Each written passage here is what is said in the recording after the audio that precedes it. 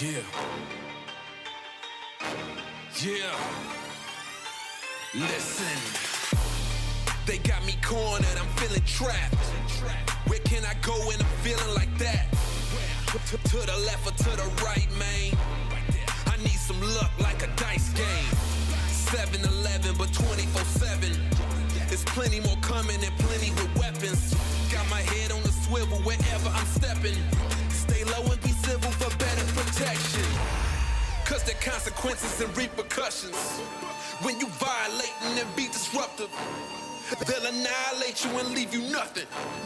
Now I'm waist deep in these discussions. I'm waist deep, gotta get out. I'm waist deep, gotta get out.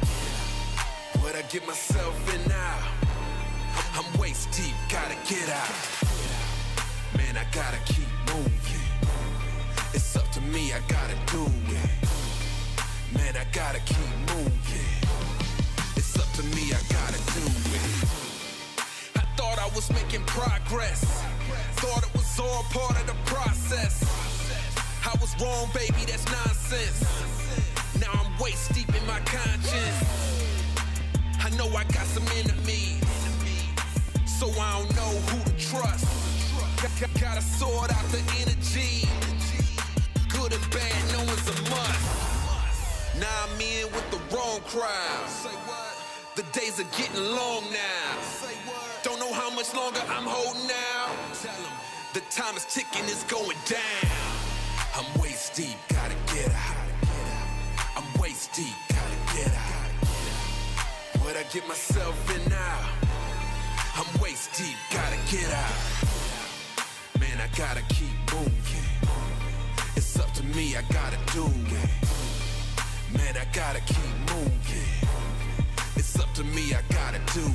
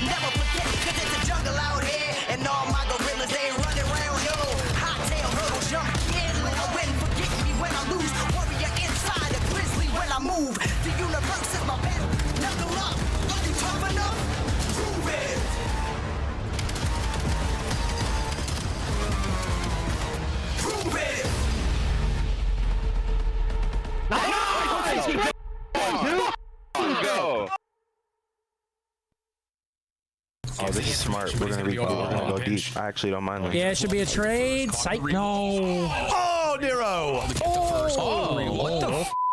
Don't even do it. No. Oh my god. Nice. That was gross. That was disgusting. Usually That was dirty. You got to tip your hat. Yeah, I mean. All right. Well, we just activated Nero. usually do not Yeah, I see mean, that. The Belgian master holding the line once again. Oh, Mendes two, mission all three. Oh man, he's trying to continue on that hot streak. Kill number 7. Bravo Ken is out and about. That is technically all 4 as Drake's continues to roll. Well, Bretty Owen, Drake's getting all 3. That is how you do it. Welcome in, one and all. There's just 2 days left of qualifiers. Ooh, not bad. Come he's on. got some lake. I don't know what that was. Crash and burn, just like Cloud9 has so far in qualifiers. Same thing with Vancouver. We got Rosalie, the builder. Can you tell us what is this creation you made? I don't know how to build a paper airplane. And so I'm making a contest, and I just started folding and going with it. Allie's paper plane of the day. It looks kind of cool. Yeah, having fun. Maybe you should try.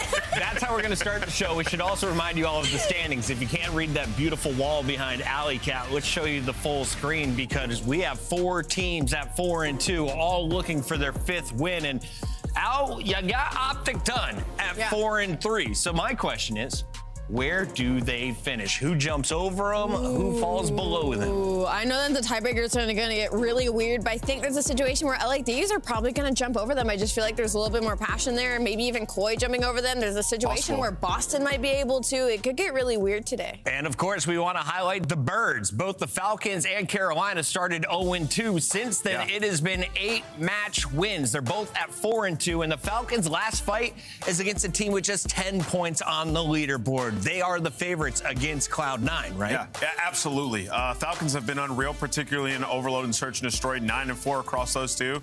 And what's awesome about them is their map pool and search. They have a 100% win rate on every S&D that's not named Den, right? So they've played all of them, deep map pool, and for them, they're going up against a C9 team that we have seen has no ice. You get all the way to Game 5, it doesn't matter. C9's not going to win. So Falcons very much in play for the #1 seed, and they're just working on improving their hard point a little bit to be a real contender. Is this the biggest surprise so far in stage 1 for you? Ooh, no. Unfortunately, I think Carolina kind of steals that one away from me. Yeah. But if it wasn't for Carolina, this would be the close second because they had such a slow start at the beginning of this year. And I'm going to start a narrative that all the good teams are going to be bad at Den. Ooh, I like this narrative. Let's keep it rolling here, and we'll see. Is LA Thieves one of those squads? They face off against Boston Breach in our Monster Energy matchup. That one is going to feature 2 key players. We're looking at the ARs today. Nasty, the leadership side for Boston. On the other side, we've got Kenny from LA Thieves. And Kenny, well, he talked with us after the major upset over Optic Texas. Here's what he said after the 3-1. It's kind of just like instilling confidence in each other, understanding the game plan we want to do, and waiting for each other. That was like the major thing. I feel like in our last matches, we weren't waiting for each other. We're doing a lot of solo things, and ultimately, when we're not getting the kills, it's going to look bad. So today we had the kills, and we were waiting for each other, so it looked good. I think right now, like I said, we're just working on our teamwork and getting all our game modes together. I think that's one thing we don't want to be is a 1 game mode Andes. And I think right now we're getting to that point. And I feel like it's just figuring out our map pool as well. So I think that's just the one thing we're going forward with and focusing on. And the team morale, just keeping it up, keeping the vibes up, having fun. LA Thieves with the toughest strength of schedule. They've got wins over FaZe and Falcons as well as Optic recently. Their losses are against Paris Gentlemates and Koi. With Boston and Carolina left, what are your expectations for the Thieves? Hi. I mean, technically, even though with the standings it gets a little bit weirder, more like LA Thieves are the underdog against Carolina Royal Ravens, they're still a top team to me. And I think I'm honestly impressed with how level Kenny has been able to keep his head over the past couple of years with the way things have been. And the fact they were able to still show that versus Optic Texas, which now with their most recent match maybe doesn't make it as impressive because of how Optic Texas has been looking. But regardless, just isolating LA Thieves themselves as a team, focusing on themselves heading into the major, they're in a good spot. They just need to finish out strong. And true or false, this team finishes 5-2 with a top 3 seed. Ooh, I'll go with true. I'll go with true. Yeah. I think they're going to beat Boston. And going up against that Carolina team, they've been very, very good. Yeah. But I think Thieves, at the end of the day, will come out with that victory. It's going to be a fun fight on the night. And, of course, we've got tomorrow ahead of the snowstorm. Let's take a look at tonight's schedule, though, and what we have in store for you on our standings. The teams highlighted, they are the ones in action. We do have that Thieves and Breach matchup. G2 will be taking the stage to start the day, and Cloud9 is looking for their 20th set of points going into major #1. Allie, close series today? Blowouts? How are we feeling? What's the vibe in the Call of Duty world? I think we have some close series today. I think especially because it's the last weekend heading right in before we go into this major, and no team is undefeated. No team only has 1 loss, and it feels like everybody can beat everybody. So I think we'll have a long one. Toronto, they slipped up recently, and now they have one final fight against G2. When we come back, we find out, can Minnesota get to 30 points before Major 1?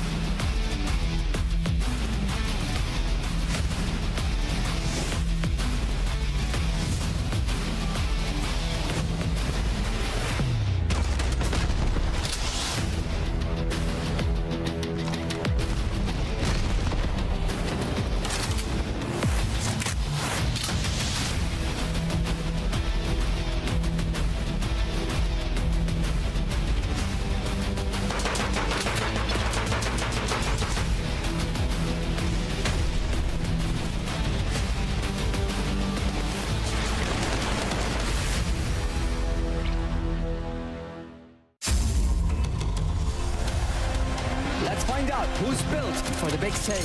Heretics ready to dive in. Finds Tim. Forward Snoopy. Wipes them all. But Hydra with the switch impossible. He's making top room. So damn happy. Inside. Dominance on the grandest stage.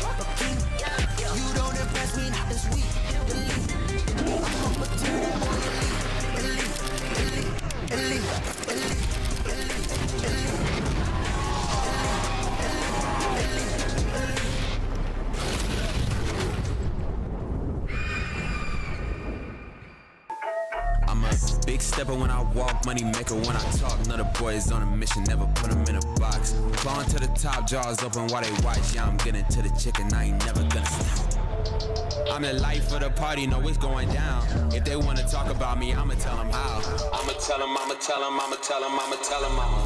Everybody wanna be like me, fast lane, steady whipping 2 doors off speed. Everybody wanna be like me, but that's something that they never gonna be. With their winner's bracket life on the line, G2 is looking to continue the upsets. They took down FaZe in their most recent matchup, and when caught up with Kremp afterwards, there is some confidence, and he was very elated to find out that they have a chance of finishing top 8.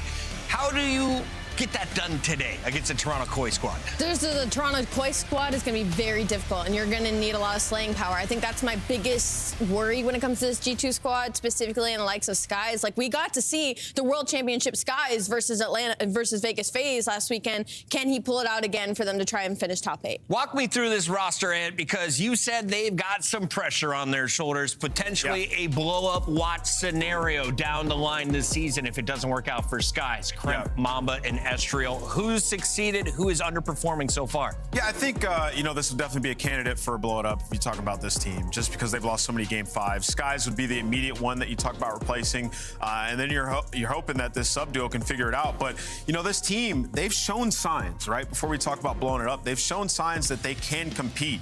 They just need to expand their map pool. You look at it and it's like, okay, their hardpoint, they're even 6-6, 4-1 on Colossus. The raid, they're 3-1. But then you look at the rest of their search and destroy, what are they, 5-5? So for them, the game 5s have not went their way, and particularly it's because they've been Team B. They've picked Team B 4 times throughout this year, which, what does that mean? You don't get to pick the game 5. So they've been focusing on trying to win earlier in these series. You get 2, 3, 4, and for them, it just has not worked out. They need to expand their map pool, so when they do pick Team B, the other team gets the game 5 pick, you have a chance. I love that you call that out. And for those who don't follow the whole pre-match scenario as closely as we do, choosing game 5, in theory, not that important. You want to finish the match in 4 maps. You're going to give yourself that edge.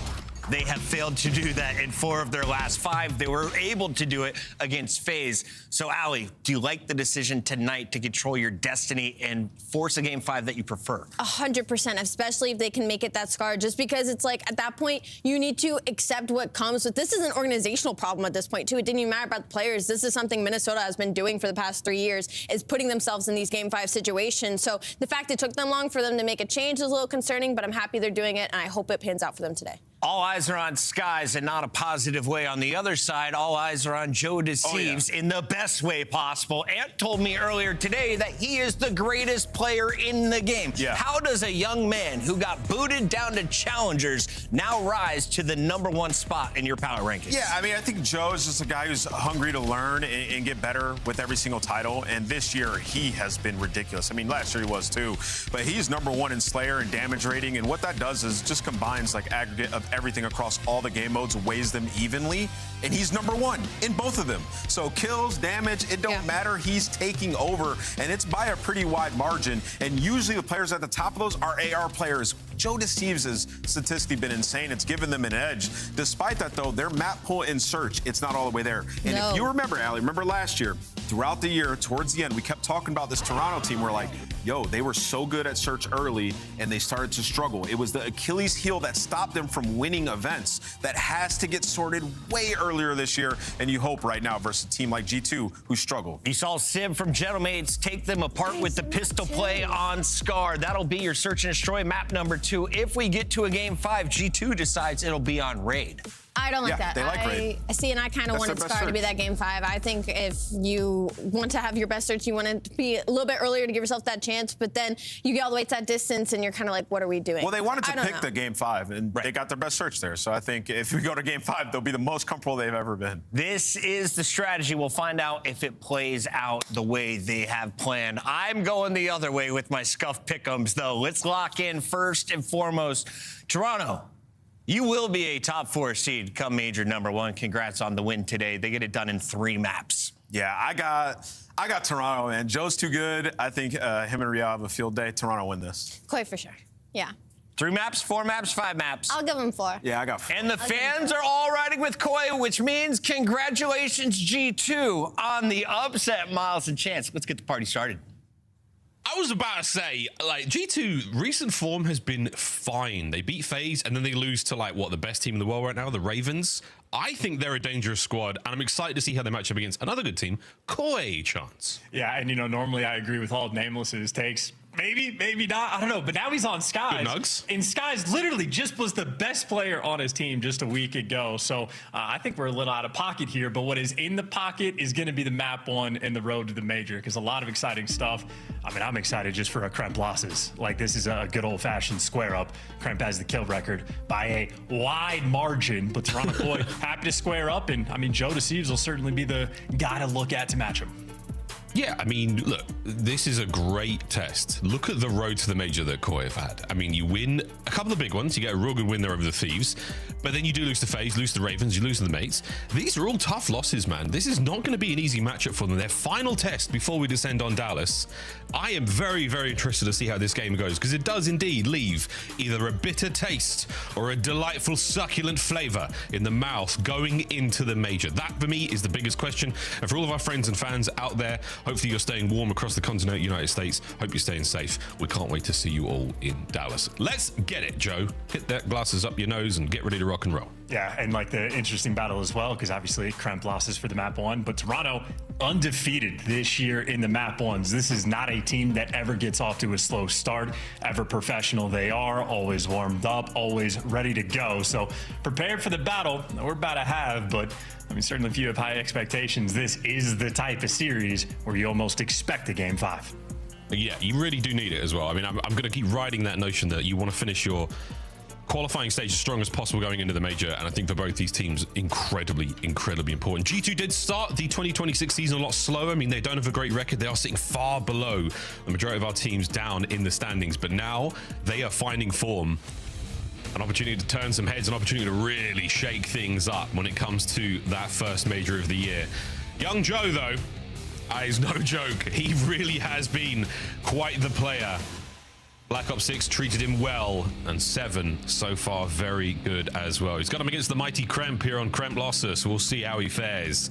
This should be an absolute treat, folks. Couple of scars, a den, and a raid to close things out. What a series we have ahead of us. Let's get it, Chance. Yeah, and you know, speaking of AR players that are wrongfully criticized, you have guys like Insight on this team that enable the playmakers of Joe Deceives, and that is the nature of the dynamic. SMGs, especially so on this map, going to be the pop-off, going to be the high flyers, and going to be the difficult men to take down. I like just watching that. Like, that's such a great opening route to take. And we're still on board with Kremp, who is such a difficult customer to deal with. A bit of a Karen in another life. He's off to a fantastic start this 3 spree, and he's doing some of this from inside time. So again, after a great start, halfway towards a hellstorm. Yeah, easy positioning as well. You see, nice and controlled. He gets tunnel, he gets statue control, and that means his teammates, quite literally, like 3 of them, just have to look or fill into basically 1 or 2 spots. But as he falls, Toronto, well, restabilize, get the clean 4 down and a break. But it is not before that first punch is thrown. Minnesota, 31 seconds already. Maybe some small good news for Toronto. They got a couple players spawning on the right side, but Real does not have support, and everybody's coming. They're on it. Yeah, they take care of business quick enough. Oh, and they clean up on the back line as well. 2 for Estro, 1 for Mamba. So all bases covered. Eyes towards the front now. Yeah, look at this. G2, they have got Colossus on lock. Mamba gives a ton of intel for the fight forward. Estro does what he can there of his life. Throwing it now to Skies, who's going to hold on a point. Here comes Krem, the man in the feed again. But Estro leading the charge with a big win out of Joe. That puts the hard point in a contest. And what do you know? Another 1v1 for time. Yeah, Kleenex is going to fall. This has just been a trade fest blender over on P2. There's like one player that, like, for Toronto, able to slip through, pick up a 2-piece, but the follow-up is just never there. And this is bully ball. Kremp losses is a dangerous thing. And, well, it's not just because of him. It's Estriel right now with 8 kills. It's Mamba also with 8 kills. But more importantly, it is the team with a 70-second lead going into P3. Look, you start the first hard point, big body shot to Koi. They are reeling. Second hard point, they haven't got the air in the lungs. They're still taking these jabs. And now you got a big rotation, Koi. This is the turnaround you need. Real will be the frontline man. Insight and Joe get theirs. Kleenex joins him in the fray, and it all comes down to the single man of Mamba, who has been red. What a hold from Koi so far. Yeah, and this is Joe Deceive's hotspot. We saw him on it yesterday overplaying the blue crate, and you can already see G2 Minnesota don't want to deal with it. They're trying to go on the full pinch. Insight going to be able to call out 3 players, and Kleenex has a nade waiting for him. There we go. It's a great nade, not able to transition on the next man. Oh, Estro, what a disgusting 2. There's the break. One flank, though, still remains safe, and that's Joe, but not for long. Another peach from Estriel, 11 and 5, currently on 3. Yeah, smart plays from G2, right? It's a Joe Deceive's hotspot. Don't want to deal with that section of the map. Go somewhere else and try to break Toronto down with their weaknesses, and maybe a little bit of time secured on P3, so Toronto showing a little bit of a fight, but going into P4, Toronto cannot afford to lose this one. And guys like Mamba, well, you got 3 players working the top side of the map. And once again, the kills there for G2, absolutely ideal so far.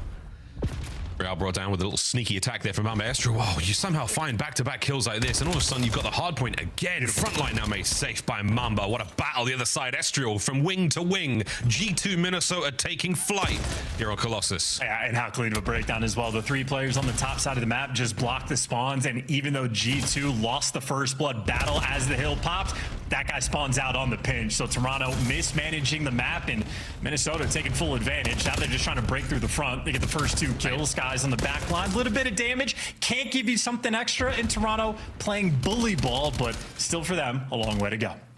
A long way to go indeed. Well, G2, strong lead, attempted breaks here. They've got a wicked start to this hard point. Let's go for a listen in. Nice. Intercept you, Joe. First guy. How much I can't. He's still there. Give me a second. What I do? Hold my adder. I'm at work. Close that. I'm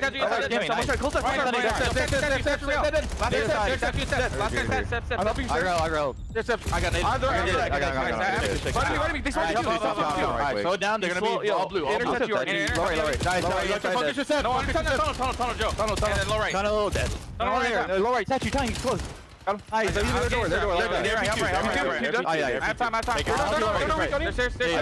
Keep right. They're gonna keep fighting.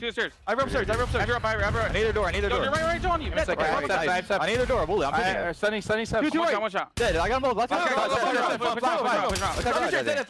Same time. I'm picking up there. I'm hard playing the right. I'm hard picking up the right. Happy for. Nothing at the right.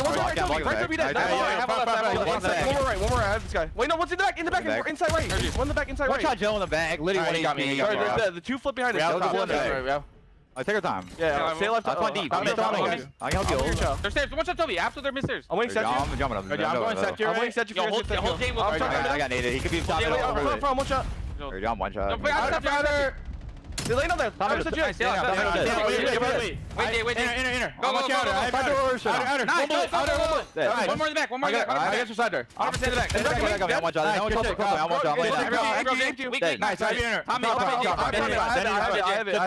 Lay down. The right side. Watch the lead, Jay.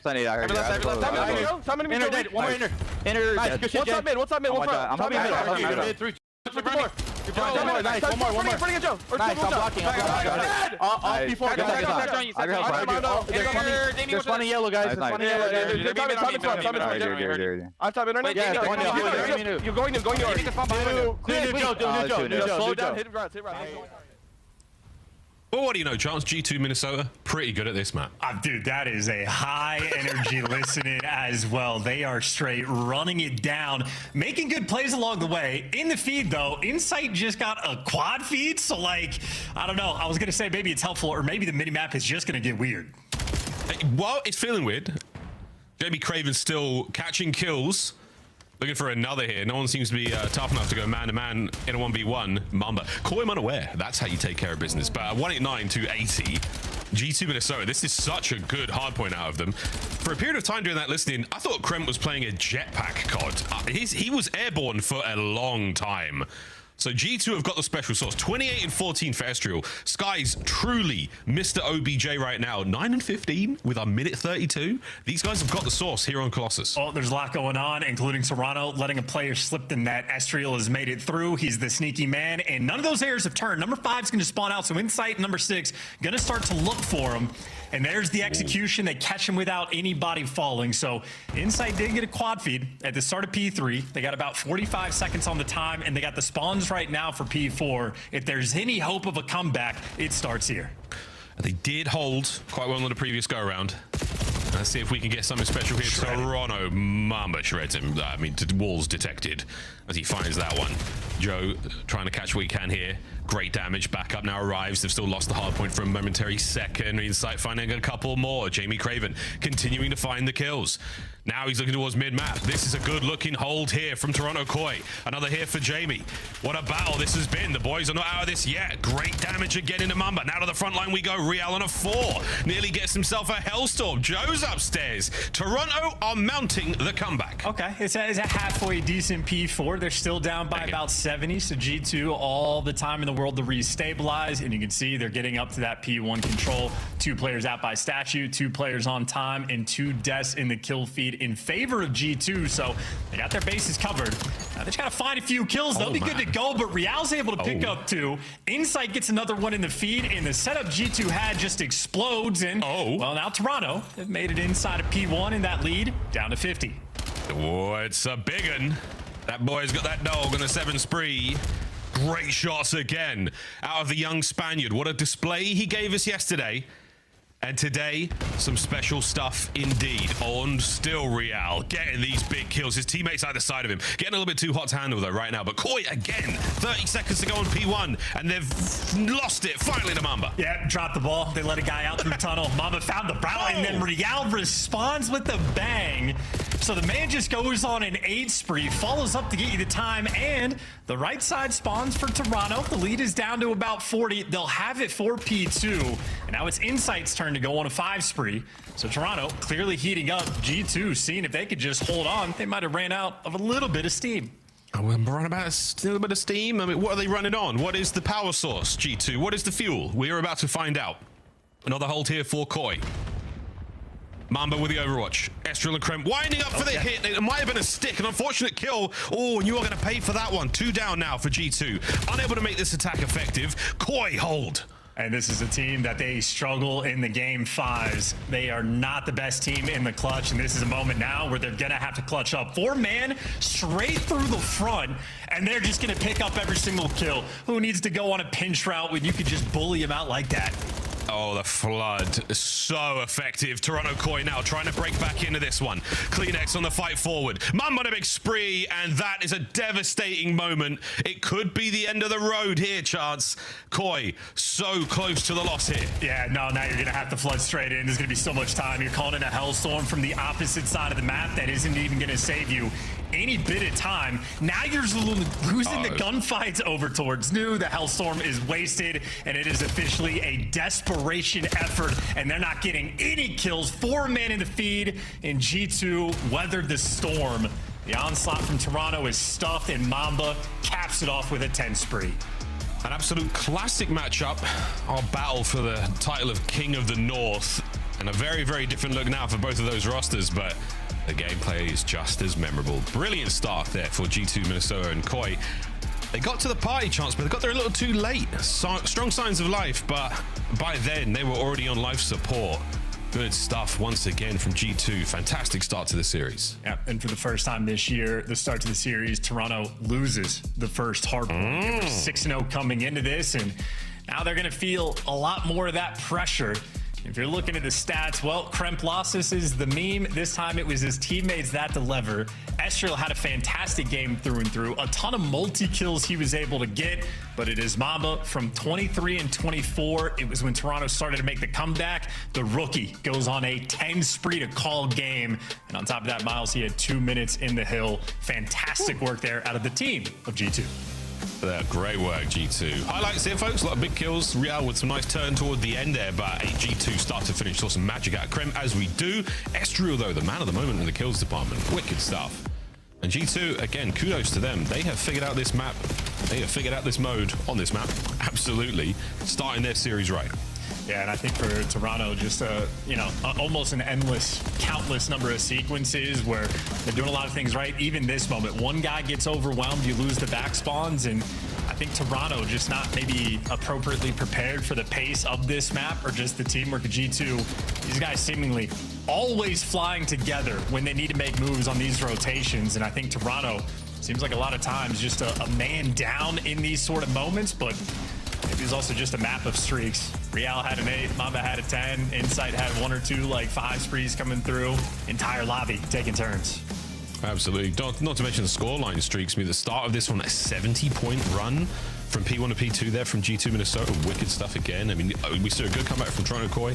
Ideal situation to find themselves in. I forgot Mamba did actually have a Hellstorm. Didn't even call that thing in, did he? Good stuff, mate. Didn't even let him know. Sometimes you call it into the end just to let him know.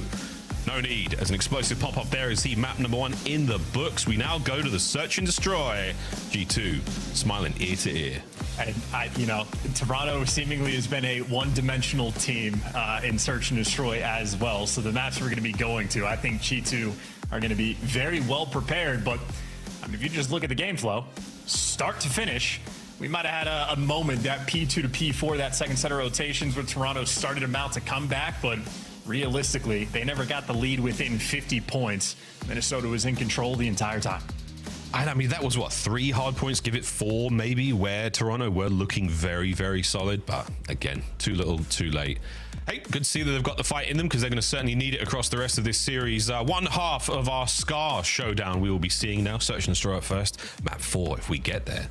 But Den Overload, again, excited to see how that one goes down. Both our squads looking good. I think, actually, truth be told, I'm more impressed by the way that Toronto Koi have looked on that mode, even though they did get slaughtered quite effectively yesterday by the Ravens. But still, can't wait to see how this is going to go down. Very, very excited. Charles, which way are we leaning for the search and destroy? Because my opinions are null and void. Well, it's a map that Toronto doesn't have a win on yet, so I'm going to lean towards G2. I think you have to almost by default because, again, in terms of the one-dimensionality right now of the S&D for Toronto, you ban one map away from them and you're good to go. So Scar is their second most favored map. Winless on it, have round 11 losses, got bullied out by the Gentlemates. They've gone for a single B plant on offense, has Toronto, and they got 2-piece by a pistol. So Toronto, I mean, just struggling on all fronts. A lot of VOD to watch as well, but Koi, their search and destroy this year so far has been interesting, by one way of looking at it. Only wins there on Den against the LA Thieves, 6-3. Everywhere else, though, some solid losses. The Paris Gentlemates dismantled them on Colossus. That was one of the fastest and most devastating games of S&D we've seen in quite some time. Here on Black Ops 7, anyway. Can the squad turn it around? A team that is no stranger to high-stakes moments, to true composure, even with the additions of Joe and Real. I mean, Insight and Kleenex alone, I mean, the clutch factor there, the cool factor is exceptionally high. You sure they're going to figure out a chance? Well, I haven't seen it this year, in fairness to them, right? Even yesterday on the Colossus, they had a massive lead that they ended up blowing and did not bring that clutch factor in. A lot of situations where they're nearly clutching 1v3s and almost clutching this and almost clutching that, but Toronto haven't entirely delivered. So G2 certainly want to take full advantage of this one because, of course, the biggest shining spot for Toronto is going to be that Den Overload. You could almost say that's an auto win. So G2 want to make sure you strike while the iron's hot, go with that 2-0 advantage so you're feeling more comfy in the series. Oh, yeah. No Ravens in this series to worry about. Real has taken a hell of a lot of space without checking his corners. Is it a day one? I mean, it's just a dangerous place. It's a hot zone on the map of suppressive fire that'll keep Joe out of the action for now. And with the first blood, Estriel is now going to make his way through the front side of shop. So another angle to play with. More control, more intel. Now inside back down as well. Toronto Koi being pushed all the way back. Outside of Kleenex. You sneaky devil. Here he goes. And listen, this is not a fun execution when you have 4 versus 4.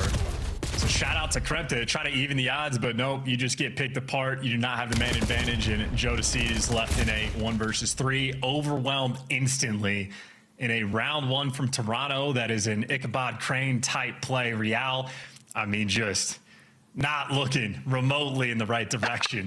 That is not how Toronto want to kick it off. And meanwhile, G2, business as usual. Skies, 2 kills in the round.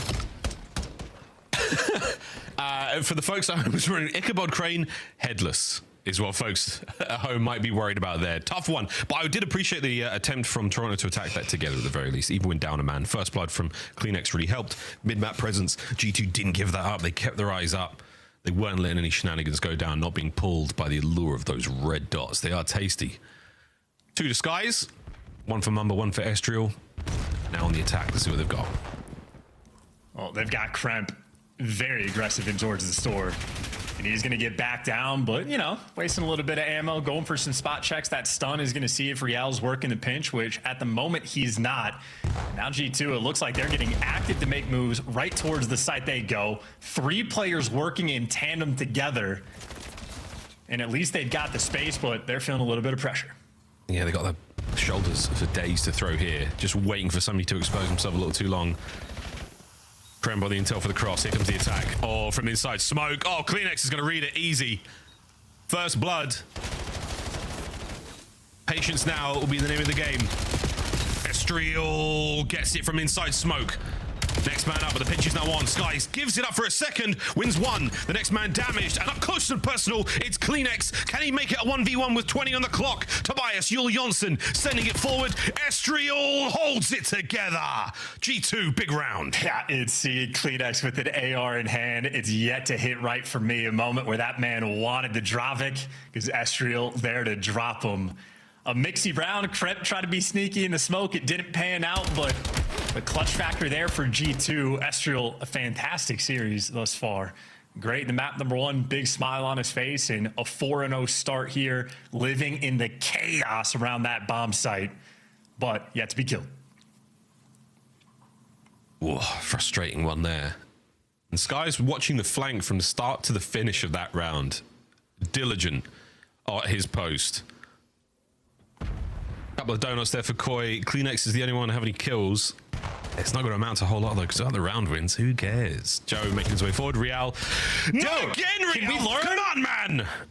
Fire, burn, no touch. Joe's there. Oh dear, you didn't even get him. Oh gosh, Estriel still. The Savant in the shop. Gets himself another. There we go, Joe. Bring him down. Opportunity to attack forward now. Insight strikes. Can't get a second. It's Skies. He's going to buy some time to get Kleenex out of the play as well. Oh, Kleenex can't get away with his live Tyrannocoy. It ain't looking great. No, not the slightest. And Joe Deceives instantly taken down. I mean, I'm trying to think of a literary reference of like what that situation describes. That is literally just deja vu. Real dies in the exact same way in back-to-back offensive rounds. That is something.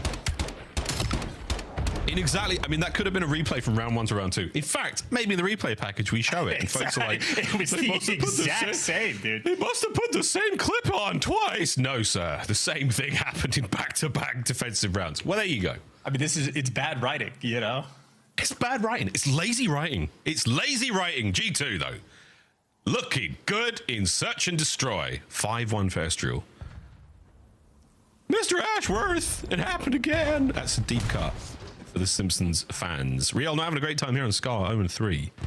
Out here, though, with an opportunity to take care of Kremp, who's feeling ambitious. G2 have mixed things up here on this attack. Well, yeah, maybe waiting for Toronto to get a little bit squirrely, but trophy's out. You see the adjustment, insight. That's a very cool angle. We'll see if it can deliver him a kill. Yeah, it used to be squirrely. RIP tilt. Now it's presumably a fish. Real stays on the donut, and Kremp's ambitions pay off. He manages to get himself now to top green, and my goodness, what a spot this could be for him.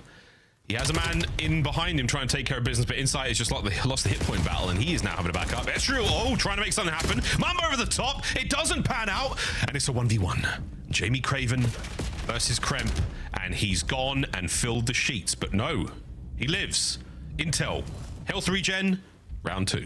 Listen, 22 seconds. The bomb is down, basically in the opposing team spawn. Insight has to win this round for the team. Kremp, if he gets this, it would dagger Toronto. Oh, he's gone all the way around and he's managed to find himself a sweet spot, but no idea where the bomb is. So yeah, go on, Kremp, get it down. 9 seconds. Insight's going to check this site. Staying on, he's close enough too, but it might not matter. He might already get it down. Oh, good golly, Miss Molly. Ah! Kremp! That is a devastating performance. We will see if the dagger is in. How mean was the twist there from G2? And then I saw this final kill cam, and I'm a believer. Only a G2, though. Insight did not hit a bullet.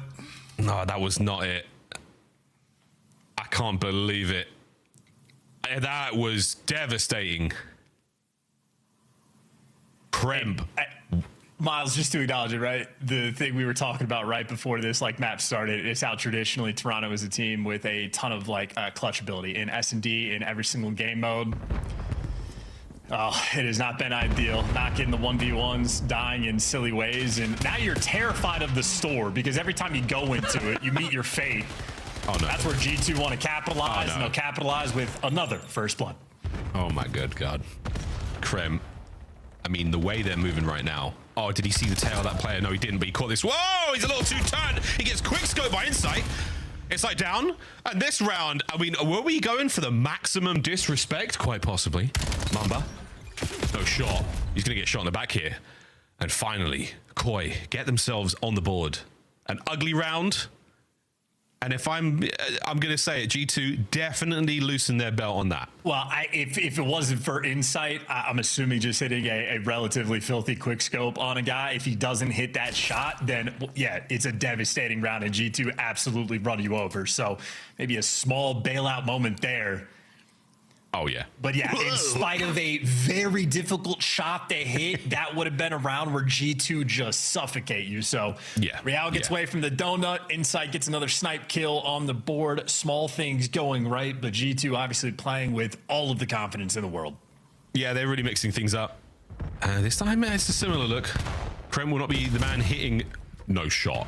Well, it was Krem this time. Thank God it was different pieces on the board there. My goodness. Real definitely didn't pass the intel. Joe might be looking at another one here if the timing serves him right. He's got the hit point advantage, and he's won the fight. That is that. Big advantage for Koi. They've got Skies now against the ropes as well. Are the writers just whispering in the ears of the SMG players? You can make it through store. It's safe. It's not safe. You get wall banged from 37 spots, and there's so many corners to play. But, you know, the angel and the devil on your shoulders will say a lot of things to you. As Mamba finds a pick, they are working on a 2v4. I know, that's too tough, too tough. This lineup you've got right now for Koi, outside of Kleenex being out of the fight mid-map, it's a trade fest. Joe, don't die. Skies now with a lot of advantage to work with. He manages to get on the inside. 2 players are here for it. Joe might be able to go over the top in a second, but you've got guns up here for Koi. They are holding position. Surely they don't let the bomb get planted with 20 to go. And if they do, they're going to have to kill the guy very quickly. Eyes on Insight, drops him. Great shots, great teamwork. Joe to see is there for the help, and yeah, Sky's taken down there in the 1 versus 3. So 2 rounds in a row, and maybe a similar story to what we saw on the map number 1, where G2 get a captivating lead, feel so confident they play maybe a little bit too aggressive, and Toronto starts working the comeback. G2, of course, map 1, well, they shut that door quickly. Yeah, that's the thing, man. You get so confident.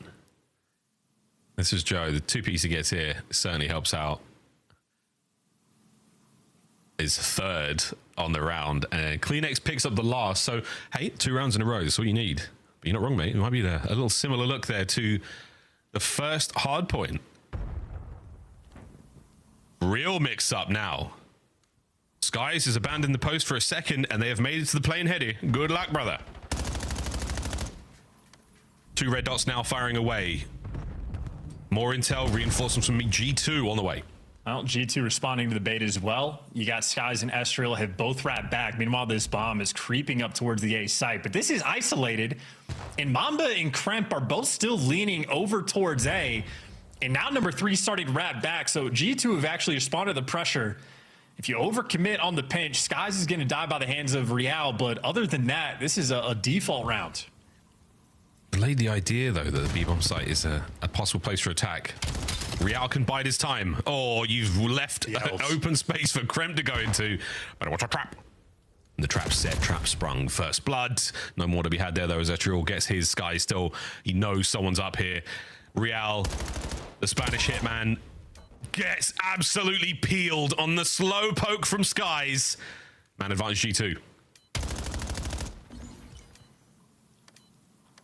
Oh my, now you got bombed out and spotted. There's 10 seconds. I mean, this is, even with the, the devil on Kremp's shoulder whispering to him, it is just not enough. And Insight's not even, dude, how rare to see Insight not even play for the win. He would have died instantly, so it's not like it matters. But this is just a Toronto breakdown.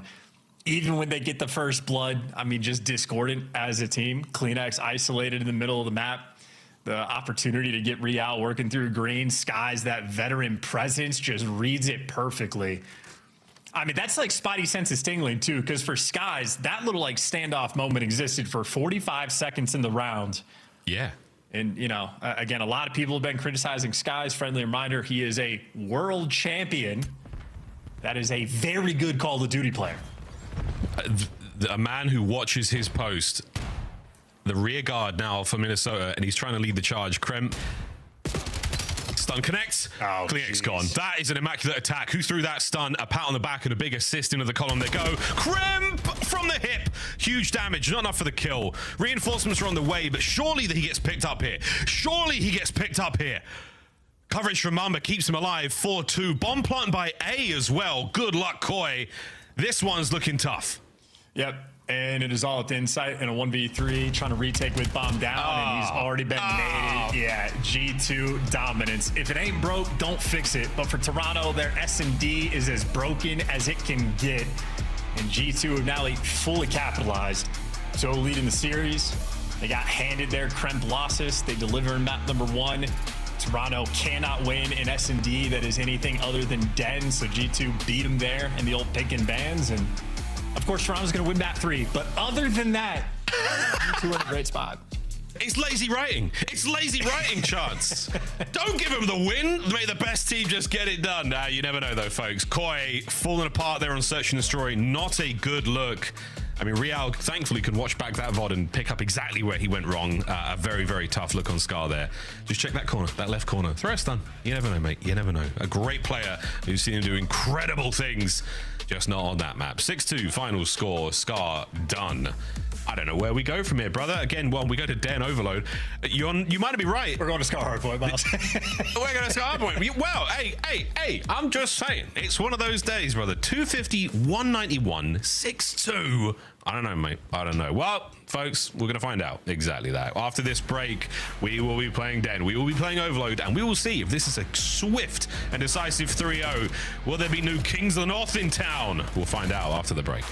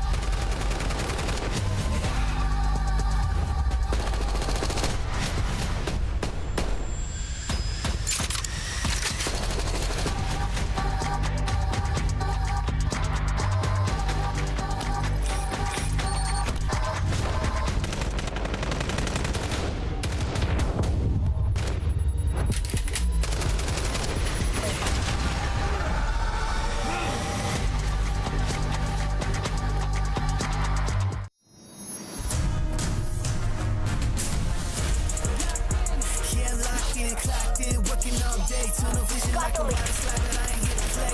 Locked in, clocked in, working all night. Burn them in out all till the sun's up high. Yeah, you know the vibes when I ring the bell. Is somebody gonna buy it and somebody gotta sell? Locked in, clocked in, show them what I got. Hit the ground running if you ready or not.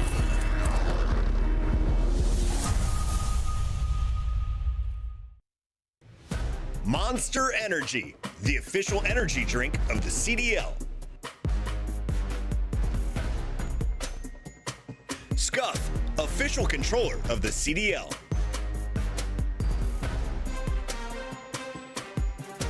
Look like the pros to play like the pros. The CDL team skins are available now. Scan the QR code or check out the in-game store now.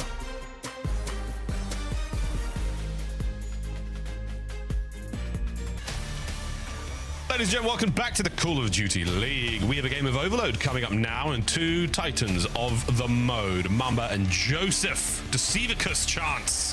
What do we think of the upcoming game? Well, one Titan and one guy that has struggled just a little bit, right? Joe Deceive's clearly one of the best players in the game, and Mamba had a phenomenal map number one, but certainly on this map and mode combination specifically, it's going to have to kick it up just a little bit because Toronto, their offense on this map, it's fine. It's great. It's one of the top in the game. Their defense is absolutely spectacular. Toronto, extremely difficult to score against, and the guys like Joe Deceives always making the intelligent heads-up play, can run it down when he needs to, can play corners when he needs to. He can do it all.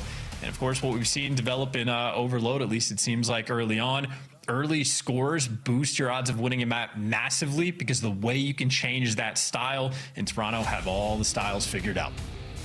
Strong styles, a strong hold on the mode so far. We'll see though how it's all going to go down. Anything can happen here in the Call of Duty League world. Still, opportunity for Koi to turn this entire series around, but we'll find out, mate. It is going to be a tough one.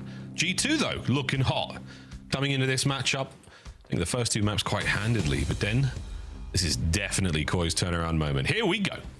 And listen, we talked about Game 5 being potential. That potential absolutely still exists, but G2, because it's raid for the final map, they can continue to play this series with nothing but confidence. So huge square up towards the middle of the map, and Kremp actually going top side for the initial pinch. So if his teammates can buy him enough time, he'll get a few freebies, and that red arrow flying, there's the first kill, and mid-map firmly in the hands of G2. He's got it. Here comes a counterattack now from Koi, trying to get some space in the middle. And that's it. More space grabbed. Estriel, tip of the spear, driving deeper now into the Koi line.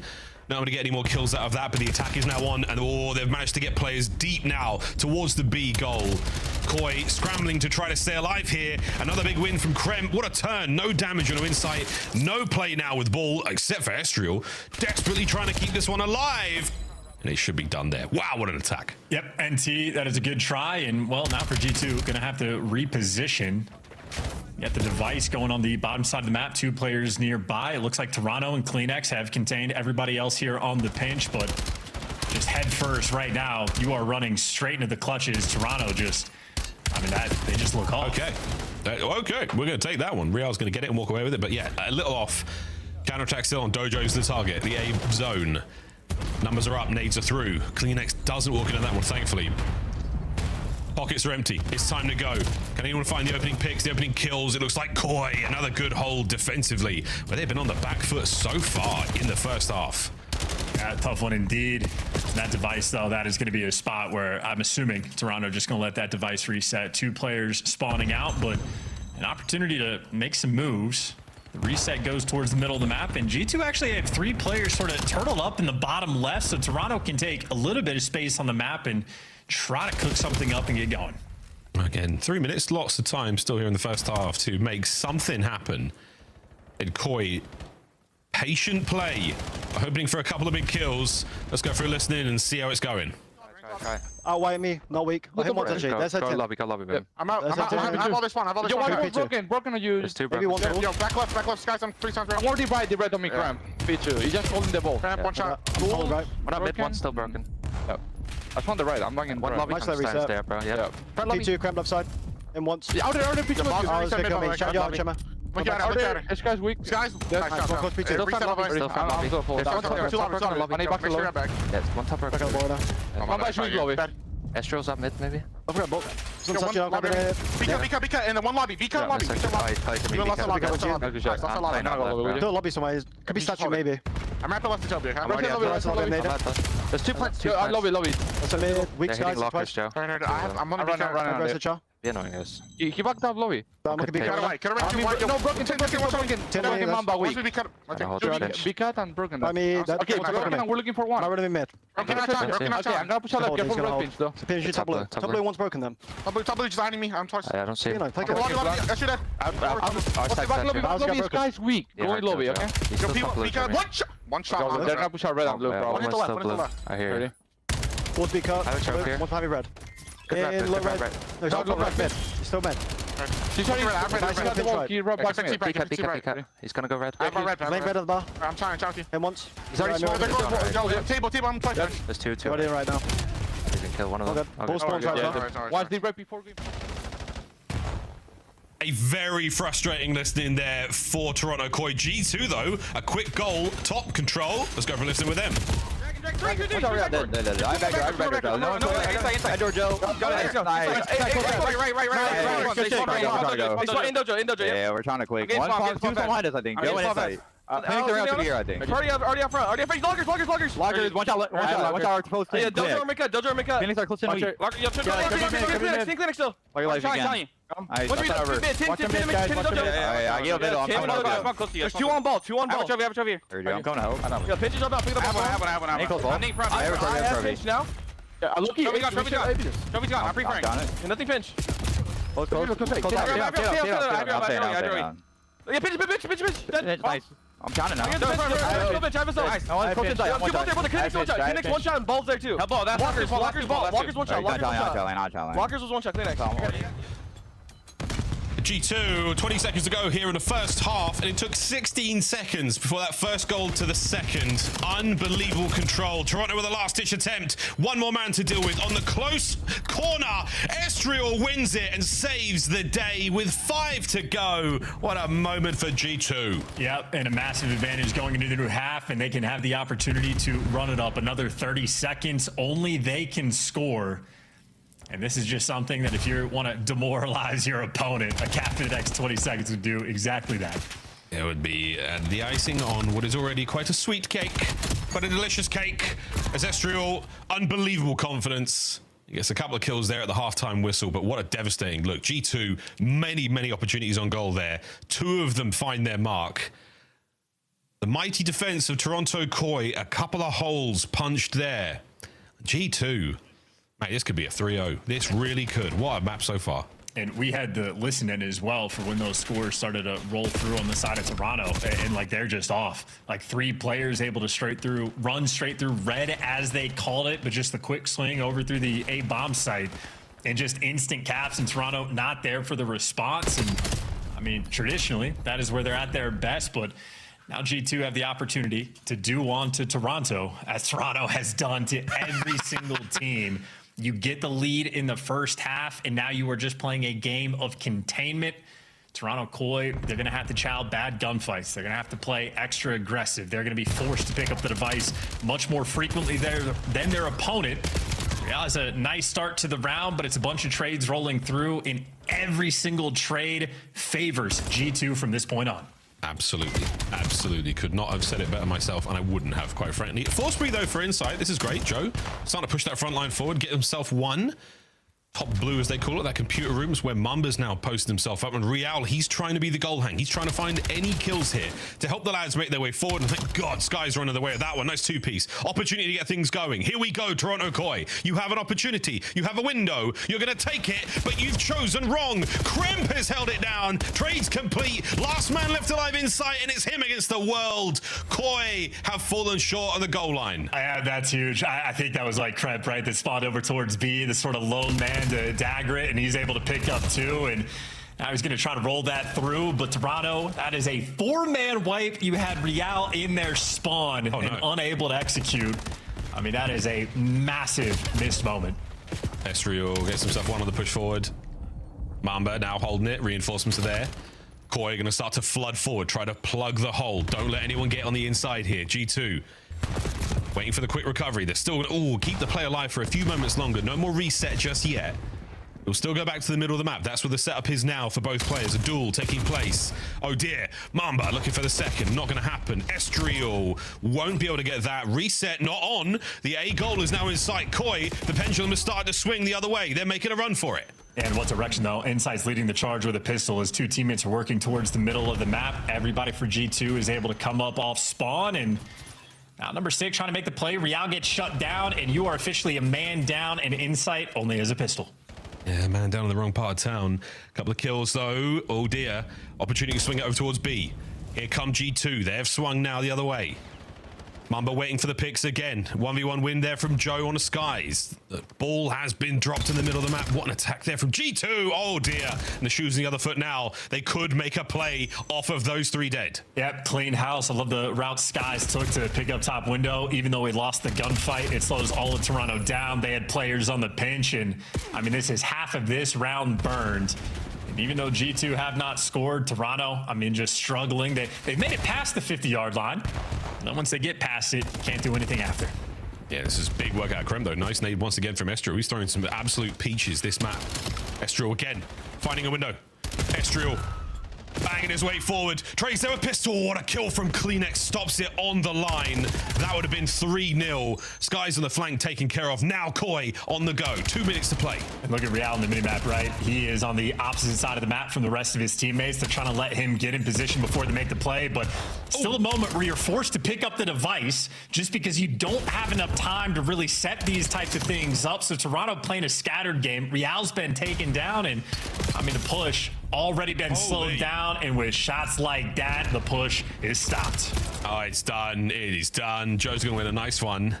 Any of his teammates going to be able to help out there? No, he's gone as well. 1 minute 30. You can't say Koi aren't trying. They are throwing caution to the wind, hoping for something special here. Estriel now with possession.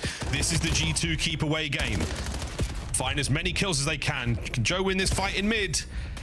No, he cannot. Well, finally, an opportunity again on goal, but looks like there are defenders in position. A big win from Kleenex. Wait, this is not over yet. Can anybody get there to help out? Not able to get the next man.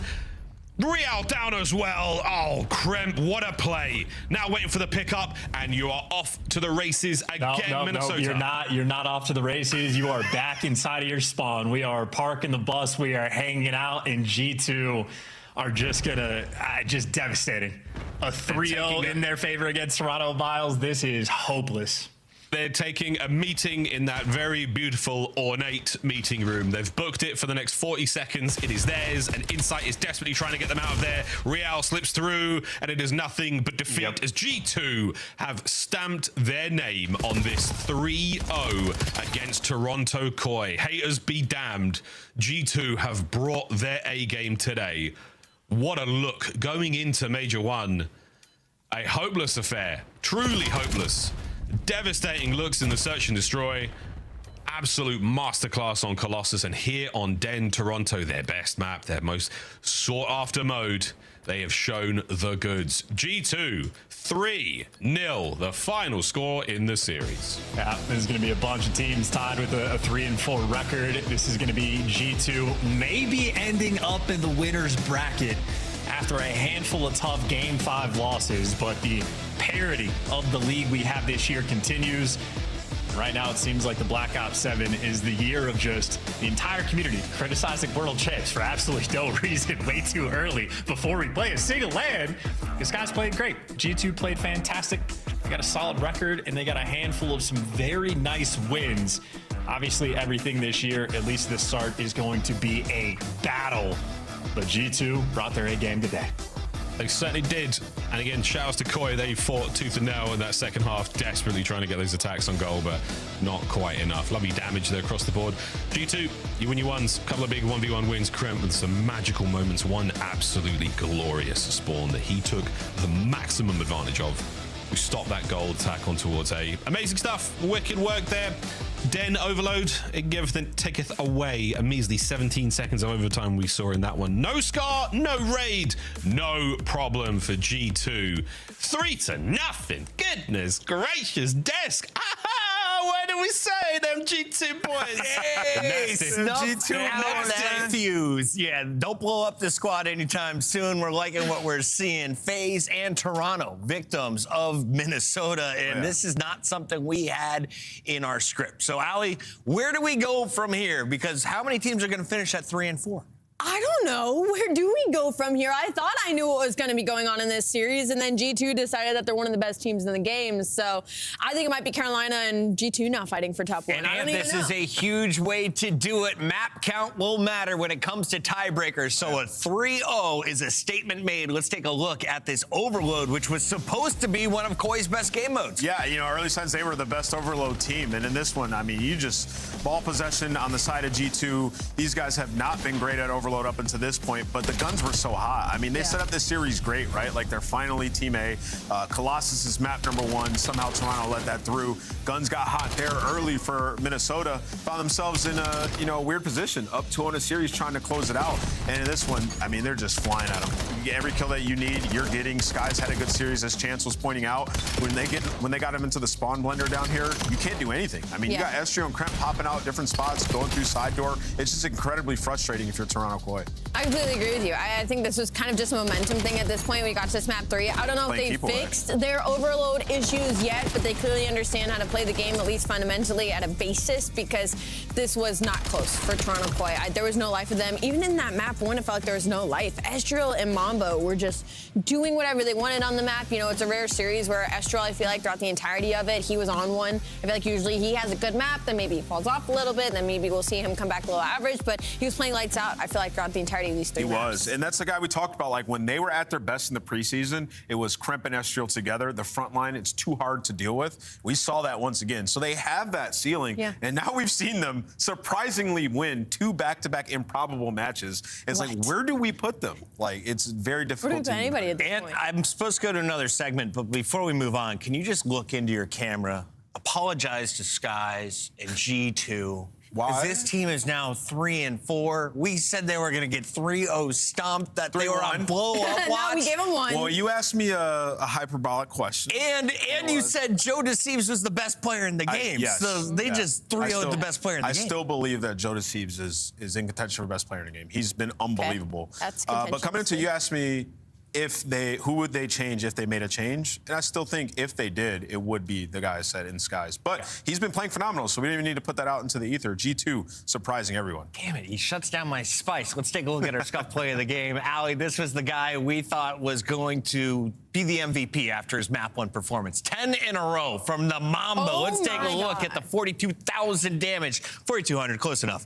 And he just kind of put the nail in the coffin, too. I feel like in that map number 1, like, it was all Estriel, and then right when Koi started to come back during that second half, Real goes on a 9 spree in that second P2, and then Mambo's like, nah, I got this. He shuts them down, gets a 10 spree. He's just posted up here, and he's just not losing a single gunfight. They're challenging him one at a time. Nobody's trying to play a trade. This is unbelievable. This was really important as well for G2 to not get come back on, because it seemed like Koi was starting to get in the ball rolling. Their rotation at P3 every time was excellent. I mean, like, we saw Insight try to get there early one time, slow play it, wait for the first peak, kill them. They had their Colossus. Nobody should ever play them on that map ever again. It should literally be auto-banned in every series. We're still updating the standings because I want to know exactly where these teams are going to be seated going into Major 1. I know everyone in the chat is wondering the same thing. G2. Top 8. I have a feeling they've locked in. And what's weird about it is, like, so if they tie with Koi, which I think they are now, they would get the tiebreaker, obviously, because they beat them. So there's a world where Koi is in the losers bracket, bro. Let's take a look here at our standings. We've got them updated. Shout out to the Wizards behind the scenes. Ali, 9th and 10th. Both would be on the outside looking in. But remember, Boston Breach is potentially going to be handed a loss, or LA Thieves. That is a match coming up to close out the night.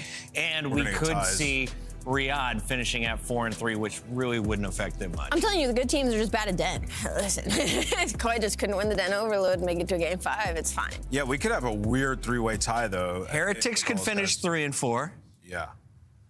We could have 4 teams at 3 and Minnesota lost to Boston. So have we ever had the middle of the pack teams be this many? Like, this is the closest the league has ever been. Yeah. We could have 3 or 4, 5 and 2 teams, and 3 teams at 3 and 4. Can we pull this up one more time? Let's go through our power rankings as we take a look at the standings here. I feel like where are the teams starting to sort themselves out? Is there an S-tier team going into Major 1 because no one has better than a 4-2 record? I feel like we've lost our S tier for sure, 100%, which is just so weird. I don't think we've ever had that. We've always at least had one team that was still like the S tier, and then maybe everybody else was battling it out. But like, I wouldn't put anybody in there right now. I think everybody on the left side of the screen right now is legitimate contender going into this event, honestly. And then you could even throw Toronto Koi in there if they were to figure out their search and destroy coming into the major, right? And you can't write off some of these teams. Miami. I mean, if they just got some more consistency with their front line. The best the league's ever been. 3 teams are now done with their qualifying matches as we find out where they will land in the official standings. The next match is loading up. When we come back, we put our eyes back on the Falcons, looking to lock in a #1 seed at Major 1. They take on number 11 seeded Cloud9 after this. Who knows?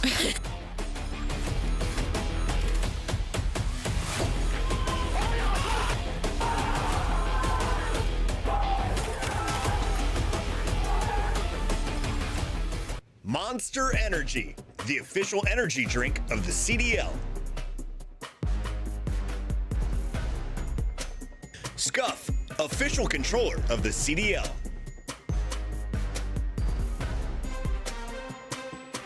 Look like the pros to play like the pros. The CDL team skins are available now. Scan the QR code or check out the in-game store now.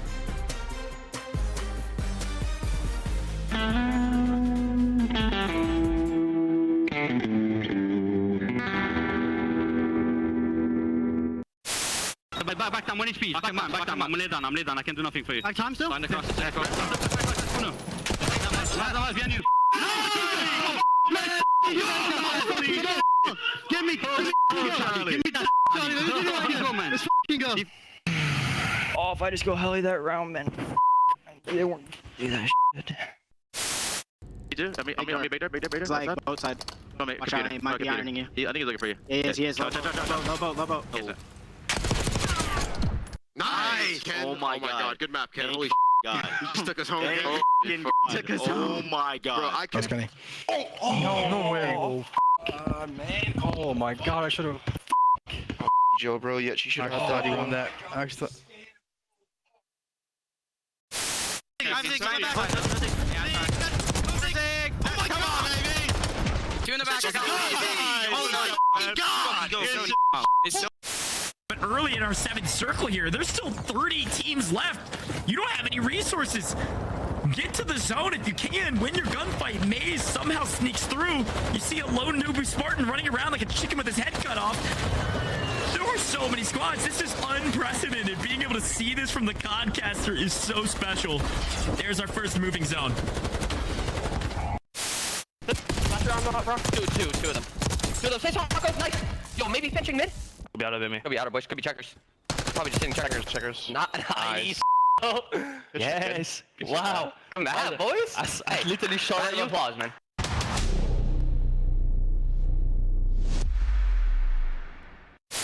Reset. Yo, I'm in. And we can. Front of me dead. And we gonna head in. One more me. I'm mid. Dashing. One shot dead. I'm in. One shot. Dead. Wait. One more dead. Alright, push it. I'm mid. Take cross. Go one more me.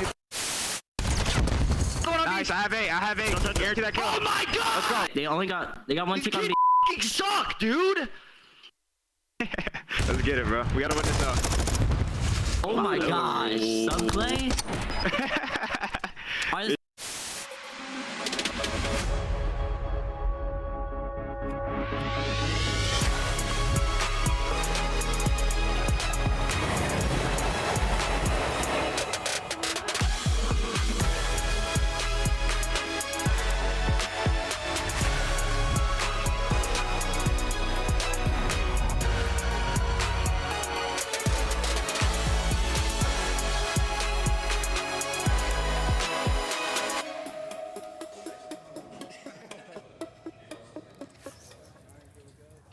After a rough December, the Falcons have battled to a 4-2 record. They are now 1 match away from claiming the #1 seed as they take on Cloud9, A squad that's been to a number of Game 5s, but not with the number of wins. They're sitting at just 10 points after their 5 matches, and this is going to be one of their last ones.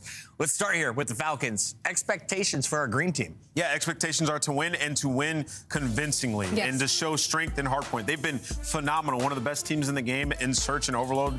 9-4, I believe, across those two. And their map pool is incredible. We were just talking about it. They're 100% win rate on every map that's not done in Search and Destroy, which is incredible. They've played all of them.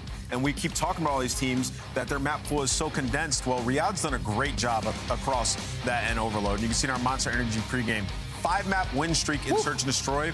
I believe they haven't, lost a Search since the second week of the league? No, it's been a long time. Incredible. And they've won 3 straight 1-goal games in Overload, so they've gotten really good at parking the bus. Look, Riyadh Falcons have just been great. They've been really good on S&D. They've been really good at Overload. And if you can put those 2 game modes under your belt, Hardpoint, they've been close. They just haven't been able to close them out. I feel like they get to the distance and they just haven't had a closer just yet. And that's a problem that can be fixed with time. So for Riyadh Falcons, if anything, they're probably looking the most solid out of some of our teams right now. They've been the most impressive on the mini-map for me to watch as of late. The Riyadh Falcons soaring together. As we take a look at Cloud9 on the other side, you've had pop-off moments for Mac. Everyone else has been able to chime in at independent times. But as a cohesive unit, it has not happened. You look at their map troubles. Scar's good for them. Everywhere else, not so nice. Yeah, it's not good. This is where we talk about the map pool and the stark difference when you look at a team like Falcons, you look at a team like this. That's just not going to bode well. They have to improve it. And then we jump over to the next graphic.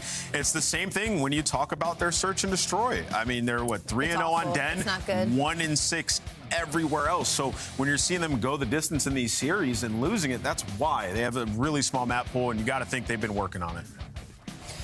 Really small map pool could be one problem, but also just not having a game mode that you're confident in is another one. Their strongest is maybe in a hard point, and even that's like being a little generous for the side of Cloud9. They don't seem like they have anything that they've been really focusing on. The talent's there. Like, we've definitely seen the moments, the fundamentals are there, but it's just they have nothing that they can. There's no net for Cloud9 right now. Yeah, and what's even weirder about it is when you watch the series, like in this one, like you look at the game 2, setting up some great plays, like get in the rat back, spread the defense a little bit, then make plays from there. And then you get to game 5, and it's all those thoughts and strategies destroyed, thrown out the window. It's like they're losing, like they have no ice. Like they're actually just breakers. And that's been the issue with them. They have to remain calm and resilient when these series go the distance. The Boston breakdown is one that Cloud9 fans wish they could forget. They haven't been clutch in game 5s. In fact, they looked awful in their most recent one. Today, they want to finish in 4, but you're taking on one of the better respawn squads on a 5-game streak for Search and Destroy. Yeah, this is an awful matchup for them. It's going to be a tough road. So where do you match up on our maps and modes? Let's get a vibe check first. I look at this Cloud9 squad, and I question, can you slay with the Riyadh Falcons? They have a .88 KD as a team. That's second worst in the league. If you're going to beat the Falcons, you got to be able to outslay them, right? You got to be able to shut down Pred and Cell. What Pred and Cell, they're one of the best duos in the game right now. They've been going crazy, not even just in respawn, in Search as well. So you're going to need Afro to step up to the plate here, Beans to have a good one. We've had 3 matches. We've been wrong twice. Let's make it 3 times, shall we? What? As a squad, we're all going Falcons. I'll kick us off. We're going Falcons 3-0. Oh. Thank you. Everyone said, joke's on you. No, you're not. I'm going to go, what was map 1? Did we see? Map 1 was Colossus. Colossus. Yeah, I'm going to go Falcons 3-1. 3-0. There's not a Scar or a Den, and we're going exposure where they just got 8-1 by biggest phase. I'm going to go 3 out of 3. Mervin, how's that dart? What, you talking about I've been playing darts, dude? I got a dartboard. I'm working. We're sore. Joe and I, we threw like 400 darts the other day. We're sore, dude. But Ant, I got a stat for you. You ready for this? Yeah. You're talking about how they only win Scar. Yeah. We were just talking about what? Colossus. That G2 team, Colossus, like 6-1. Guess what their only loss was? Who?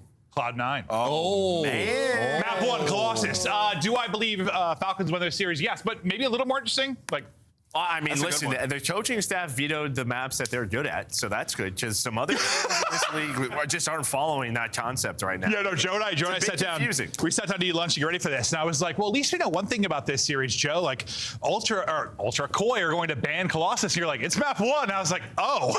Makes no sense. I was genuinely shocked by that. I thought they'd square up on Blackheart. But no, we definitely had some interesting things. We know the bans and picks can be, take a little while to get solidified. We also don't have scrim data, so there's a lot of stuff. I mean, they've been smashing them on that particular map in scrims, but the fact is, Koi just got beat up. We'll see if Cloud9 can avoid the same.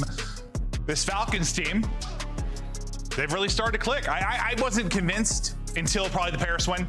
Yeah. That was the one where I was like, okay, this team's the real deal. Yeah, I think it sort of showed their ceiling, which is kind of what we've talked about, you know, discussing the changes that they made, adding Celium to this lineup, adding Kismet.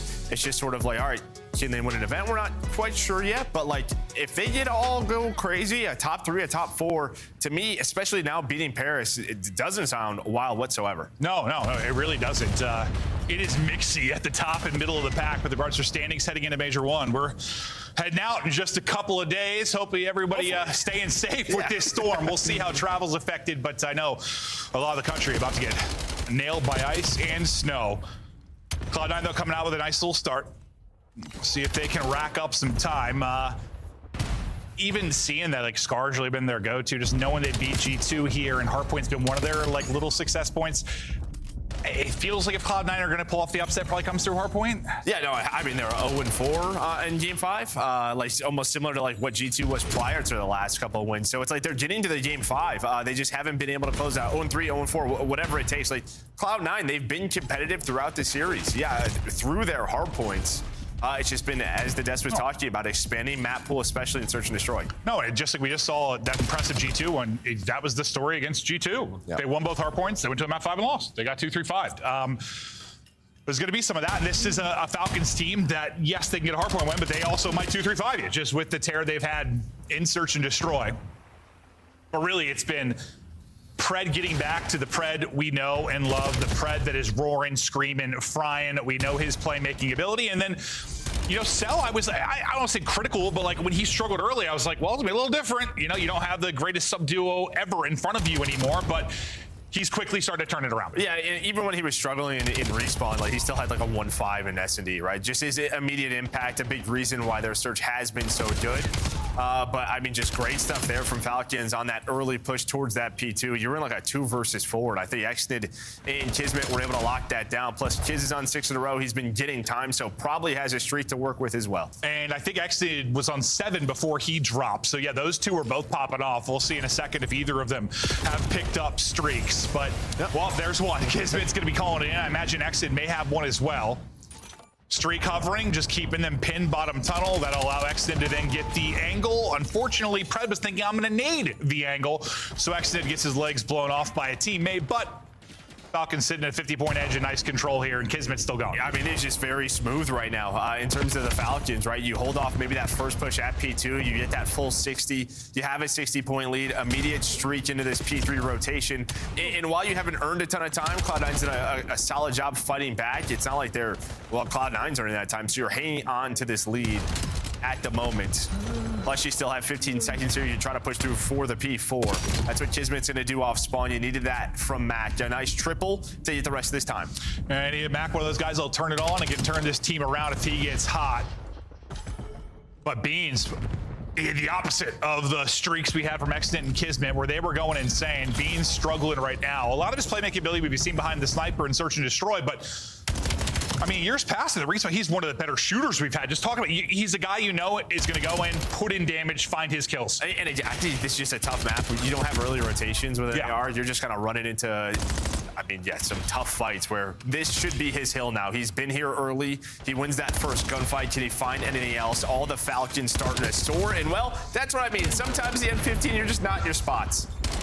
And it's just, I mean, it's just easier to, if you don't have a little help there on the cross, it's easy to close the distance and get up and close and personal with the sub, who is finding success behind the M15. That's going to be Celium. He was on 6 straight before he dropped. Falcons still holding on to this 40-point advantage. They'll grab this final 20 or so. Pushing it out ahead of the pack is going to be Kismet. And this is a map where we've seen the value from a player like Kismet. He's made some heavy rotational plays, picked up pinches, played that like lurk tuck in a corner, found the entry frags. He's been big for them on maps like this. No, he has, and even right there, you see it with Exnid. So they both go on some long routes. They're able to find the kills. Again, this is just like beautiful hard point right now from Falcons, the way that they are controlling the map. And when you're out slaying this heavy, it's going to play this simple, but just making the right plays at the right times right now is Riyadh. You know, when we first saw this roster, as Kismet almost pulls off 3. When we first saw this roster, we thought it was either going to be one thing. Like Kismet was going to be like maybe the most important piece for this team. like the absolute glue that you need, the brain behind the operation, or he was going to be the scapegoat. Now that it's really starting to click, it's looking really, really good. Kiz has found his place. This team starting to rip and roar. They're up 70 points right now. Let's hear the comms from Falcons. Yellow stuff. Nice, Hold the right, Kiz. Hold the right. That's the last guy. I'm blocking. Yeah, I got it. I'm gonna cut the right, guys. Let me know when you have right. I have the right. You have it now? All right, bet. All front, guys. All front. You have it now? Yes, sit. I'm flanking tunnel, wait. Yeah, Wait, two front. I'm behind the front, wait. I have in front. I got my P1. Two front, guys. P1. Last one. I'm running. Blue. Back right. Beans. Back right. I'm in front to see. Beans on me, back right, guys. I'm here. I'm here. Yo, Beans in the back. Beans side door. Front. Beans side door. Help. Side door. That. Behind you, Kiz. Get back. Mate time. Side door blue. After P1. Yeah, all good. After will be P1. You guys bang. I hear you. Statue dead. I better be. Outer beans. Side door. Side door. Come on. Give me some. Okay? Two They already knew or they blind back? Yes, already knew. I'm trying to scout out. Oh, dead. There's one that on me next to me. I'll tell you which one. Oh, nice one. They're gonna be drunk. I'm letting him have that side. I should be good. Yeah. Yo, give me Go. I'm holding it. One tunnel me. After it. That's Marcus. I like what I heard. I think one thing that stood out for me, and maybe it's just the nightmare that was last year for Pred at the beginning, when he first came back into that Optic team, his comms and just situational playmaking was abysmal. You could tell he was behind. He was mostly calling out players that were weak. There, I just heard a lot of small talk, like, I'm doing this, I'm taking this route, I'm holding this. Just saying what you're doing. I mean, yes, there are times you need to call out this guy's weak, this guy's dead, blah, blah, blah, but just like a little bit of small talk. No, I mean, they're setting up plays, right? They're understanding the spawns. That's key. We're blocking. Okay, yeah, I'm going to push top. They're all going to be front. That was towards the P2. And then even right there, right before P3 pops, you heard Kiz sort of like, all right, they're spawning behind me. Like, there's just this awareness. They're calling out where they are. And, all right, they're reacting off of that. Again, it's just been smooth so far for Falcons. It feels like comms just something where it's easy to maybe get lazy. Maybe the easiest thing. I mean, we hear it 100%. Yeah, we hear it time to time from team to team. It's like the thing you can't, right? Like, cause it's like I don't know if it's as much as laziness, as much as like maybe some teams truly just don't know how to play some aspects right now. Okay, but right now, I think these guys, they truly have all right, this is how we are going to play this situation on this map. I'm just a firm believer, like, it's just number one, man. Like, the gunny cannot be hot. You can be making some misplays, but if you're communicating well, you can get through that stuff. But anyway, solid comms out of him, and the scoreboard expressing that as well. Up 100. Cloud9 gonna need a crazy comeback if they're gonna pull this off. Yeah, I mean, this game would be done if it wasn't for like that's Cloud9 break right there, and there was another one at P2. Like, there was like that maybe two of the sort of missteps, if you would even call them that, from Falcons. But every time they've had it, there's been a response. You're gonna fight for the final 10, get that time. Plus, guess who's already in the next hill? That's gonna be Pred. And they could be a very scary team if they're gonna be playing the game the right way and communicating well. I mean, I think that was maybe the concern when you got Selly and Pred next in together. They were kind of, I don't know, kill first, red dot chasing sort of players, or just that kill first mentality. But if they can really click behind the coaching staff and, Kiz, they are an absolute threat. This is one of those series you just need to, I mean, you're heavy favorite. You just need to come in, close out, don't play down to your competition. So you have a chance for a #1 seed. Yeah, they know that. I mean, what a turnaround here it would be for Falcons. But you might be playing Optic first round at #1. Who knows? You are wrong. Yeah, but you take the small win. The fact is, this is an organization. It took them a long time to win that first series. Now you're fighting for the #1 seed. They're spending. It definitely helps. It absolutely helps. They're spending and they're scoring. It's what, 29 needed for the victory. Cloud9 still fighting it out here in mid. Everyone kind of struggling. I mean, also spending and not getting the #1 seed. I mean, that's true. That's true. I mean, tell me about the Browns and Deshaun Watson. I don't. You can do some spending and still lose, Joe. Yeah, absolutely. A lot more to that one. Focus back to Call of Duty. Is another streak going to come in. It has been all Falcons really from the get-go. They lose a couple of players. This streak comes in. Being contested on the point, Streak can at least connect with one. Bodies are up. Afro stuck between 3 players. They'll push that out, and they have plenty of time to seal it here. Cutting it off from mid, it'll be Xnid, and he's able to get both. That might have been the dagger into the final push of Cloud9, or is there? Nope, there is no miracle to spread this one out. So, great job from Falcons. I mean, even like that last situation when Celium's in the Hellstorm there, like 2 players spawn out, and then there was just like I spawn in the back, so Xnid turns around and gets 2. Like, I don't know, there's just a very, as soon as they spawn up, what's happening on the map and where do I need to be, they have it right now. Yeah, it is absolutely clicking for them. Solid stuff, and then they get to search and destroy, which has been their bread and butter. I believe that was the Falcons pick, so we'll get to Cloud9 search, see if they can answer back. I know Beans has been kind of terrific with the snipe in hand at least, but we'll take a look at some of the stats. Fred didn't have to do much from a damage front. The teammates putting in work. I mean, you're seeing a scoreboard like this with Xnid and Kismet sort of leading the way, kill column-wise, kill time-wise. You are a happy Falcons fan. Especially when you're winning by 120. Because my big concern was I just thought, for whatever reason, this team had potential to be like FaZe Black Ops 3, where they might outslay by 20 and barely win a hard point, or outslay by 20 and lose some hard points. But no, I'm happy to be proven wrong. They're playing some good COD. No, still could happen. Yeah, still a long year. There's gonna be a lot of ups and downs, no doubt about it's it. Crazy the coach was on that team too, dude. Throughout this stage, they've shown what they can do, and even maybe when they're down and out, like they're fighting back through 2, 3, and 5. Right, which is going to be a big question mark versus the top teams. Obviously, Cloud9 1 and 5 right now, but their strength has been hardpoint. You beat them by 120 points. Good start. Oh yeah, very, very impressive win. And maybe I just put a little bit too much on that Cloud9 win over G2 on this map, but that was, I mean, that was a month ago. Long time. It was ways past, but I still. I mean, C9 hasn't won a match since their first one. Yeah. That's tough. And I remember I argued with you, at the beginning, like after seeing Cloud9, at Kaeson's tournaments and some of their hardpoints, I was like, they might be all right. Well, the Monster. Yeah. Oh, sorry, the Monster event. Yeah, not Kaeson. Sorry, the Monster event. Top 4. Yeah, I thought it was a team that could be like middle of the pack. I was wrong, at least as of right now. They are struggling. Now, is there much they can do to salvage this going into the major? No, but maybe they could step up the major and find some upsets for them. As you look at the game flow, though, it's just control is what I see from it. Yeah, I think when you just sort of look at this lineup and this roster, you look at the stats. Like Cloud9? Yeah, when you look at C9 overall, like KD, nobody's over a 1. The only player who's really over 1 in Surge is Beans. It just feels like the puzzle's not really fitting together. And at times, I think there is just a talent disparity. And that's what's interesting, though, because I feel like Beans, even when there were some of those bad breach teams, bad teams he was on, he was usually still getting his, at least from a damage standpoint and kill volume. Again, I think you've seen bits and pieces from all 4 of them. Afro's gone crazy on a couple of scarred hard points. Just consistency. It's just sort of all being on the same page, all doing it. Yeah. Well, I feel like we've had a lot of those teams where at least one guy, if he goes off, all 4 of these guys, I feel like I've been on those squads. You're just sort of taking turns, and that's never what you want to do. Okay, well, when I was gassing Beans with the snipe, I was speaking purely from my own commentary. I hadn't actually seen this graphic yet. So, yes, he has been doing well with the snipe in hand, as he's leading all players. 25 snipes for Beans. He has been lethal with it. It just hasn't, unfortunately, led to a ton of S&D victories. Maybe it starts here. Yeah, and it's been on this map where really he's seen a ton of impacts, right? Just sort of drifting all over the map, even challenging top, middle. He's had some highlights on Colossus, so we're staying on this.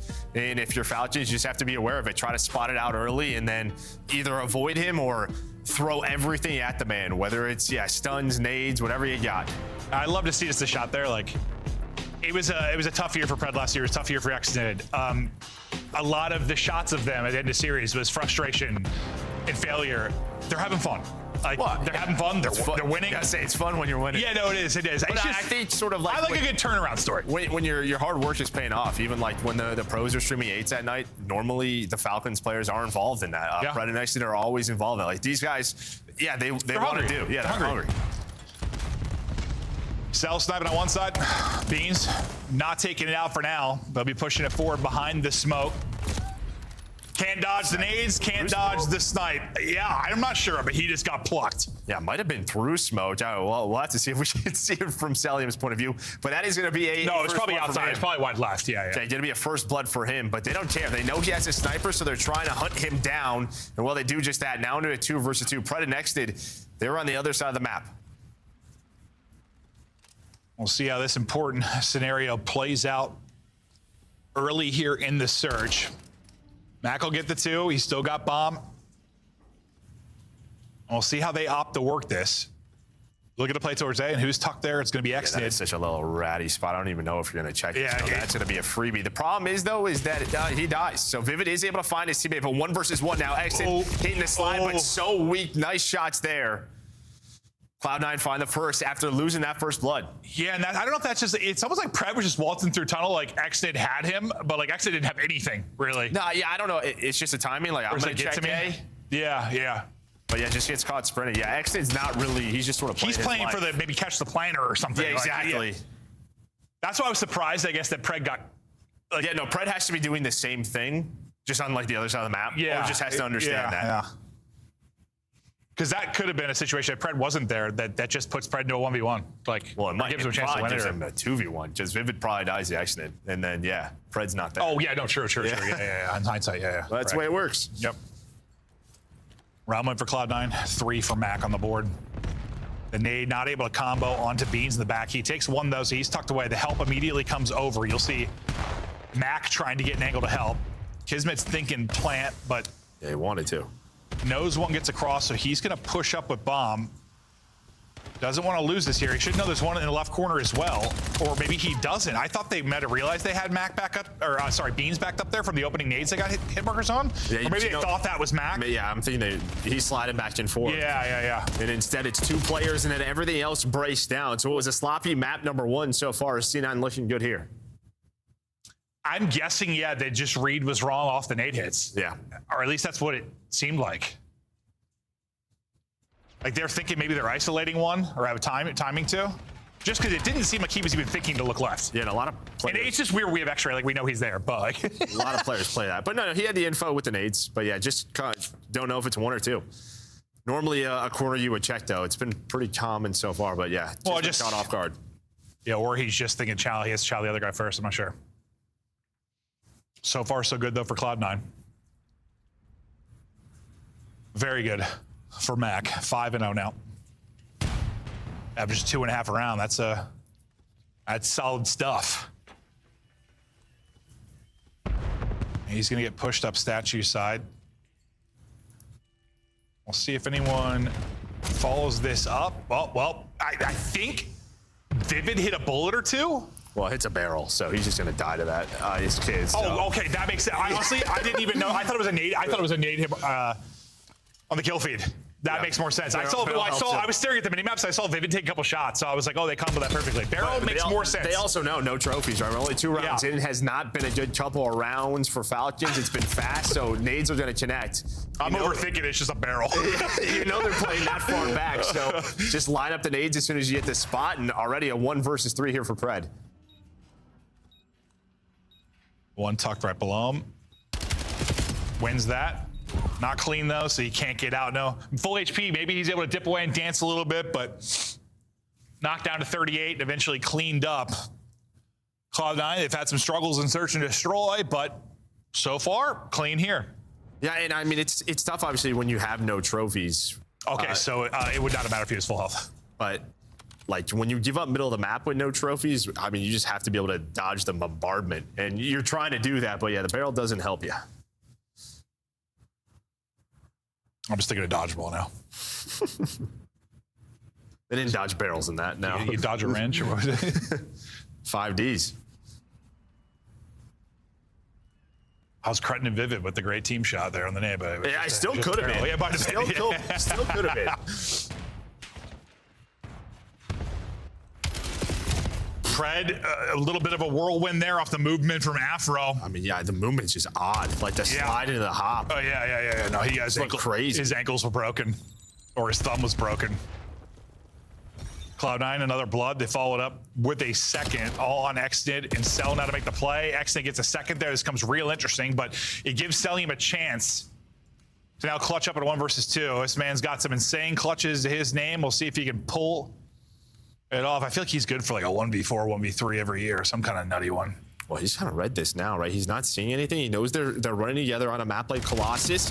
Does he expect the second? Almost. The pre-fire was in. Wait, he snapped. But just a little bit weak, though. He's a little bit weak. Yo, he snapped on a forehead, though, I think, like that. That would have been disgusting if he won that. A nice work again. Just early kills going the way of Cloud9 in this map. Yeah, he was close. Doesn't hit him at all. It was looking around him. But yeah, he was it? I thought he snapped on his forehead. Well, yeah. In his area. Okay, well, close to his forehead, I guess. In real time, I thought he hit some bullets there. I guess I'm faded. I thought that was a flick. It was close to one. Okay, well, he had a near flick. I got all excited for nothing. 4-0. Cloud9 bouncing back after the hardpoint loss. Beans leading the sniper kill category for the CDL currently, looking to feast. He's hit 1 or 2 so far. A little double route through tunnel. Kismet. I'm vertical. I'm out of here. Yeah, well, Falcons, they finally play a little bit more aggressive on defense. They know they've been giving up middle of the map and just has not been working. Early pressure from Cloud9's been too good. So you try to switch up the pace, try to catch somebody tunnel. Now you're going to have to back away 30 seconds off the clock. Last time we cast like phase here where they looked really solid. It was just about tunnel control. Like their tunnel control was insane. So yeah, it's mid-map. Each team taking out one to the 3v3. We got Bean still looking for a adios. Misses the snipe and sells in 15. Looks like one. Vivid last up to keep this clean. Otherwise, Falcons finally on the board. I know it's a very different map. But like last time we casted them was what, the Paris match. And remember, it was like, when they went on a little roll, it was like 4 straight rounds, right? That's how I think they gave up 4, then won 4 straight to win it, remember? I'm just laughing because like people always talk about how annoying it is to play against Cell, and I mean, you just saw it right there. Oh, yeah. I mean, every single kill is like a pop-up. Yep. Especially he knows that snipe is there and just throws it. I want to get one of those like Jack in the Box things just with Cellium popping out. Wait, that'd be awesome. amazing. That'd be so good. Someone had to have made that at some point. That'd be incredible. Maybe they'll do it now. That'd be incredible. Just Cell popping out. I mean, oh, that'd be the most accurate toy ever. Oh, God, he pisses me off. I love him. All right, we'll see if Falcons can start to streak a little bit here. I mean, their pick is going to be what? That's them. We're going to raid the final map where we saw them beat Paris. So they're confident there. If we get that far. If we get there. Plan. Done. I think with the help from Cell, he nearly gets caught, but he's able to help his planner get out as well.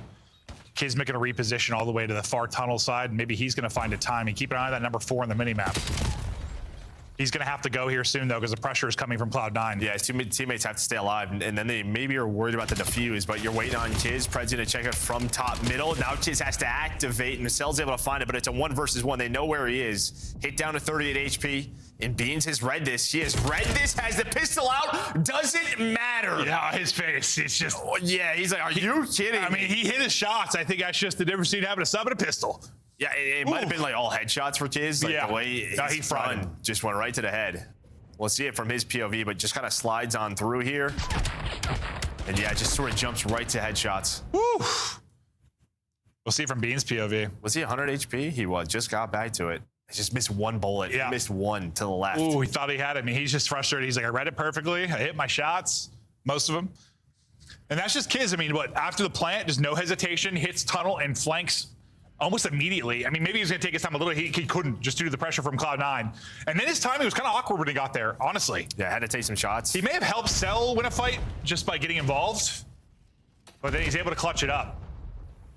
You saw some of the importance of Kiz in that opening hard point. Not statistically having the greatest game right now, but impact moment there to get them around. And honestly, a big one. Now the blood. So Kiz starting to have some special moments here, 3 and 5. Big part of why they might be able to pull off this comeback. On top of the streak being called, right? So you get nothing so far out of this if you're Cloud9. And, well, Falcons are going to go. Starting the trades. Dominoes starting to fall. If you're Cloud9, you talked about this streak. The last time they played, and here we go. 4 in a row for C9, responded by 3 in a row here for Falcons. Yeah, I like to make up stuff, but like I feel like when I've watched them in search, they are streaky, bro. They'll just like lose a bunch of them. They just when they get things start to click, they just win around. I don't know, man. You didn't have to admit to that. I was running with it. It's not that I make stuff up. It's like I just see like a trend from Cassie a couple matches, and I just act like that's just what happens all the time. But then when it does happen, I'm like, yeah, well, like I told you. It's happening right now. It is happening. Nice blood from Kiz, and then they go hunting with the triple swing onto Vivid. Yeah, I mean, that's just 2 frustrating rounds in a row, right? You lose the 1 versus 1, and now, like, and you just, if a Hellstorm's being called in, you just can't die. At first, I thought they messed the timing up because, like, Vivid got a kill, right? Because they didn't swing really together on that. I thought I was going to set up Beans to then get one, but unfortunately, Cell just, I think, started to smoke him off the heady. I thought that timing was like a little bit off, just because you gave Vivid a one-on-one when you're trying to like triple swing, but they had the numbers and they took advantage. Kismet, 3 straight now. Looking to get more involved, plays that tough position of being bomb planner, and they're just trying to get to a position where they can get the bomb planted and get him out with his life. Yeah, this is a fake, so you throw the smoke, but you have so much presence at A still, so C9 are just going to stay. I mean, Beans backed up, but Vivid stayed, Max stayed. They're going to go down, though. So it felt like you had to, well, that doesn't help you. And this is kind of what the Dex was talking about. It just feels like, I don't know, once things start going bad for C9, just look at their faces. It's just sort of like, uh-oh, they just spiral. Yeah, it's probably one of those things, too, where, I mean, you've got 4 players. There's a pressure in the sense, like, you might be 1 step from being out of the league. Like, you're playing for your spot very much, right? Like, well, they might just all 4 be, like, just similar. Like, Afro's just getting back from Challengers. Matt coming back in. Like, Vivid's been, we didn't know if what year was going to be his, like, last. Like, Beans, you think, has some more legs behind him, but I don't know. I mean, any of these guys, they got dropped down. I don't know if they're getting picked up type thing. So there is definitely some pressure there, and I think with that pressure, when things are going bad, like, I don't know, you feel that, bro. Like, you feel that. They're going to need to do something come major time. We'll see if they can pull anything off, but still, they try and close out this search. They were up, what, 4-1? Yeah, 4-0. Sorry, 4-0. Yeah, 4-0. It's now there's just trades all over the place. Do you have game audio? No. Okay, just making sure. 2v2 now. Now I do. Okay, me too. It's so weird when the game's like silent. I don't know. It's like I'm not casting when I've got none. A crucial 2v2 and a 4 versus 4. They're already through though. Are they gonna know this? Are you gonna check this? Maybe Beans just spotted. He turned around for a second. I don't think he did. I think. But you just gotta know on a map like this. Yeah, these timings can't happen. Looks like they're gonna get the plan in clean. Now it's gonna be on Xnid and Kiz to retake this. Afro and Beans to try and hold. Kiz got both weapons to work with.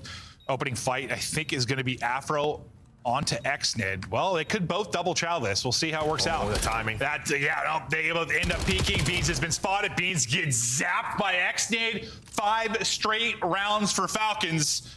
I told you. I mean, simple as that. Once they start winning. Well, even like that 2-on-2, right? If you're going to play sort of a, I don't know, just sort of backed up and play a 2-man game like that, if you're C9, it just feels like you should be watching each other's cross. It feels like you should be shooting first. And that's not what happened. And like, they should set up a trap. Instead, it was them just getting trapped. I mean, it's just, it's like that back box is great and all, but you're worried Beans can't really help you. Yeah, they have to watch like 3 to 4 ways. Yeah. So just don't love the post-plan setup? Yeah, it just felt, I mean, there were a lot of timings, and you kind of saw it play out. Yeah, and it might just be because of Beans' snipe. Like, there's a position he feels comfortable playing from, but that's all he had. It might just be that, whereas you play a little bit different if he had like an M15. I don't know. I don't think he had one. Oh, did he not? Oh, okay. I was thinking he had snipe. You might be right. No, he probably doesn't at this point. Yeah. But I don't know. I mean, you would hope you just don't give someone a 2-on-1 for free, like without. There are a lot of things they hope for now, because they've lost 5 straight rounds. And there's Kiz with another blood. Yeah, another blood with an 8 on a map. He was 1-5, now 7-6. Kiz has turned it around. The team has turned it around. 5 straight, looking for 6 straight. And honestly, it kind of reminds me of that Paris match at Raid, though. Like, once they figured it out and it clicked, they just don't look back, bro. It's like, I don't know if it's like a confidence thing. They start playing with confidence. Yeah, how the other team is sort of playing the map. Or it's just really, like, great changes by them. I think it's mid-round adjustments. Adjustments is the word I could not think of for the life of me. Thank you, Joe. We might have to make another adjustment, though. Beans is going to make this a 3 versus 3. Bomb's not planted yet, so you're staying patient if you are C9. It looks like the next player is really going to be, say, on to Afro, but he gets caught, so has to back down. And now it's Pred setting up a pinch, and the timing cannot be worse for Afro. Afro dropped. Exited. Couldn't quite snap. Beans and Vivid clutch it up. All going to be on Pred. See if he can make the play. Maybe adjust my pants. 1 versus 1 now. Just over 10 seconds to go. Recoup and bomb, but can he get to B? This is a very small map. He's going. He's fast. He's quick with it. He got there. Got it. Got it. Beans reads this as well. Oh! Where did his bullets go, by the way? I don't know. Is that like something with a plant animation? I have no idea. That looked weird, right? Just no, it looked a spectator very, on my COD, or I'm not sure. Yeah. Well, I thought somebody beamed earlier. They did hit bullets, so what do we know? The may just missed. I just how the animation looked to see like snack back behind it. I thought he would have got like 1 hit marker there. It was a weird one. It was a weird one for sure. You know, online and bullet velocity minus the square root of pi plus pi. Yeah. Equals bullet. Hit. Sometimes. Round 11 now. It was 5 straight rounds for Falcons where Cloud9 finally got one. Can they close out? I mean, wasn't Mac like 7-1? So yeah. Yeah. No, him and Kismet basically just completely flipped. Yeah. Okay. It happens. Now their nades. Cell hit. No follow up. Afro, vertical not there. Afro, vertical not there. Afro, vertical not there. I think he's just peeking it. No. Maybe. I thought he was trying to hop up on the ledge, honestly, at first, so maybe just peeking. Yeah, they were just checking the corner, but it might not matter. 4 versus 2 now. Cloud9 recover. I thought we were trying to tuck in the corner like we see people do, just poke on that ledge. Beans, 4 in a row, clutching up. Predel gets dropped, and now the 5 straight from Falcons. Not enough. Cloud9 able to steal it. A sigh of relief. Yeah, I see Afro just sort of like, all right, thank the Lord we won that. Yeah, because that would have been not the full-on, like, full sale, but brutal. I mean, if you go from 4-0, give up 6 straight and drop, or just lose it, period, up 4-0, that would have been tough. But they're able to get the map victory. Still a little worried about this Cloud9 team. It was a little shaky after the hot start. Yeah, I don't know if Mac might get, 1 more kill. 1,600 damage, but I mean, a lot of that comes in the first, 4 rounds. Yeah, Vivid with a nice team. He drops 11 cell double digits on the other side. Maybe the one thing that stands out is we talked about Chiz's first bloods, the couple he got, but actually 5 first deaths on the map. So struggled in that regards. But I mean, if you're Falcons, just can't go down 4-0 in a hole, right? As nice as it is to go on a streak like that and bring it back, it only took a couple of rounds from C9 to turn things around and tie the series up at 1. Exposure will be the map 3 as we're tied up. Still the favorite Falcons massively in this. Cloud9, get away with 1. I mean, that was nearly, that would have been serious for me. I mean, you lose that thing is done. They look broken now, maybe a chance to get something going. I don't know, man. How did Cloud9 do this, Joe? Tell me. How did they get the victory? I mean, honestly, go Beansy Poo? In terms of just basic odds, slaying has to be better than what we saw on map 1. And we get back to the respawns. We'll see if they can pick the slaying up or the Falcons continue to take over. Nearly able to steal that map 2. Come up a little bit short, but exposure has been solid. To the map 3 after the break.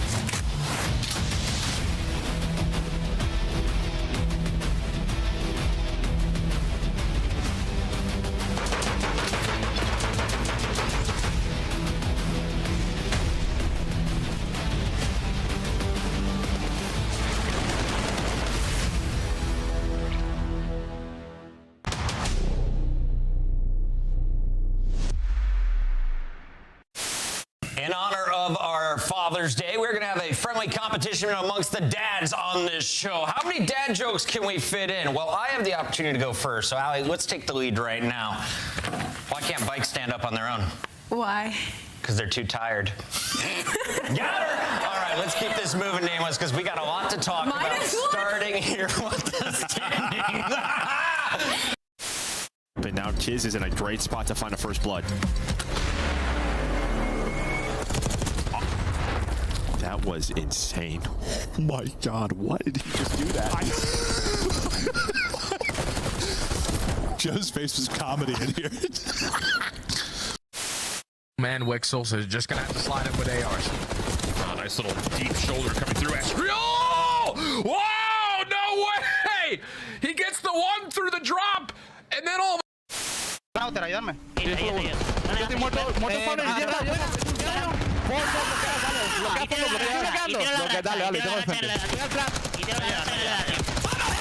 Vaya remontada, hermano. ¡Qué buena, chica! One time. Vamos bien, mi time, that's time. Nice,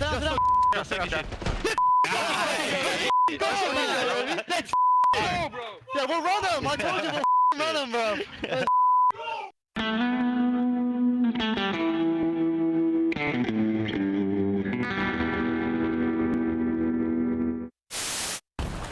Anti bridge. Yeah, our bridge is shield. What's left? I'm cutting mid. I'm not sure if I'm getting old, but I swear to God, Joe, sometimes when Celium talks, all I hear is.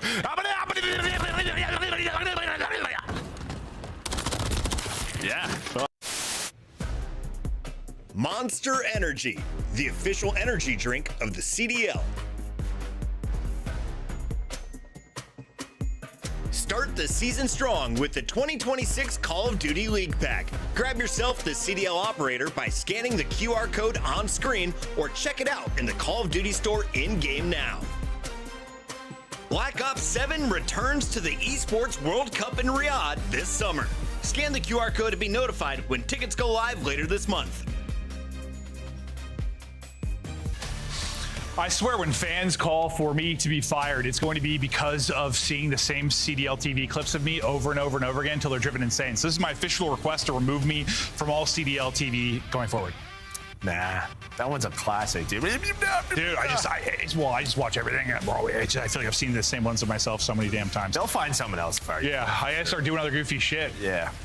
Throwing it back. No, I'm kidding. No, don't, please. Okay, let's look at the lineup. Heating up, Joe. Talk to me about heating up. They are, but I mean, it's also been very close games, right? I mean, 3 in a row where you've won by one score. Then Carolina, you beat them by 2. But Expo 2-0 on the year.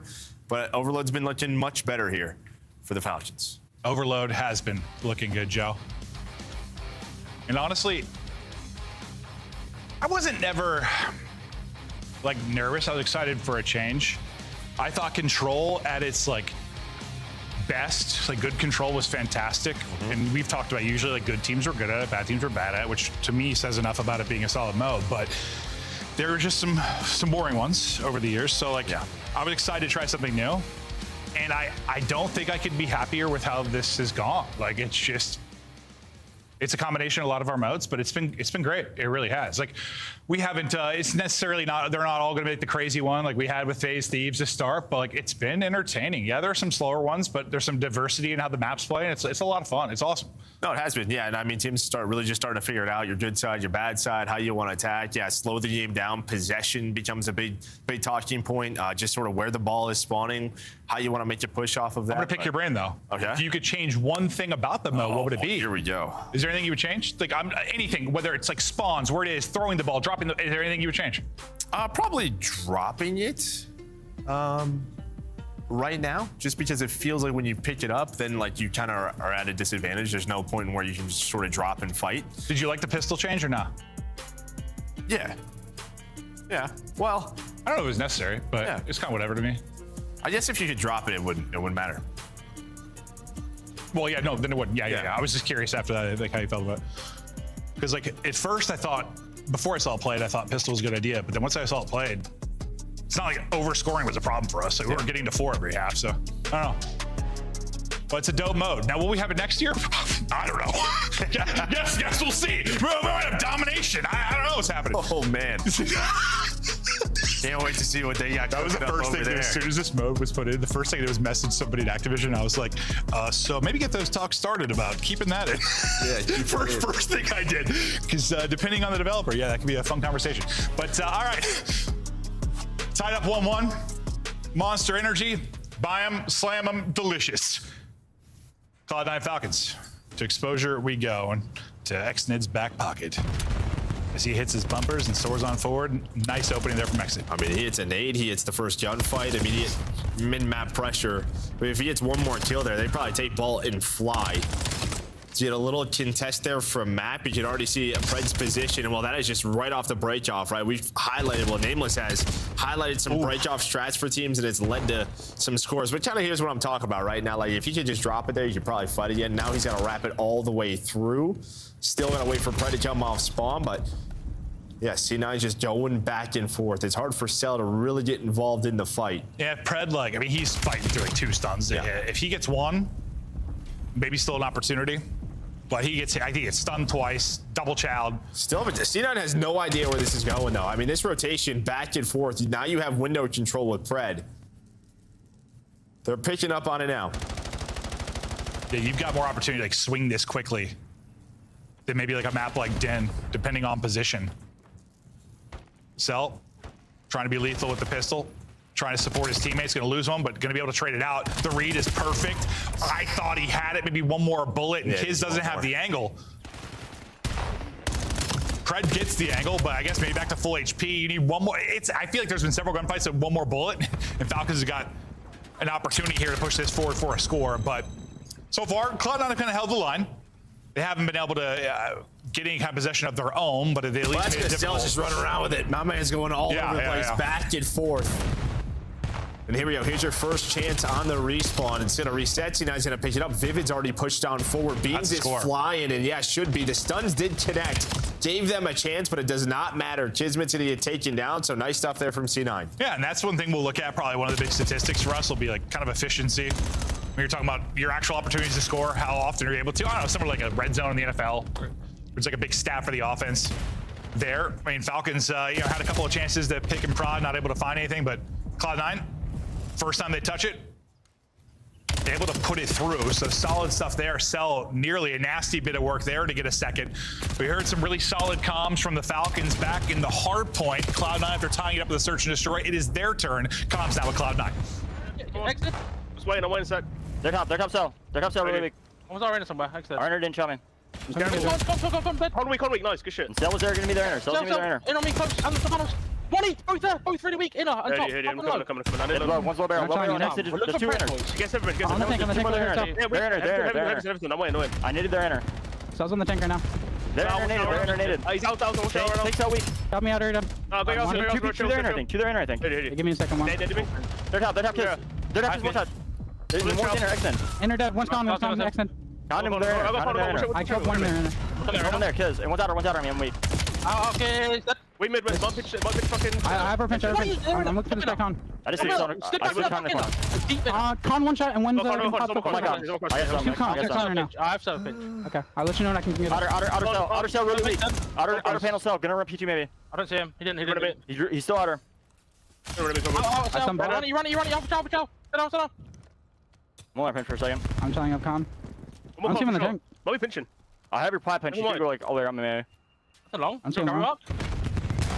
You got wrong, get us. I have to longer now. I have to long. Come, get us. Come. In, close enough. Yeah, in Eric's in the com. I can't. Our dark. 2 in, man. 2 in. 3 on the right, and one's con. Can you yourself fast? Free. I killed one. There's 2 more with him. One's going in and then they'll go bow and outer. It's gone. Go. Top panels too. Absolutely done. Nice, good shit. Back pot. Under our pot, 2 plot. Yeah, back pot. Our back server kill. P5 Fred, weak P5 last night. P5 Fred and 2 towards our back server. P5 and mid, X's gonna be mid. We got server. LCL. I'm trying him out. I got server right now. I'll ran from dark. No, SD. Hey, bomb, dead. Nice one. They're already up there, right? They're already going down. How many mid? Come. I'm trying to play from Pipe. On the tank. Nice. Thought for a moment there Cloud9 was going to be trapped in. It could lead to multiple swords for Falcons. It looks like they've held on. Under 30 seconds to go, EMP in a dangerous position. Exit behind enemy lines. Just smoked their building. Unfortunately, not able to get a kill. The resnap, though, the reposition good. Unfortunately, he loses all his teammates. So now he's got to track back. Yeah, at least Kiz is locking down ball control, right? So he's locking this in. He's able to find one that'll slow down this attack if you want to go for this video C9, but Beans goes on a big flank exit. He's in the top window. He's kind of out of this play for now. He's going to have to fly on through to help. They should be able to watch it. Vivid is. So last chance now before the half here for C9. And that almost reminded me of those plays we see in Control a lot. Like that guy forward, he's like, do I track back and help? Or like, if my teammates get kills, I'm in the best position ever. It's making a decision when you get to those spots. It can be so tough. I don't think this is going to lead to anything. Yeah, they should be able to get that kill. You were like trying to set up a pinch with number 6, but you ended up watching that if you were Falcon. So pretty like slow back and forth. As soon as we got to that listen, it was kind of just a standoff at tank for like 90 seconds. Then it was your big chance for Falcons. Like we saw how frustrating it was from C9's POV for the players in Falcon, or for them to be in their base just over and over and over again. But they only gave up 1 score. Yeah, I was gonna say, so like, based on how that went, you feel pretty good if you're Cloud9? Yeah, I mean, you can just tell in the down play. They were just like, yeah, in the blender a bit. Yeah. No, 100%.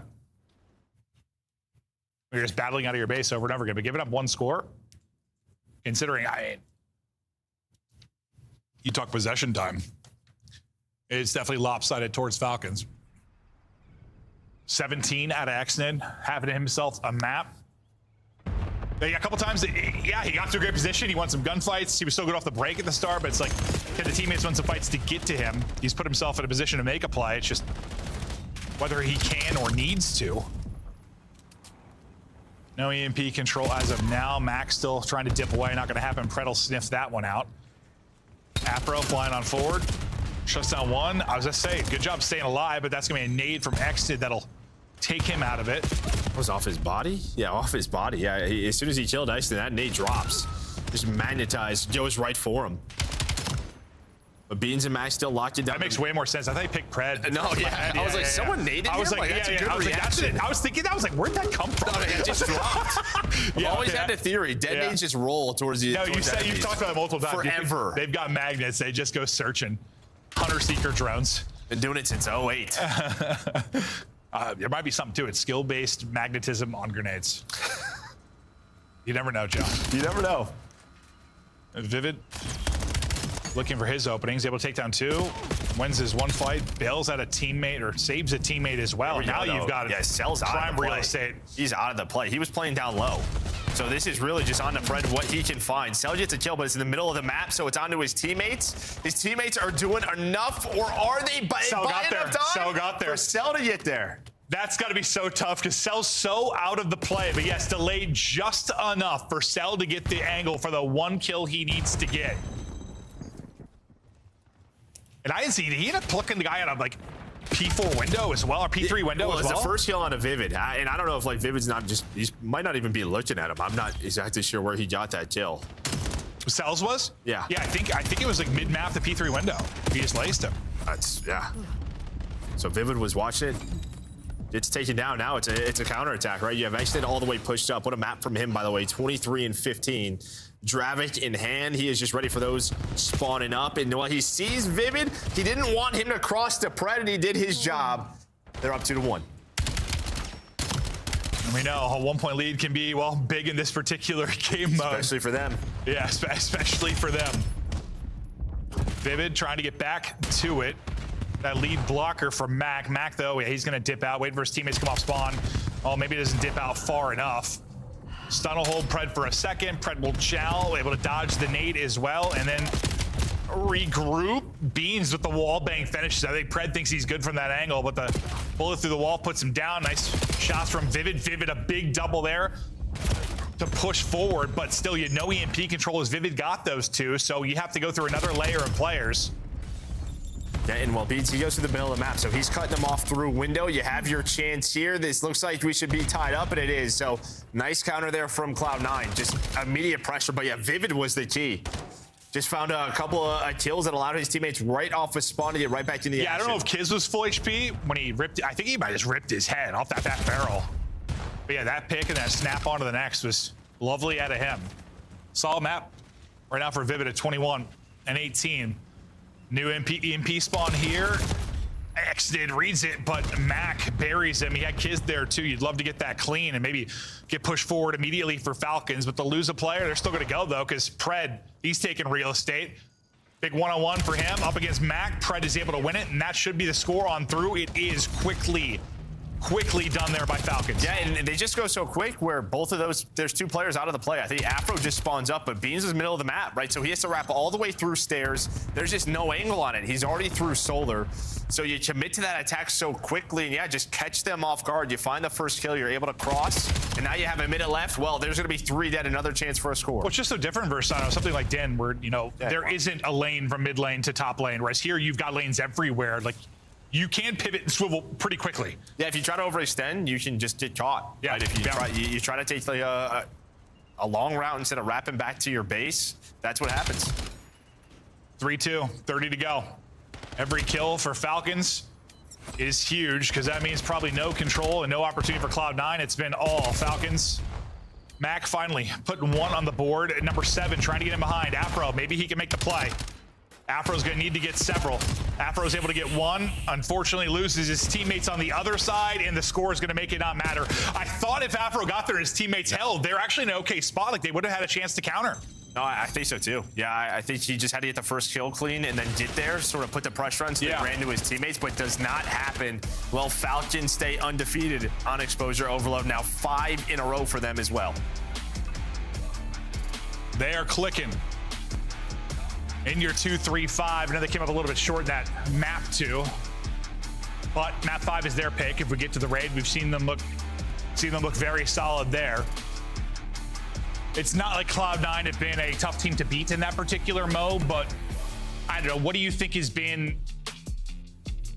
I know for me, for Falcons, like with a map 3 type mode, I know players like Pred, Exton, how huge they can be. Like, we watched it in Control, we watch it in this, we watch it in something like Ump, like even CTF. Like, if you can get loose, find routes behind enemy lines, disrupt things, what a pain you could be. And they have a couple players like that, and it just sort of makes sense to me they'd be solid at this. Yeah, I think that's what Isid was doing incredibly well. In the first half, he was always in a window.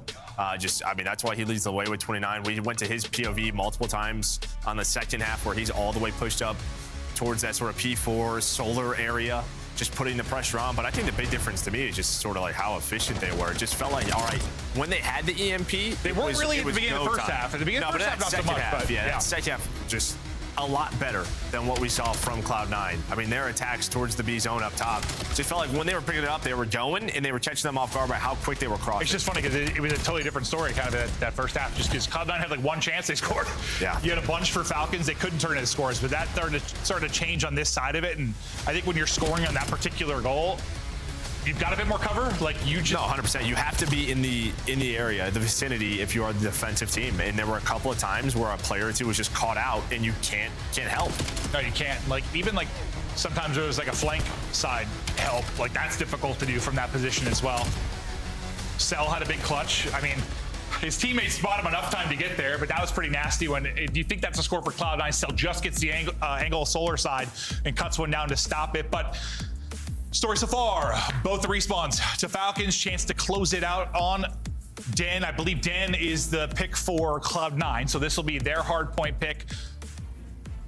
A big test here to see if they can get this done and push it to a map 5. If it gets to a map 5, sure, why not? Like, especially the snipe at Beans, raid might be one you could find a lot. Why not? Well, it's because they haven't won a map 5. That's why not. That's a good point. Yeah, they've done it. They have done it.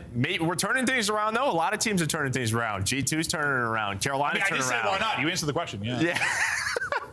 Yeah. No, that would be why not. Way to win at this point. No, at this point, it's going to have to happen. It's going to have to happen. But they're going to have to slow down this duo, what we saw from map 1, both leading the way, not only in this lane, but also in the objective, right? So these guys were doing it all. No, and listen, we thought these are 2 players. I mean, they're very different players. But I think 2 players, where they're at in their careers, very different. But, like, if they were on bad teams, they can struggle a lot. Being on good teams, I think they're in a great position. Like, especially for Kismet, but like Xnid on that old Falcons roster. Like, you saw the moments, you saw how talented he could be, but now put him with a good cohesive unit with other talent around him, and he's really able to shine. And I think Kiz especially, like, Kiz if we saw him on like a bad team, he was struggling. But like with this, I don't know. It's sort of like, I don't know, other examples in the league where you have these young players and there's not vets around and they struggle, right? They don't really know how to play. What's the right play? And I think actually it's probably just been a sponge in there, learning from everyone. And I mean, having Kiz, not only is Kiz running that flex now, right, the AR, but he's also been such a good entry sub for so many parts of his career where, hey, Xnid, like, this is what I would used to do. This is what I think is the right play. So I think when you're a younger player, you just have a lot of questions, and immediately you get those answers with this crew. Well, and decisive. There are maps like Colossus where he'll pull out a sub and he is playing the intro all the time. So like he still gets back to that, and it's gotta. I don't know. It's always kind of fun to watch those great sub players transition over to AR. And and that was like the highlight for Kiz last year. I swear, every time he would like pull out the AR. You brought it up like 12 times. I was like, dude, this guy's gonna be a flex next year. And well, surprise, surprise. Map 4, Falcons chance to close this one out on Den. Xnid right back to the dirty work as the lead man here. Little ring around the rosy. He's able to find it, and the pace does not slow. The shot, unfortunately, a little bit off there as Vivid comes sliding out for the window. But Cell to try and pick it up. I needed one more bullet. Vivid's winning some gunfights, so he's still going, by the way. Vivid somehow gets 3, gets his teammates onto the hill, plus they flip the spawns. What a life out of Vivid. And you need more of that. If you're gonna beat this Falcons. No doubt about it. Just so, I'm not even gonna say Vivid, just in general for Cloud9, Big plays, and there's gonna be a 3 dead, make it almost 4. Before this next hill is going to pop. But you see Vivid, he just blocked in spawns. Should be ready for new. Remember, this is Cloud9's pick, so when they felt confident going to. And so far, so good. No points for Falcons. Nice little 30-point advantage off the opener. Rotation to P2, and now set up inside. Dravix out and trying to hammer him. Cell, though, as he gets a pick, that's the call to go forward. Alfred wins a nice one. The reinforcements come. Sometimes it's one gunfight win, buys you the time with how close those spawns are in the back for Cloud9. So great life here out of Afro. Sometimes just tuck away, bait a little bit, wait for the shots, and then make sure you got the gunny. There's always one more person. Now it's Mac's turn. What were those spawns? I mean, on both sides. Falcons player spawns behind one, but you're still getting time if you are C9. Probably a little bit frustrated. That again. Yeah, they were a little bit awkward. I was gonna say though, on the side of Falcons, where are the nades, right? You're running in over and over again. Have to be hitting nades, weakening these players up, and they just were not. Afro's going crazy. Great time for C9. Now a chance to answer back for Falcons. And even though Spawn's got a little wonky, Cloud9, even though it would have been the worst to give up that final 15 to 20 and just rotate. No, for sure. It's just like when you're starting to turn around, then kids like spawn behind one of the C9 players. No, I'd have to watch it back. It just must have been. It was awkward. It's been a weird timing. Yeah. Nice job from Xnid. He locks down one side by himself. And while if you got one guy holding down one side, you're probably going to be all right. The split push just shut down from Cloud9. They never really get to develop the dojo side push. Wow. Beans has earned a streak. This is a wide open point. People are going to scramble away. He might get 3. Okay, he's going to run by him, but Xnid gets 2 kills. So I think this push is also chalked on the side of C9. Vivid's going to find 1. The missile doesn't get anything. But here we go. They are at least pushing from dojo. Yeah, Xnid out 5 in a row. Can he earn some more? Not going to happen. No streak for him. You should already see as soon as he spawns, he's going to start to work the P4 side of the map. But at least C9 does get the scrap behind that missile. Yeah, we'll see Mac. Have they spotted Mac yet? Well, now they have. Kid's not able to connect, then he does. Nice recentering onto him at the tree. That was the forward guy, then spawning out and flanking. That gets picked up by Cell. He'll shut down Vivid. Spawning out old will be Mac, so he's out of it for a moment after being the lead guy. Suddenly, though, you're going to be the team spawning out. It's all going to be on Kiz. All on Kiz, and he's going to get dropped. Well, it's just been sort of these one-sided plays. At P3, it was all Xnid finding doubles, right? Just handling those pushes by himself. This time it was Mac. Yeah, he goes on the flank and finds the double. That blocks the spawn, sets up the pinch, leads to this break, and now it's Pred on the other side. So wherever these subs are going right now, they're finding double kills, they're breaking hills. I think Mac was the first one to die at tree. He just spawned out, and his next life got 2, right? Well, then next life gets 3. Yeah. I don't know what's going on, but teams are just taking turn piecing each other up. Pieces are flowing. Cloud9 is flowing. Up 50. Trying to contest for now, or just take the time. We'll be Falcons. We'll get the final couple of seconds. We'll get into our second set. Xnid not able to win the one-on-one on the opposite side, which he's done so well because it's Mac's turn to be the hot hand. 14 and 10. Exnid versus Mac might be the conversation as we get deeper into this one. Cloud9, what? They went up 60-0 basically through the first 2 hard points, right around there? Yeah, through the first, it was 67-2, right around there. Okay, so this is where Falcons have really got to pick it up. Yeah, they got to deal with this guy, because it was at the P1 where Vivid was going off. And, well, that time just taken out. So nice trade. And I mean, that was a tough scenario there for C9 because they were fighting over mid-map. They flipped the spawns. Then you kind of have to react to that before your teammates spawn in. Just so tough to read. Oh, you got pushed for really far forward to your Falcons now. Oh, I thought. Yeah, some splits, but Cell's gonna be behind them. Where he did. Yeah, no, I thought they were all going to be spawning out. Well, he's only going to get one and then get traded. So C9 recover. Trying to set themselves up for this P2. But you see where Celium and Exit spawn. Beans is reading it. He's going to need some help. Afro has to help him out. Instead, he's playing front. Well, I got worried for Falcons. I thought they were going to play pretty aggressively for these back spawns, considering how it went last time through. They got pushed so far forward. I thought they were going to be in trouble, but they're able, well, still mixed here on the point. You still had Celium back there with the spawns. Max going to get shut down now. You get a moment to breathe, and we'll see if Falcons can turn this into points. Chance to, I mean, not a huge comeback, but start to mount the beginnings of one here. Yeah, and I think if you were C9, you just weren't on the same page because you had one player go to the back and challenge a one-on-one, and Matt just went to the hill. I think if Matt goes to the back with him and trades that, they end up with spawns. Like, either play would have worked out. I think they would have had the numbers for spawns or for the hill, but they sort of split and they lost both the gunfights. So now you have to fight back and do it through the scrap time. No, that's what we talked about sometimes. I mean, even if you're not making the right play, if you're doing it together, it can work out. Whereas if you're not doing it together, it probably will not. Cloud9 will take the rest of this time. They've still had, what, this like 50 to 60 point edge. I don't think a streak this time to use. Granted, the streak didn't really turn into anything, but where Falcons started to bring it back a little bit was here at the P3 last time through. They're going to need to do it again here. Exnid went kind of God mode on this particular point. From the left side of the map. They had deeper dojo control last time, but they're still turning into time. But Afro in a threatening position. One above his head. Oh my God, he lost the kangaroo. How did he get another? Cell's a freak. Yeah, I mean, he's just going to keep doing this, right? This is like what we see on Black Tart at P2. I got a pogo stick. Look at me go. I need that Jack in the Box thing made immediately. Maybe or a pogo stick with Celium's head on it. Maybe there should be a cooldown on that little hop. I don't know. I know, that looked insane, by the way. Yeah, it looks crazy. Afro is shooting actual ghosts. He had him second guessing his entire life. Finally, he's gonna drop Vivid, just a nasty angle there. The wallbang and finish it off. So, I mean, despite the fact that it looked okay for Falcons at the start of this, you chip away a little bit, you maybe cut it down 10 or 20 points. And look at this, Afro's so far pushed up towards the front of this hill. His teammates will know where this is happening.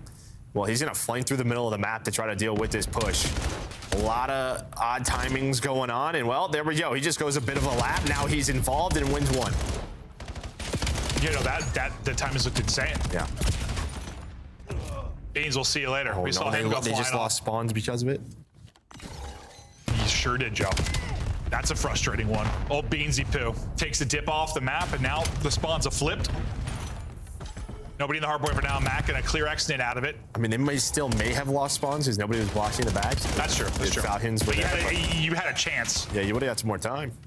True. Vivid just hiding there. Get some help from Mac. And again, they extend this lead out. Yeah, I mean, you've had a chance at P2 if you're Falcons, and now at this P4 to at least like sort of split or get majority of the time. And there's been like a multi-kill that's allowed C9 to, hang on to this lead. It's just felt like the second half of this game has been sort of, I don't know, Falcons in control or a step ahead, but the individual plays of the multi-kills that C9 are finding have kept this lead basically, I mean, you went down 60. Yeah. You played them even since then, if you look at it that way. Like, you went a 60-point hole, and then you played them. It's just you're going to need to make a little bit of a run like Cloud did early. Yeah, this is the best setup you've had at a P1. Without question. I mean, before this, your best look at it was a contest for the most part. Now you get 3, chance to flip this out, 2 and 3, hold down. I thought maybe they try to get forward and flip them out, but they're just going to take this time for now. They know they got 30 seconds left and another opportunity to push and do that. And that looks like exactly what they're trying to do. Finding the kills, pushing forward. This could work out perfectly. You still have number 4 and Kismet holding the other side. He wins his fight. Bit of a split spawn now for Cloud9, so maybe not as perfect as it could have been for Falcons to set up for the P2, but you're going to get, after basically no time at a P1, a flawless P1. Yeah, you get 4 dead. twice in a row, back to back. That's perfection. That allows the map to just open up, and now spawns. Well, they favor Cloud9 because 5 and 8 just spawn all the way. Yeah, it felt like French did block the back, but I know they can get weird. Yeah, no, they can. I thought they had the presence there as well. Okay, spawns get a little weird, and now that run from Falcons could disappear with a hold here from Cloud9. Still, you know how crazy P2s can be. Opportunities to break, they're finding the kills. One player left, he'll get cleared out. Falcons gonna bully their way in through the front. They know right where they're spawning, so trying to get angles. Number one, this is South, fine. looking for a push. Left. Looking for a lead change, down 10, roaring right now are Falcons. Kid's just tucked away, waiting for the fight. He's able to pounce the help from Cell. It is all Falcons now. That was a brilliant break. Kiz lost it for a second. Nice movement there to replay. Well, in Beans, he spawns out and he tries to, instead of like rotating, he tries to get back in and help his teammates. So they might lose rotation, but they will recover at this P3. As well, now we're going to react to this. Cell and X did actually spawn on Dojo's side. Hellstorm was called in from Kiz. So far, C9 didn't have to do really what Falcons have been doing, right? Just controlling this part of the map and dealing with those streaks. A great job for Beans to win a fight mid, but doesn't realize there's a second player there. But honestly, just getting one was enough. Kiz's nade, we'll see if that opened things for them to push forward. Some big gunfight wins behind the M15s of Cloud9. They'll find all 4, and they needed that moment. They haven't had, it feels like, a moment to breathe really over the last like 90 seconds. Can't win here, so Falcons are gonna rotate. And it's honestly 3 and 4. They've been pretty split after like that first sequence. So what are they gonna get to? Like 235, right around that ballpark? Oh, Vivid just goes massive. He's in a 1 versus 2 for the spawns. He finds both of them. Should allow his teammates to win the rotation. All of Cloud9 are here. Chance to get us to a game 5. He's had a couple big multi-kills. That one may be bigger than all of them. The reason Cloud9 have a contest here. But Pred lines up 2. Xdid gets the last, and there's the break. And the break's as quick as you could ask for. Time for Falcons to win. Obviously time for Cloud9 to close this out and push it to a map 5 as well. This is the next big push. You've got numbers right now, only for a moment if you're Cloud9. The spawns are coming in for Falcons. They're getting back quickly. There's enough time for the bodies to get back. The pressure just simply wasn't fast enough in this little corner. This corner is just insane. The playmaking from this corner, it's always someone tucked here just making a play. All right, lead change about to come in, but Mac and Vivid find to pressure on the Cell. At least trying to get into a P1, and I don't know if the tick is in. No, I don't think so. Yeah, so we're gonna head to a P1. As well, who's going to be there? It's going to be Afro. He's going to have the help of Mac. Here comes the rotation from Falcons. Looks like number 3 next is going to go all the way around, but he might be a second too late, or somebody didn't watch it. You got to go. You got to go. He's able to win the fight. Does he get there in time? Not going to happen. Cloud9 ice up. And honestly, in a way, it's like the search. It's like Cloud9 have the lead. They're okay. Then they nearly let it slip, but when they've got to clutch up in the final moments, they've been clutch in the last 2 maps. Or sorry, the 2 and 4. Now it's can they be clutch in the series, actually? Can they win a map 5? That's been the big question all year for them throughout this stage. It's just weird because you see like they got some clutch moments, man. Like the round 11, the ending of that hard point, like there's some ice there. But there's a difference between a map 2 ice, I guess, and a map 5 ice. Well, I would say I think they've answered sort of these calls a little better than what we've seen. I think in the past they would sort of break down and be out of it. Where right here, I mean, the fact they survived 5 rounds in a row, so they survived that P4 to get it to the P1 and then win the rotation. They're making the heads up plays when they need to. And you know, Beans, maybe not the flashiest from like a KD perspective, but that's what kind of I was talking about earlier. Like even before when he was on bad teams, like they were struggling. Damage-wise, we just knew, what do we call him? A shooter. We always call him a shooter. Like, the guy can shoot straight. He plays aggressive. He can be disgusting. There, I mean, maybe not the best like stats, but damage-wise, led the lobby in damage. That's what I kind of expect to see from him. And I'm sure that was a big difference maker. Plus, Vivid, like, Vivid had, what, 2 or 3 just massive multi-kill type plays that stretched from Mac. That was unbelievable. Kind of answer what Exton was doing earlier. Yeah, I mean, they needed that, right? Based off what we saw of map 1 and even the map 3, just sort of the individual plays from C9. And it was still a close one. It was a hectic Den hard point. There were some wonky spawns, some parallels. I mean, I'm sure it was tough for the players, right? Just how quick they had to react, but you survive if you're C9. And now we go to a raid where this is the map that I mentioned when talking about the map 2, where we saw like a crazy streak from this Falcons team. I think it was what they like gave up 5 straight rounds to Paris, then won 5 straight rounds to close it out, or something like that. They can be very streaky. I don't know who you got taking it, Joe. I mean, Falcons, yeah. Falcons pick, right? It's Falcons pick. They're probably favored to take it here. We'll see if they can do it. Looking an upset city though, atop the table. They were the ones dealing out upsets last week. Will they be caught by Cloud9? Will they get to 5-2? Quick break. We'll be right back. Don't miss us too much. Look like the pros to play like the pros. The CDL team skins are available now. Scan the QR code or check out the in-game store now. Monster Energy, the official energy drink of the CDL. Scuff, official controller of the CDL.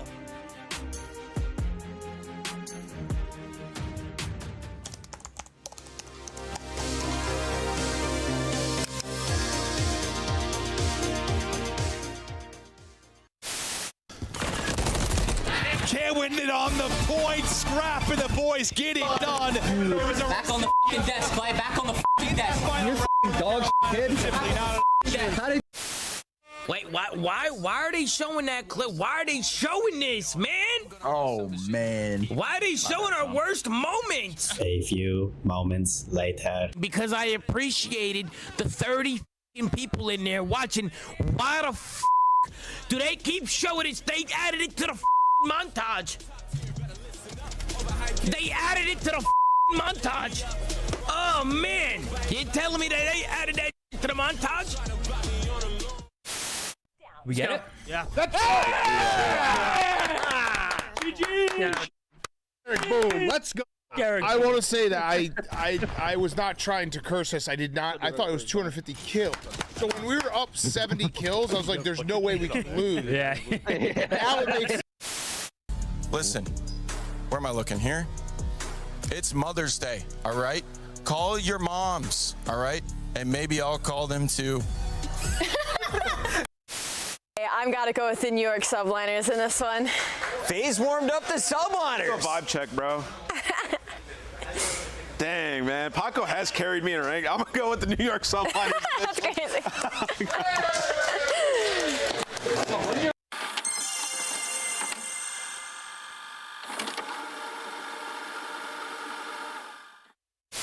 No, it's all down to Sim. It's a 1v4, and it's soon to be. Hold on. A minute. He's managed to make a meal of it. 20 seconds on the clock. Forward we go. Oh my god. Oh my god. Lucky. Oh my god. It's a oh my god. Sim. Oh, he doesn't know he's in the van. Can he do it? Oh my god. Oh my god. It's from the Sim, man. I cannot believe the phenom. Oh my god. Nasty my god. That is top 10 maybe of all time. One round. Watch it, S1, S1. I have the cross. Crossing, Joe dead. Other one hit. Nice! That has 65! So you have 60 for the outgo! Joe! Joe! What are you doing, Joe? That's so dog. I love that clip, dude. Jonas Steve cracks me up. It's like, whatever, yeah. Like, I was frying you. All right, but jokes aside, map 5 now. It has been the bane of Cloud9's existence. The search and destroy has really been clicking into good form for Falcons.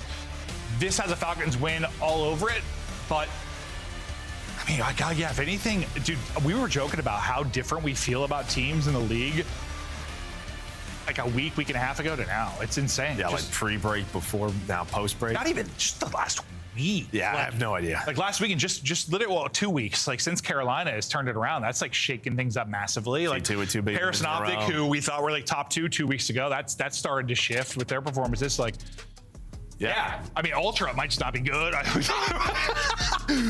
But looking at the series stats for these two guys. Cell sitting at 1.27. Mac, though, putting in the kills. Search and destroy.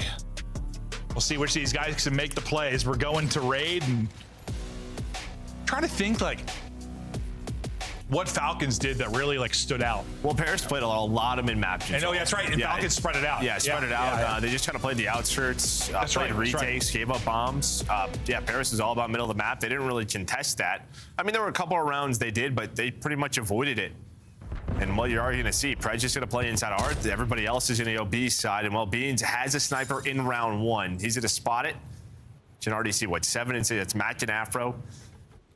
Going to have middle of the map. That's going to allow those quick rotations to both A and B. And I remember Sal, like from Apartment, had some big plays, like shut down Neptune, right? Like on routes and stuff. That's right. It's coming back to me now. Plant in, poolside, into Tiki. Goes Kiz. Playing deep will be Pred all the way back garage. He's going to be out of the play, but so is kind of Vivid for now. Nice job from Exit. Well, he's going to utterly shut down the mid pinch. Well, he's got one more pinch now to deal with. Well, okay, Pred's gonna go. So yeah, he just kind of plays his life for so long. Vivid has no idea he is there. Beans with the one, and I think he just wants to play his life. Will Pred hunt him down? Dipping out the snipe. Yeah, whipped the snipe, a hit with the pistol. And he didn't really have time to win this. Pred is gonna get the call to hunt. Gonna guess wrong though. Beans, he slipped away. He's an agile one. He'll get out, but it'll be round to Falcons, and really just. I mean, X-Did just shutting down the stair side push. Well, I like the play from C9, right? Because they use this smoke. They pretty much know that there's one guy, Tiki, and they want to isolate him. But Kismet stays alive, and I think X-Did just runs through the smoke or around it and finds both of those players. So I don't know if it just wasn't in a good spot, but I like the call from C9. You're cutting off sort of what they're looking at, isolating one player. Yeah, no hesitation. You're hoping you're taking out the guy watching the flank, and I think that was Pred, right? Tried to get back into the play, though, in time to help out. Offense now for Cloud9. We'll see what their look is like. We'll see that a lot. There's that jump peek from mid, getting info. Xnid getting aggressive over towards Ring, but we'll see if he tries to make any kind of play. Beans might have spotted him. I don't know. Maybe not now. Oh, God. I mean, his timing. Wow, if he doesn't shoot there. Yeah, it's always a tough shot. Yeah, you're hoping for a freebie. I thought he might be in 2 or 3, bro. He doesn't know we do, right? Yeah, he's got no idea if there's still somebody garage. Max gonna they'll find Kismet. So, I mean, you just really work through the middle of the map if you are C9 and end up at this B bomb site. So, yeah, I mean, similar to what we saw from Falcons versus Paris. Yeah, not a lot of mid-map pressure. You're really just playing the outskirts. Hoping to give this up, and somehow we're in a 2 versus 2. We sure are. Pred, not the cleanest fight, though. He's a bit tagged up. And oh, my God, the hip fire is going to hit. Vivid now, 1 versus 2.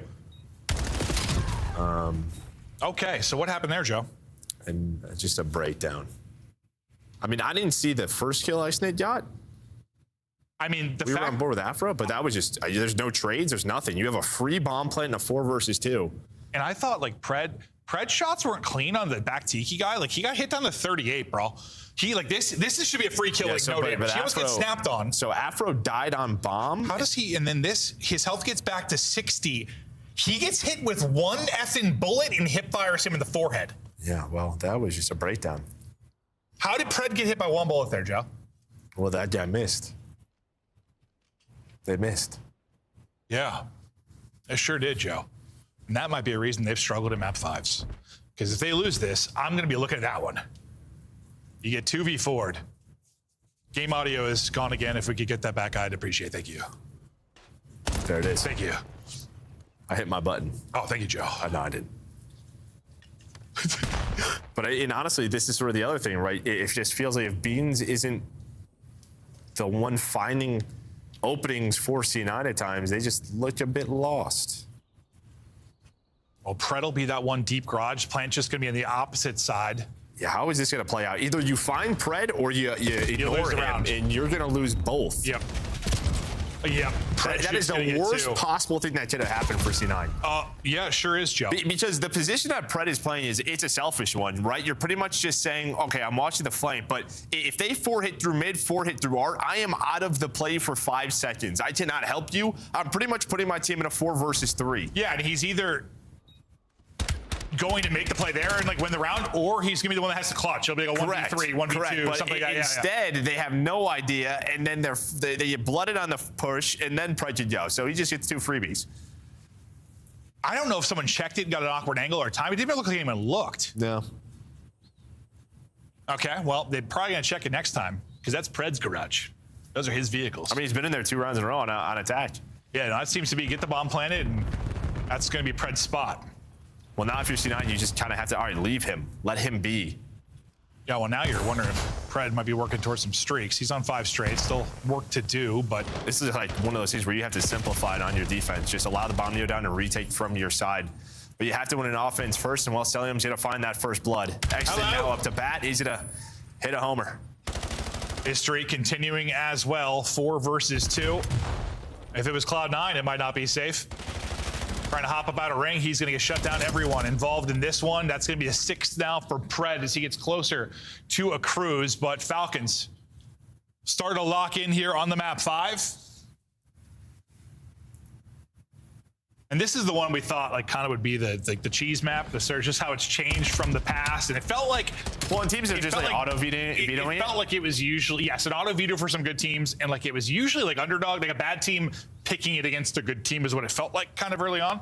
But now, I mean, they are a good team now. So well, it's just one of those things that's going to expand their map pool, right? If you're going up against them, if you don't play raid often, then they can pick one of their stronger maps, right? So it's worked out. I still think this series is an example of like how tight things are in the sense like after the Falcons went over Paris, like they're one of our good teams, but they're going map 5 with Cloud9, one of the worst teams. It's just the nature of it right now. It is competitive, but a win's a win. If they can close out, it doesn't hurt to be tested maybe before a major. I don't know if you need a wake-up call for these guys. You should have chips over all the shoulders right now, is there? So you've switched positions now, right? Kismet and Pred have switched spots. And now if you're C9, like you just kind of have to avoid that guy garage. Just swimming on forward. It's his garage, it's his pool, it's Cel's nade that finds the blood though. He's got bloods in a couple of rounds here. Pred just gonna play his life. You have numbers now, no reason to throw it away. Bomb has been planted back on up. You might have a 3-on-3 because Kismet is deep. Well, now he's gonna go, right? Just now he sees nothing. This is the last time with the smoke and Exton. We didn't see it from his POV, how he found it. He just lurks on the outside of the smoke, gets at least one, job is done. Now Kismet takes his route, as he said, and finds the kill. He'll get both. Garage player making an impact, whether it's late or it's early post-plant. But Cloud9, they're a little lost. No, I mean, they haven't played it at all. They're 0-0 on the year. But yeah, they do not look good on this map. I mean, listen, like this is like, again, props to Falcons, but like this sort of B strat, Clay and I were doing this in 2013. Yeah. Right? So, I mean, just sort of these late flanks through mid stairs, lurching through garage, getting that bomb down quickly. It's working out though. It is, it is. Still works. Still works. If it's not broke, don't fix it. Might be some changes to how the map plays, but some of the old ones still good. Cloud9, they need a round. They need 6, but they're getting blown out. Don't seem comfortable here at all. And well, you thought after Falcons beat Paris here. Oh, sweet Jebediah. A little quick scope. I mean, the there fact he gets one though, because you had 3 players from Falcons quickly flank. You do get the bomb down. You're going to wrap all the way back through now to get to your teammate and Celium if you were Pred and Kismet. But that reaction was unreal from Beans to give his team a chance. Yeah, that's one that, like, I didn't want to see it in slow-mo. It won't look that good. Show me that full speed, because that had to have been quick. They're doubled up. Eventually drop, but it's down to 1 versus 1. Vivid. And it's Cell trying to clutch for the clean. 6-0. He gets spotted. Nice trigger discipline from Vivid. Yeah, I mean, here's the glass break, and now he can just chill. It's planted for him. Can check it, and while Cell just hits some bad timings, doesn't matter because he hits the shots. Yeah, I mean, you're not killing Cell off that heady. It's just not going to happen. I hear Ant reacted like, dude, you're not killing Cell there, bro. It's just annoying. You're not killing Cell. You saw sweat. Yo, dude, what do you think about my Jack in the Box idea with Cell? Just him popping out, bro.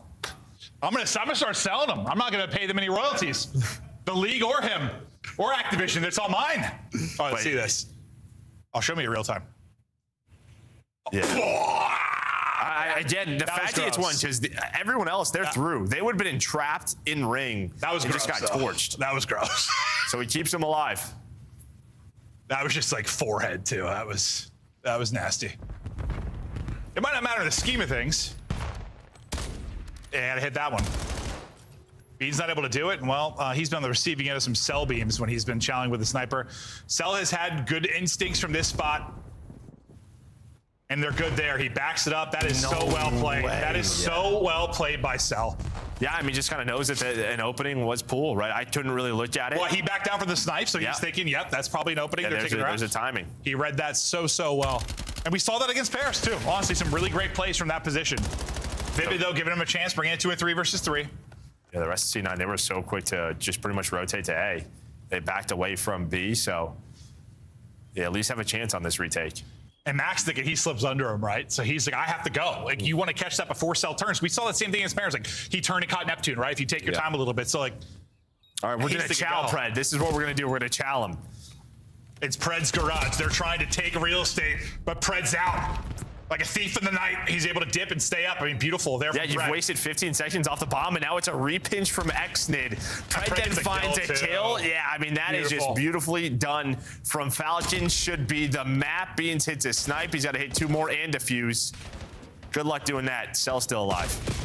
Not going to happen. We'll get slammed and shut down. A convincing win in the map 5. But to me, it's like, yes, they're playing that map well as a team, but also it just seems like their spots. It's one of those maps that you play. Like, you have like spots on a map that starts you feel very comfortable. Like, you just read really well. Like, it's like Pred and Garage and then Cell over towards Apartment. Like, they just read it and play it beautiful. Yeah, they understand the timing. Yeah. Like, I know it's a team game. They did some things well team, but it was like a lot of individual moments where they just made the right decisions and made plays. It was really, really well done. Like, Mac is not thinking it's going to be Cell backed up there pre-aimed waiting for him. He was like, what the hell? But it was.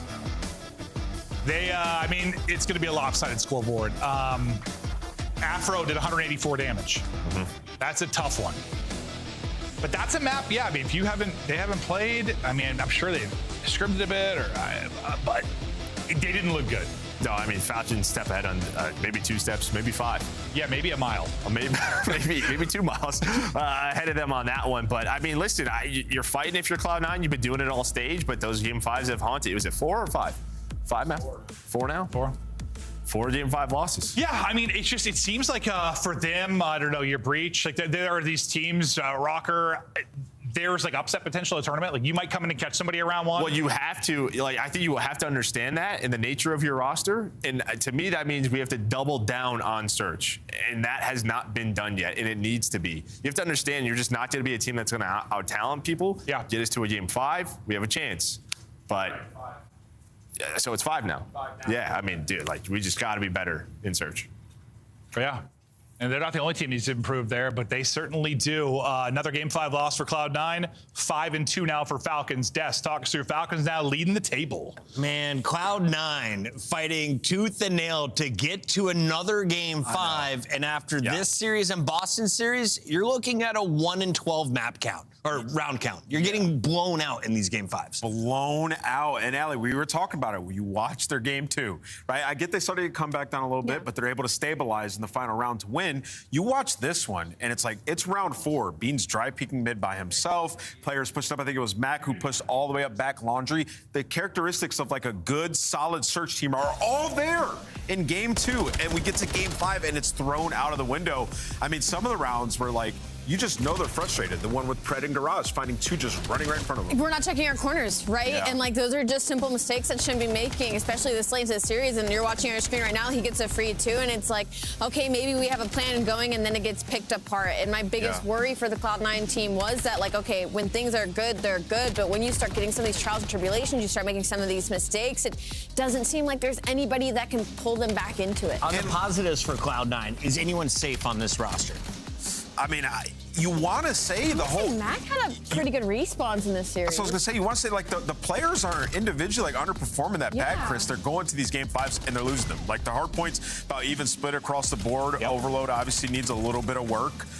But you know, you look at this one, and I just got to talk about what transpired in the actual S&D. And to me, it's them just throwing their lives away. And you saw their thought in the beginning. It's like, okay, we're going to establish mid control from the jump, round number 1.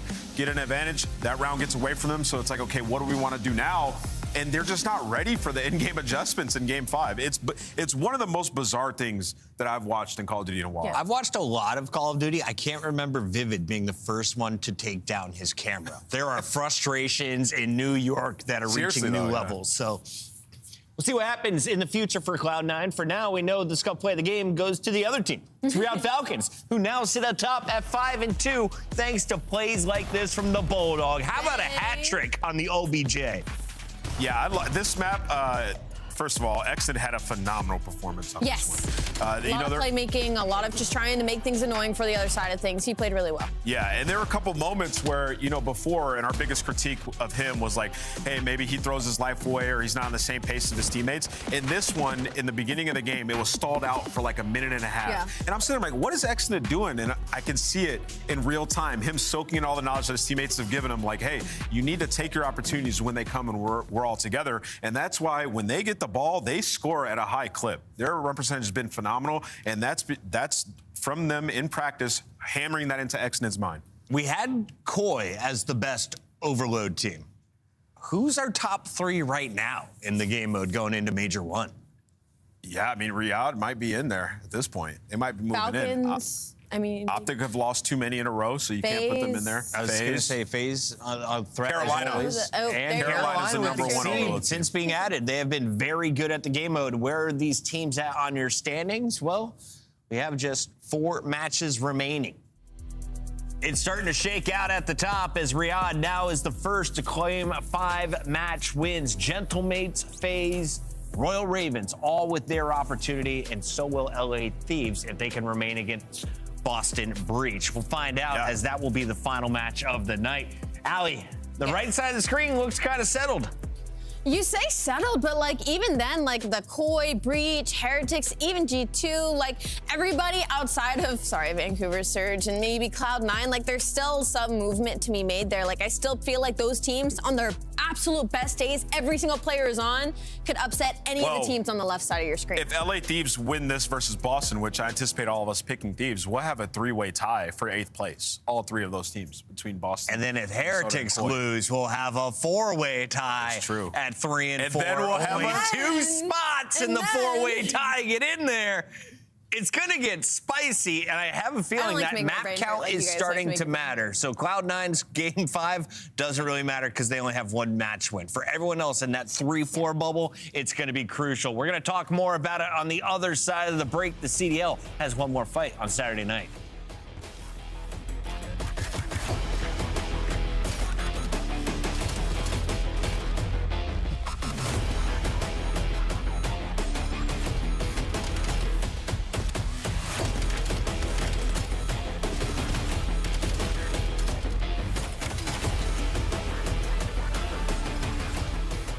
Monster Energy, the official energy drink of the CDL.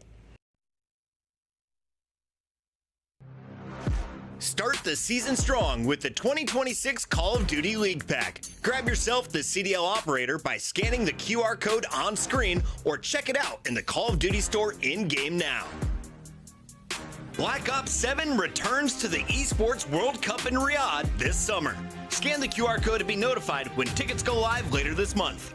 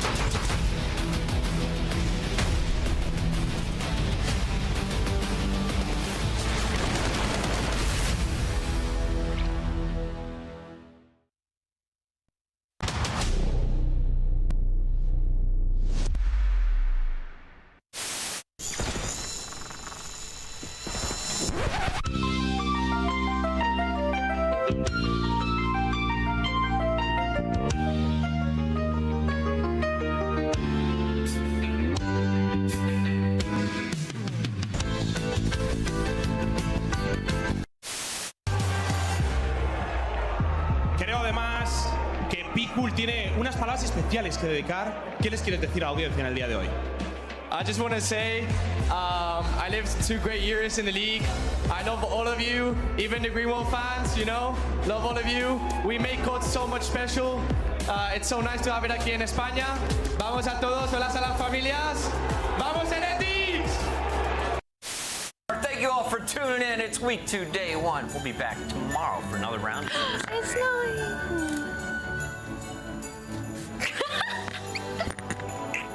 It's vibey in here, man. He's getting caught. 9 seconds to go. Just has to stay alive. Can he get back to it? I don't know. It's I close. don't know. It's so close. He might have it. He might have this.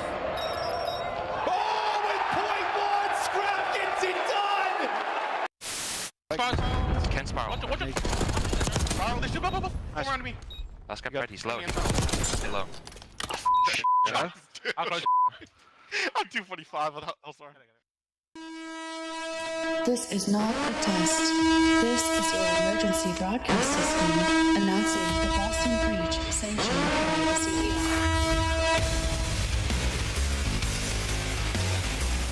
All weapons have been authorized for use during the breach.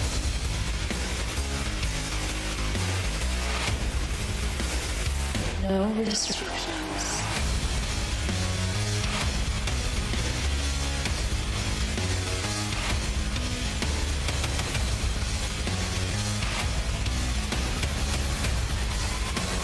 This is breach, not a test.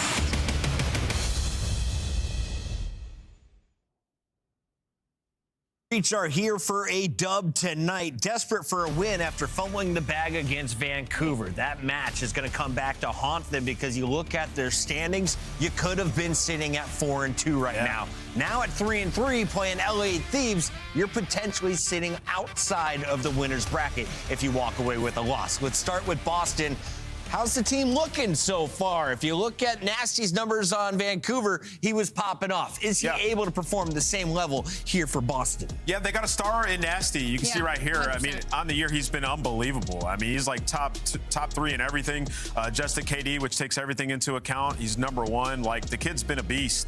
But for them, though, when comes in Nasty frying, what happens? Purge has taken a dip to the bottom of the league at like 48th. So when you're talking about this team, yes, Nasty's been playing well. You need contribution from Purge, the playmaker on this team.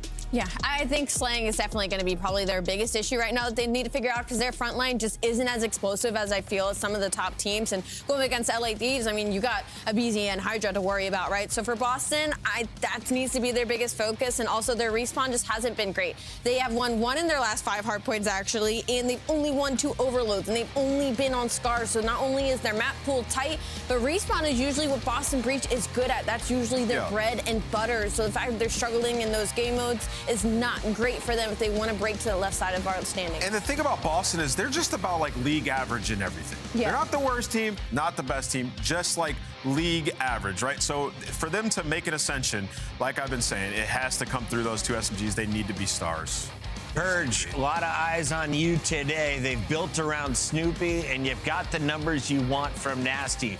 When they did find success, Cammy was leading the leaderboard. We'll see if he can do that again as the Scott gets the job done. On the other side, you got the Thieves, though, and this is a team that was on blow it up watch. That was until the Optic match that totally turned the entire tune of the, I want to say the league, Allie, because now everyone feels that anyone can beat anyone. You know, usually I would look at a matchup like this and I'd be like, oh, maybe it's not that important, like if LA Thieves don't play that well, but like with the way Optic has been looking, I feel like every match this weekend is incredibly important because we really don't know where people are at right now. And for LA Thieves, if they don't slam Boston, I'm like, okay, well that means there's still plenty of other teams that could beat you, even if they go to a game 5. So I'm kind of feeling this out for LA Thieves. Their respawn hasn't been great, but they're not playing Den anymore. We saw them go up against Optic Texas, not a Den in sight. They win the series, so. I got good news for you. What is it? There's 3 Dens in this series. Oh! So we're going to find out if they fix Den or not, because for LA, they haven't played Den in a while. It hasn't been good for them, and I think what's interesting here, Al, is that we're getting that Colossus off the rip. For LA Thieves, they haven't played a Colossus or a Blackheart, so we're going to get that, see how they look there. But LA Thieves, yeah, they they want to dominate the series. I mean, it's their last match of the split, I believe, for them. You got one more after this. You don't even get a spot respawn if you're Boston Breach. So even the map set with the 3 dens, it's either they capitalize on Thieves and their den woes, or they got something in the back pocket. Scuff Pick'ems, let's lock it in. LA Thieves sitting at 3-2. On the other side, you have a 3-3 Boston Breach with their final fight. Boston, the dub's coming, but you gotta wait till LAN. I don't think it happens against LA Thieves. I got Thieves in 4. Yeah, I got Thieves as well. I got Thieves in 3. I got these. In? Congrats, Boston Breach, on the upset. Woo! There we go. All 4 going the same way. Let's see if it's the way we started the day. Difficult. I don't think it's as clear cut and dry as today's games were. But very excited to close out today's Saturday of sensational Call of Duty action. Chance, you asked me seconds before this began, which way are you going? I'm very, very lightly leaning Thieves, but at this point in time, anything goes. What about you, mate? Well, the mystery, I think, lies in like the map number 1. You have the Colossus Hardpoint. That is the most vetoed map from LAT. Now that Blackheart's in, they're going to have to play one of the tiny maps, and it's just an unknown quantity. I think otherwise, LAT have at least like a slight, advantage in the pick and bans in the map set that we currently have compared to Boston, but only slight. So I think it's a good 50-50 battle. And I know thinking about a map like Colossus, you have guys like a BZ and Hydra, 2 hyper-aggressive SMGs on your team. You imagine it's a map that can cook up, but I know for this team, it's a brand new dynamic, right? That's the thing. It's fuel and air is what you require to make a fire. And right now, it's a lot of fuel, not a lot of air. And that's the struggle, I think, right now, is this is 2 submachine gun players who are outstanding in their own right. And they are definitely missing this objective beat in between them. That's a lot of den. We'll deal with that in a moment. But first chance, Colossus. Here we go. Yeah, absolutely. I was hoping you'd set me up for it. It's just the fact that, Abizi's been playing with Simp for the past, 7 years, and Simp is one of the best objective SMG players in the game. The last 2 SMG players that Hydra has played with have been Envoy and Kismet, 2 of the best objective-minded SMG players in the game. So LAT is just a full team that have to make just massive adjustments to their play styles, and obviously that is something that takes time, so they're going to get better as the year goes on. You'd hope so. And so far, a great test against Boston, who have taken some mean teams to task here in the early days of the Black Ops 6, or 2026 Black Ops 7 season. God, that's a tongue twister, ain't it? Right after 6. Into P1, we finally go, though, and not a huge amount of time either side. We're really playing for them kills, and Snoop is soaring. Once again, one of the more exciting POVs in the league, with damn good reason, kills like this. But yeah, somebody get on the hard point. Thank you. Yeah, huge battle just for statue control. If you're going to be inside the hill and you don't have statue, you're not going to be in the hill for very long. So that is a long salvo just to capitalize. And when Boston get it, it allows guys like Snoopy to be free. Pokes his head out for a kill. Now is a distraction, and Boston end up coming away with a nice 15-20 second lead going into new, where Boston have the right side spots. They do indeed. Well, neither of these teams have taken a page out of the G2 book. Those boys know how to run a P1 2. But into the second hard point we now go. Nasty gets himself at least 1 out of this. The attack towards the rear now still continuing with the form of Cammy until Abizi does it, son. He picks up 2 on the back line. Lead change, LA Thieves. Yeah, that's the Abizi you like to see with an SMG in hand. There's been many maps where he's a full-time AR, but in spite of Abizi's efforts, well, on spawn, it's going to be mixing it. LAT, it's a 2-2 split. Boston holding strong. They've got the break. Guns up. Cheeky spots. Great teamwork rolling through. Boston, a good break and a good hold so far. Still holding. Still holding indeed. All comes down to scrap, and he's gone. What a great P2 out of Boston. P1 was solid. P2 looking a little bit better. Now they push their lead ever forward towards P3 in a sec, top side of the minimap. We're going to see if they can keep that run going. Already Boston making their way towards new, and Thieves are trying to cut off this scrap time. They've still got spawns on the right-hand side. They're going to be battling for that, and so far, old Abizi, 8 and 4, manages to get himself at least 1, get his boys closer towards time, and it is Hydra, LA, as he finds himself on time. He's just trying to be a nuisance, and he is successful in that. Gets 2 before he falls, but LAT, instead of rotating, hit old time for about 10 seconds, and it is mixy, but that allows Boston to get here first. They don't have to worry about tunnel. They only have, it's just guns forward. It is a 4-man hit virtually through the front, trades going through, and a 1v1 battle where Purge actually gets the reinforcements first. So this entire time, it's been a slight advantage towards Boston. They've always had the numbers. LAT, though, clearly bringing the fight. Game, son. They've got the good shots either way. Great kills there from Snoop, the final attack. Kenny. Oh, God, I just saw Miles. Oh, God. Oh, no. It's fine. I'm Keep sorry. lock in, Ashworth. We're still going towards the scrap time here. 20 seconds on it as we are battling in. And Purge doing everything they can. Another big 3 dead now from Boston Breach. The attack towards the rear. They're trying to keep Kenny under as much pressure as humanly possible, and they are doing just that. 2 hard points up. These with a decent set of manpower over here, but once again, Purge and Cammy setting pace. Oh, dearie me. Boston with the time. I mean, this like small problem, you know, probably should rotate to P3 instead of hitting old time for 10. Bigger problem, yeah, 2 and 13. I mean, that's just undeniable. And he's actually pulling out an SMG to try to make that switch. So maybe Kenny trying to say, I'll do it myself. If we can't make the good plays, let me just kick up and find some extra kills. And LAT walk it down to break that P4. I will hold in. On board with Scrap here. Everyone's POVs on Colossus just look absolutely twisted. A great tooth. Makes it a 4 spree. This player's hot on his heels, though, as that life is not going to keep lasting. And again, the LA Thieves, the massive amount of pressure that they find themselves under nearly every single hard point. Boston, the 2-2 kill squad. Oh, goodness. Across map they go. And every time we look at a member of the Thieves, they're getting peed on. Yeah, and it just a moment where Hydra overwhelmed has 2 players. I can see he's calming, just begging his team for help, but the help is just a little bit too late. Maybe a 2-2 split over towards the new time, but any moment where LAT needs to get an extra kill. Seems like they're struggling. Kenny, though, for 2 in the feed, and that's good enough for nearly every single man wiped out. And I hear the trophies inside the time as well. LAT, a few things finally going right for him. Finally, oh, here comes Snoop, and there goes Snoop.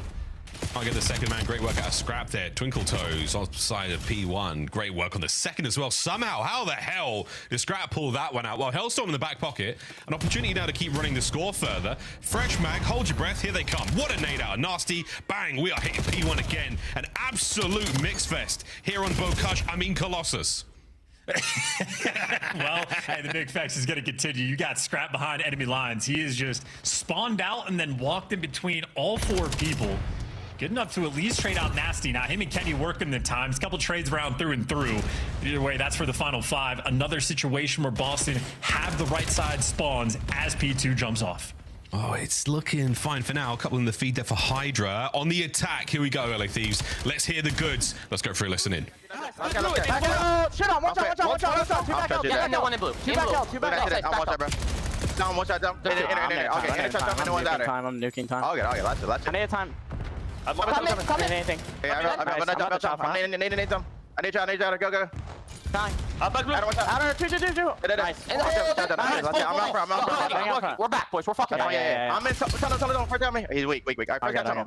I come in. I'll help Tom. I'll help Tom. You get there. You just I'll see if I'm help Tom. I jump. 2, cool. I got it. Just hit it. Lay it. Time in. Guys. I got it. I'm Tom. 2 on time. Can I tell me? 3. All good.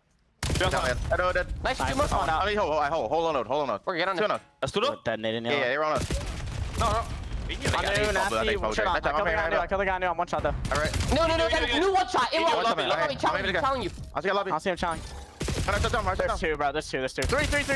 1 second. Boat in lobby. Already in the boat. 100%. Just still boat. I'm in the boat. 1 second, and then on their heady. Take it down. I'm pitching. Take it down. Enter. I'm gonna take down. Enter and on the heady. It's on the small blue. I'll see how they do. Stun a boat. Get shut down. Boat. Watch out. They create like that. Crate. I want I can need you guys. Boy, them Thieves playing like their lives depend on it. Great listening. Frantic indeed. Let's go to Boston Breach and see how they sound. Time. I just I'm playing here. 1 shot. It's Hydra. They might go to you. They could go. He's gonna push me deep on me. I can't help you close. I'll have you close. Yeah, I'm out to mid. I have to mid. Boys. I have to mid, okay? I have you close now. Easy with it. I can have you too, Cam. He's already deep. Play from front. Going yellow. Back elbow, guys. Back elbow, there's 2. 1 more. Back elbow, guys. I got time. Side elbow. Time. 1 shot easy on time. Name time. Ego child kill. Throw nades through the middle of the field. You got one. Nice. There's 2. Side. Yeah, Marin inside. Split inside that. Nice shit. Nice, Nice, that's gonna be elbow. elbow. I don't see him. Just give me side. Elbow. One more. Nice, They spawned out. Pushing in front. Yo, this guy's on the left rock. Pick it up. Why P2, Kenny, okay? I hear. Yeah, I'm shouting from Barney. Absolutely. I get it. Two front, I got collide. Two front. Hydra, weak front. I'm one shot. I need time here. No one's top mid. He's in our left side yellow lobby. Left side yellow lobby. Hey, on that. I think showing. Yo, two shot. Yeah, I'm spawned by the way. I can't show you. Chance, both our teams absolutely spitting and shitting in the listen-ins and in the gameplay. It's a very impressive start to the series. Yeah, high octane performance, and this is one where Boston have had the constant edge on their opponents. The kill feed, though, right in that moment, looking great for LAT, doing everything they can, but it's been a P1 that's been a struggle for either team to really get time.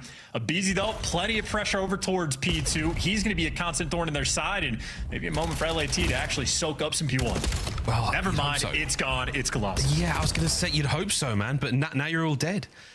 You're all gone. It's not working out. Well, it's still anyone's game, give or take the decent lead that the Boston Breach lads have got. But you're looking at a little bit of an open P1 for now. 30 seconds to go on this, and you're going to see the big kills coming through from the Breach boys. That is it. Hydra, last man in, somehow walking away with that. Somehow walking away with that one. And there ain't no way he gets the third. Are you kidding me? Hydra.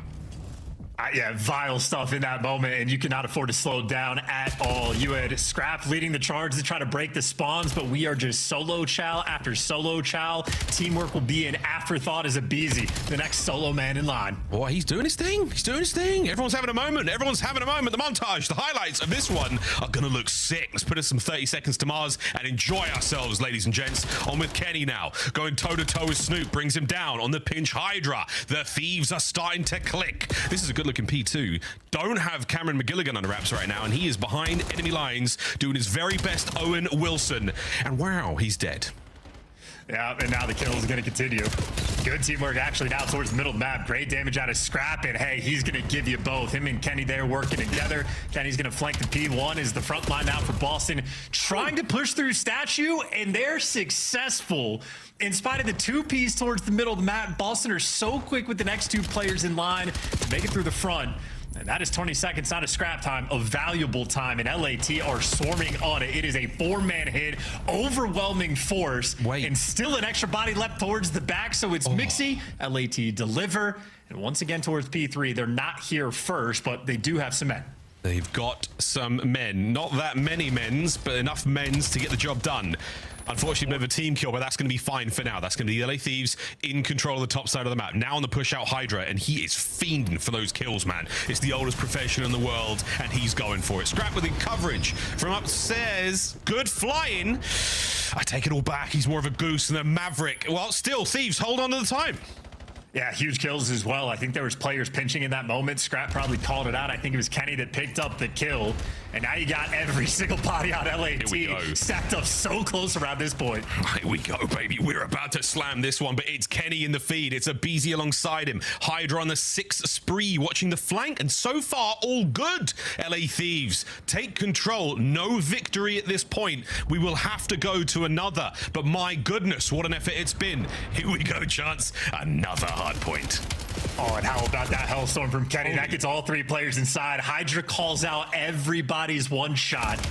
And now over towards P4. Scrap knows there's going to be pressure. Couple trades rolling through. Boston have the time, but Abizi is in the back blocking. Ooh, partially blocking these spawns. Ooh, that was a tough. Ooh, and Snoopy knows. Oh, he can smell him. He's got the scent of Abizi right here. He knows he's in the position. Can Abizi's patience pay off? It does. Now an opportunity to attack. Not that many members. Oh, but it might not matter. It's a one-man army. Abizi finding another. Here comes the hit through the front. Hardpoint exchanges hands. Hydra down. Kenny on the flank finds one. Kenny keeping the play alive. You've still got an opportunity here. Breach. Lead change.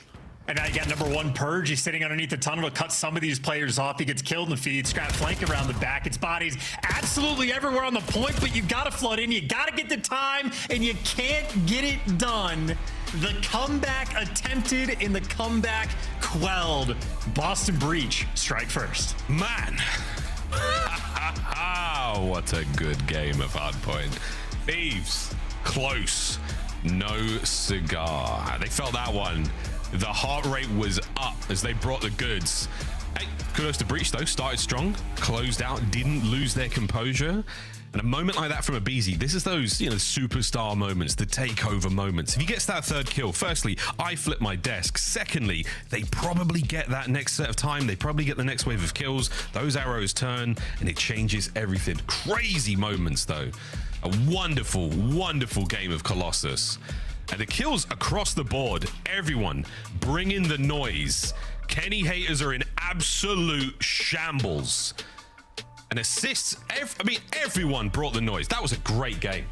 Yeah, that was just a game of pure and utter chaos there. But we're going to run the scuff play of the game and take a look at how some of this unfolded. Because, you're just seeing this P4 where it felt like the Boston players at many different times had 2 or 3 bodies just standing on top of the hard point in spite of never actually truly securing those back spawns because of Abizi's play. Always extra people around for the trade. Yeah, the trades were so good, man. I do believe we should play the kill to 30 seconds to Mars for this entire highlight section because it was super impressive. These 1v1s, man, some of the biggest kills. Abe's 2-piece there, ridiculous. If he gets the third, it truly does change everything. But Cammy, every other listeners, Cammy's it wipes out the whole team in a single magazine. It was Cold War all over again. We really did see some good stuff, man. Very, very strong individual prowess. And Miles, seeing this back, Abizi is probably laughing at the end because that's just evil. How many Boston players spawn directly on top of him? He's standing in the back. It's not just Snoopy that spawns inside of yellow 15, 20 feet in front of him. Then the next Boston player spawned directly behind the hill time. And then a third guy spawned behind Abizi directly, even after he got those 2 kills. So I don't know what the hell you have to do to actually properly block those spawns, but it seemed like Abizi did everything he could. You could actually make the argument, Thieves got robbed. Hey, just straight up, yeah. I'll see you on the flank later tonight then. How about that, mate? What a good game to start things off. Boston, hey, man, dub's a dub. Dub's a dub. Ball went in the back of the net. That's all I want to see. Scar, Search and Destroy coming up now, folks. You know the drill. You know which bomb site we're going to. We'll see, though, how our teams respond to that. Because, again, if that first map was anything to go off of, we're in for a really, really nice series. We're going to get to the triple dose of Den. And then from then on out, God only knows what's going to happen. But here we go, folks, into S&D. Mr. Ashworth, which way are you leaning?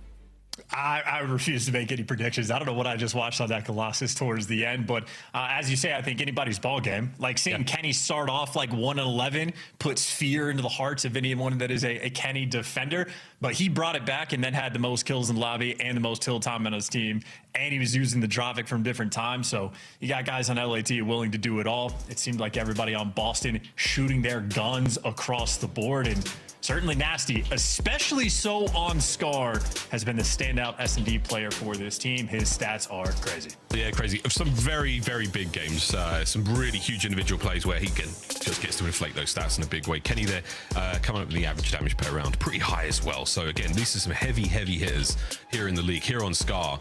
We keep a close eye on both of them, but right now it's the teams, man. It's the test of the chem. It's a lot of change for the LA Thieves camp that they have struggled to find that success because, again, the potential for that roster is sky high. But for Breach, it has been minimal change. It's, one in, man, one out.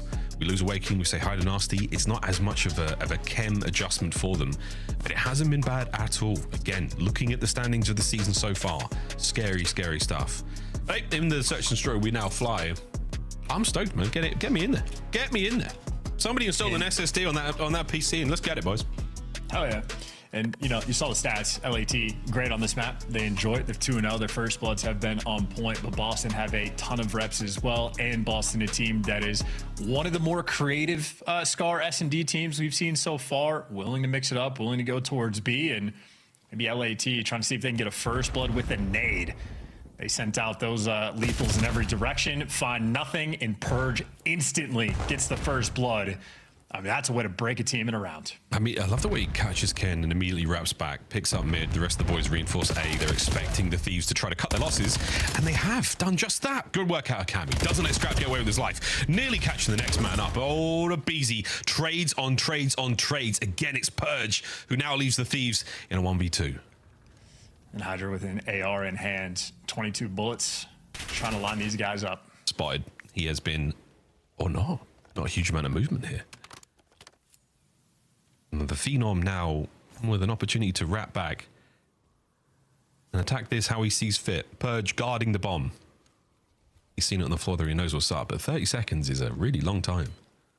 He can isolate the gunfight, though. Nasty might be quick on the trays, but if he can catch Purge by the bomb, you'd have an opportunity. But for the moment, not playing for the objective, hoping he can find a kill.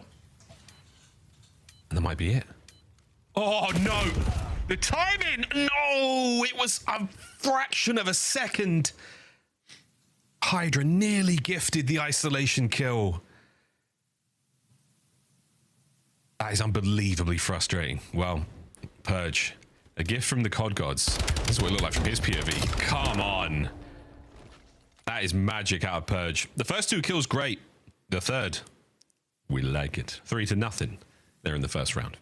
And just that first kill as well. We saw LA Thieves players. I think they maybe sent 2 different, tax or nades over towards the plane to clear it out. Don't know if they missed or if Purge just hitting it at light speed messed with the timing. Either way, a first blood that quick is devastating in the round. And it looks like, again, on that side of the map, this time Kenny will be picking up the plane heady. Power position indeed. We'll be seeing you in ranked soon, folks. Bye. Nasty. We'll see you in the next round. Here goes Purge. And both teams trying to, after a blood, immediately press forward, try and catch somebody transitioning, but no one this time. Oh, Scrap, can you get us a couple? He's got eyes on Snoopy. Purge still trying to make the play. He's gone commando. So close, so desperately trying to make something happen. What a delicate game Purge is playing right now. He is waiting for that timing. He's on the razor's edge. What? Spotted. And there it is, Hydra sending for the kill, and immediately now Snoopy, jumps into life. What a great wall jump from Scrap, buying some time. Cammy in the 1v3. And he'll definitely go down swinging. The Thieves, you can see them not take any chances there. They work together, cut down the remaining members of Boston. Nice bounce back. Yeah, and done in a very different way than Purge in round 1, but just an early first blood there from Scrap makes those attacking rounds so much more difficult on Scar. And just good work out of Scrap as well. Aggressive with the sniper. Boston turtled up in back blue right at the start of the round. And Scrap takes full advantage and then mistake-free after the fact. Great shoulders, great intel, great teamwork to make sure you take them down. Efficient work so far from both teams on the defensive end. Yeah, well, good looks. Good looks. No one getting that. Don't get that ambitious on the attack. See if the Thieves can pull out some cool stuff. Talked about some creative play here on Scar. Nasty getting rather creative with a sniper rifle in hand here. We've given up the B-bomb site, and unfortunately for you, Breach, that's where the bomb is. Purge can do whatever he wants. Yeah, 3D first blood. That's an insane route as well. Both teams have taken fun routes. Well, we got something weird here. The Boston now have come back. Oh, what is that? It's a man lying in the snow. It's a Beezy. Hydra down as well. On the other side, the battle continues, and Kenny so far has gone unnoticed and will continue to go unnoticed. Great work in the middle of the map. Now a cleanup, and it comes down to Cammy, who from one end of the map to the other now has to backtrack and defuse a bomb. Yeah, and I think Cammy was the player that actually lets a Beezy get out, and now he's going to have a Beezy right on top of him, backing him down again. Wait for it. Kenny picks up the open space that Cammy evicts himself from. Good stuff. Thieves string 2 rounds in a row. Even after Purge's absolute shenanigans being behind enemy lines, the young commando finds it there. This is already an interesting game of Scar. Yeah, we're doing Able on that one. That is just a team full of ball handlers for LAT, where the round gets very weird. Purge gets behind you, finds a free first blood, and then he's back blue, and the minimap officially looks like hell, and every single player goes and makes a good active play. Abizi reads the pressure on blue after the fact. Nice job by Scrap, working up through mid to help Kenny out, and sort of everybody in the chaos on LAT adjusts. And now Boston, everybody's apparently got lineups because they are backing down at the start of the rounds, dodging all the nades, but giving up space in the meantime, and a quick first blood. That is 3 players on LAT that got aggressive through the middle of the map. Damn. And of course, the response is there for a 2v2, but Snoopy's tagged up, and Scrap hunts him down. LAT so aggressive, and this is fantastic teamwork as well. This is so good, man. Scrap is having himself around. The lineup, the sort of patience there with everyone on breach, pumps the brakes, barely get out of spawn, expecting some insane nades. The nades weren't there, and instead, Thieves take over the map.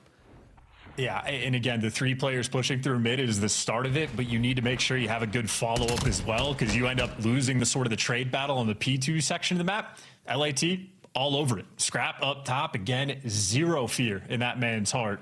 Always willing to be aggressive, and another solid round.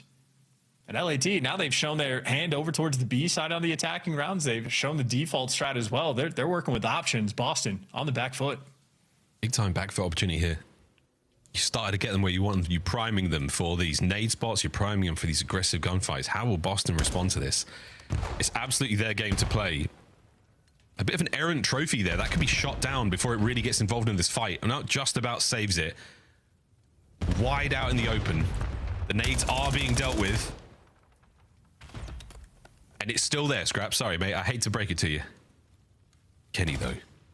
This trophy will not stop him. He's made it far forward. Here comes the attack. And he's heavily tagged. Great coverage and bad timing. And Snoopy is able to pick up his flank. Oh, and a massive advantage now from Nasty. Can Hydra take something back here for the Thieves? There's one. Now it's an SMG duo. One, of course, with an AR in hand, trying to clutch up. But BZ has intel on everybody, but cannot escape. Hydra, another 1v2. Oh, no, he takes the highest of high ground there to pick up that kill and wait for it. Hydra, oh, whoa, if he shot his gun, he might have been able to get away with that one. But now, the double back towards the A-bomb site. Nah, he's got eyes on one of those players behind him. No idea where the other is. And now Boston Breach hand in hand. They're looking for Hydra, but they will not find him. He's gone around again. The double back. The double back. Back to the double back. Unbelievable. Final few seconds. What a confusing round. Slammed. That to me sort of looks like a round where, like, it's a brand new roster and a very particular SMG duo working together. Where I'm used, it's been just a full decade, it feels like, of a BZ being the aggro SMG player getting in for the first bloods. Now he's got an AR hand, and they're letting Kenny be the guy actually walk up and try to make that entry play while Hydra plays a pinch. So a lot of tools in the tool belt of LAT, but certainly around there where Boston on point. Make sure no sort of funny business breaks down, and good teamwork towards the end to make sure Hydra does not clutch. All the tools in the world, but you just got to get the job done in the end, and that's what Boston did. It wasn't fancy, it wasn't too much, but now on the 2-2, very aggressive looks here on the defense. Thieves pushed right on up. Hydra's now left the trench. He's making his way up towards boats, and Scrap, you're wide out in the open. But here comes Hydra in through the back line, gets one and done. Eyes now towards the A-bomb site. Yeah, that is the Hydra Pokeball strat. Send him in. Hope he gets a kill. He does before he gets traded. 30 seconds off the game clock, and an awkward moment. Scrap finds a pick, and we're booping each other with stunts. Yeah, Snoop's also been spotted on the cross there. Connects with it. Oh, baby, you went for the right hook, but Kenny brought the gunny. A funny round again. And I'm not sure what's upset Hydra. He's probably annoyed that they're just turtling up in spawn every single attacking round for Boston. It's not even like a 50-yard situation. They're not crossing the 20. What are they doing, bro? Is usually what happens here. Well, Scrap, the boomstick. Great reaction time as well. That was fast on the Cammy. And that eliminates a heavy hitter from the round early on. Nice bit of surge here out of the Thieves. Still getting creative enough chance to give us a very, very different look here on Scar. What the hell is going to happen in this round? Here we go. They're figuring it out one step at a time. Do we want to end this? No. Wait, yes, we do. Let's get the coordination. No dice, nothing landing there, but you at least have taken store. So a bit of the map purchased, and on the flip side, Purge, aggressive positioning on the flank, but he'll be waiting for the timing. Yeah, Kenny's going to be watching that back purge down. Meanwhile, Labeezy, there you go, able to find a first blood. Little sneaky back shot there in the middle of the map. Cammy goes in for the facial and catches it, so that's going to be a two-man advantage right now. Boston Breach starting to bleed out here in this round. Nasty, the lone man in tower, and Kenny's going to check this user position. Grab him, fine. Just get the round of true professional. Not necessarily putting on a show for the boys and girls at home, and Purge now completely alone. Good luck, have fun here, mate. Yeah, they've been bullied out. Oh, yeah. Fast execution on the round. LA Thieves doing a great job on the defensive end where they've been perfect, and another attacking round where they're feeling it out. Sort of spread the map, played for picks just a touch, and BZ just able to shred a player towards the middle of the map to kick off the sequence, and every single player on LAT wins their gunfight. Might not be as hyperactive in the first blood category, but nonetheless, an electric S&D player at any time in a round. 7-3 so far. So far, a very confident game of Scar from the Thieves as well. Even the rounds where they're losing, there's still definitely a contest in there, and it's not a classic look out of Boston so far. Let's see what they've got. 2-2 split, 2A, 2B. They might let a player get through the plane Haiti for now, but Kenny's going to... Sure, he's not going to check it. He's given it up. Oh, and he's given it up and allowed the first blood to roll through. B bomb open for a moment. But Cammy, the actual bomb carrier, he'll be the man making the move. Oh, dear. Now it falls to he. That's what I'm talking about. Go on. Get him. They're going to come to you. You know they are. Abe, don't let this happen. Don't let this happen. Good job, Cammy. He does what he can, and look, this is not over yet. That's a great plant. He's still got a stun and a nade to play with as well. Thieves are going to go the long way around. They're going to come up behind him in a moment, but Cammy, again, good luck here, mate. This is not going to be easy, but it is doable. Well, he's cleared the map. He's going to know they're over towards plane once he checks screen. He's messed up the timing. And he's been spat on, unfortunately. That is where the retake ends. Excellent round, gentlemen. Excellent round. Thieves, 6-2. The final score there on Scar. They tie up the series. And now we go to Den.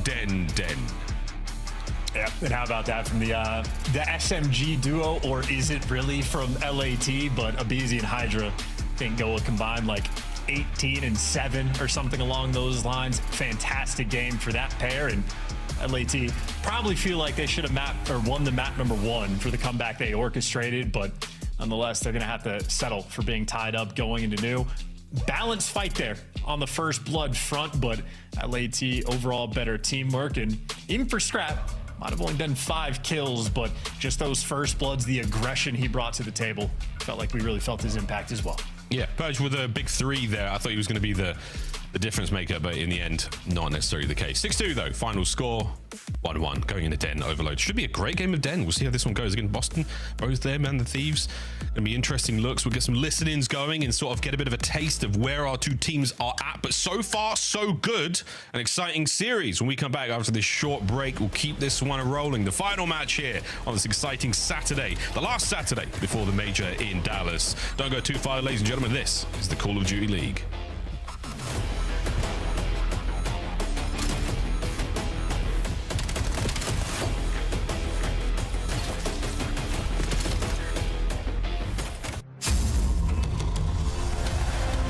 Let's find out who's built for the big stage. Heretics ready to dive in. Finds two. Forward Snoopy wipes them all. But Hydra with the switch impossible. He's making top room. So damn happy. Insights. Down the bruiser. Dominance on the grandest stage.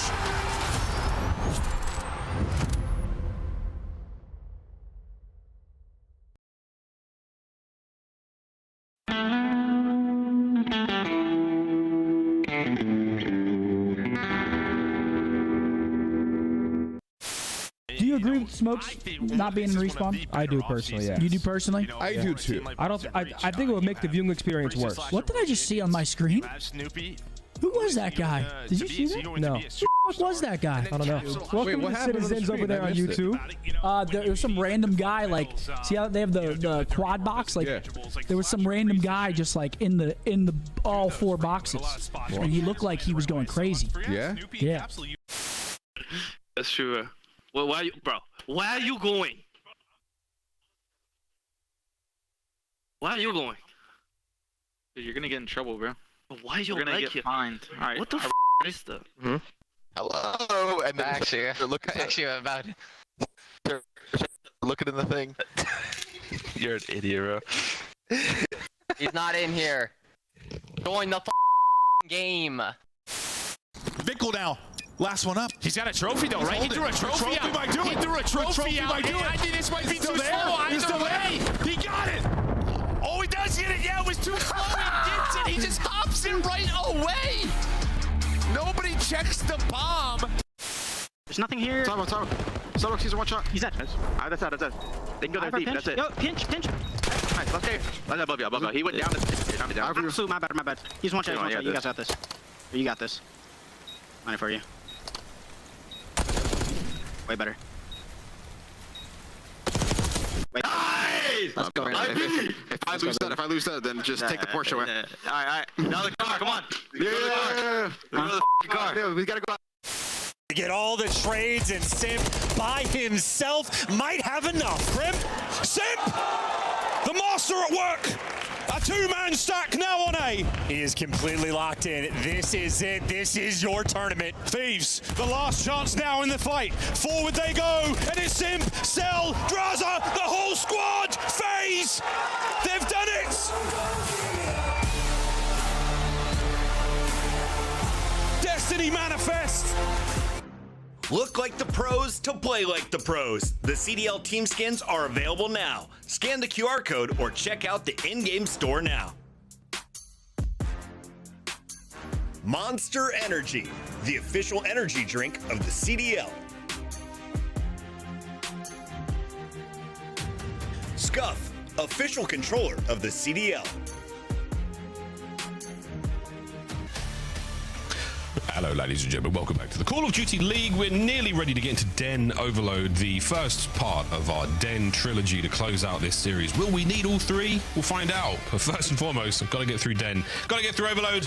My name is Miles. His name is Chance. Hope you're doing great. Well, this is how things are looking so far in the first war. The 10 minutes of the game of regulation play.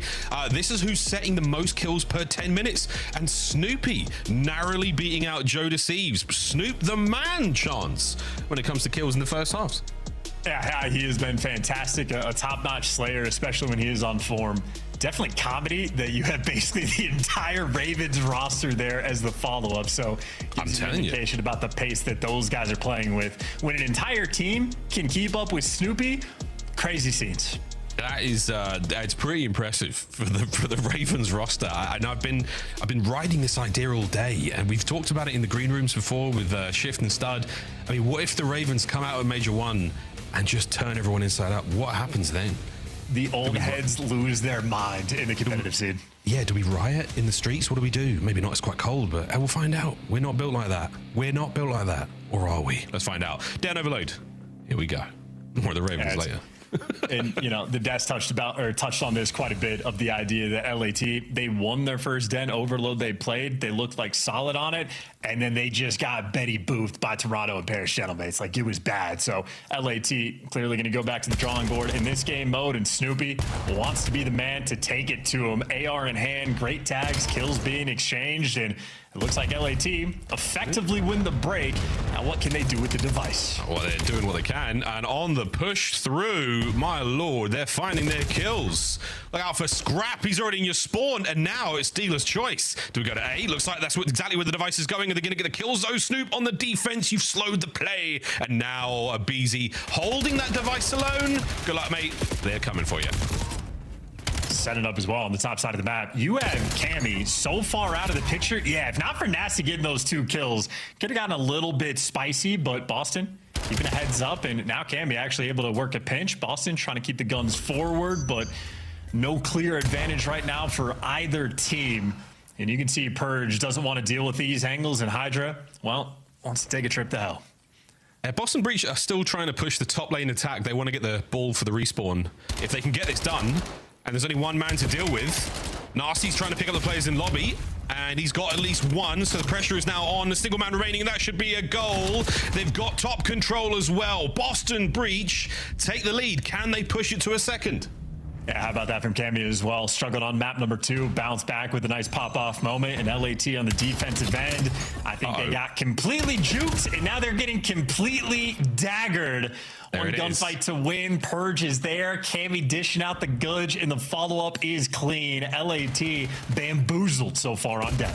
It's fantastic. But again, the problem with the second capture is, you know, ball spawns the other side of the map. Now you've got to make a big run, and if you lose the fights, that's good. If you win the fights, problem. Your boys are on the other side. But these fights are being won by Snoopy. A good reason why we give him the props, but he's let a man through. Oh, Purge, what a save. A BZ nearly able to sneak that one through. Now Snoop back to the front lines, and Snoop, there it is. Holy, what a life. And thank God for a Beezy, though. And he might actually be able to try to at least get a little bit of space. That was an open lane. LAT have had a few moments where on the defensive end, just a little bit out of position. But now for Boston, they get options. Do you want to pick up the device? Do you want to let it reset and spawn towards the bottom side of the map? Snoopy with a nice catch, and so is Cammy, but we're going to reset. Cammy should get cleaned up, and we'll turn our attention to the bottom side of the map where Boston lost the thread. Boston on the attack. They're still fighting their way forward. Can they get through Dojo? It is a no-go on Dojo. The LA Thieves have bought the space. They're now making the run. Snoop's going to be the salt.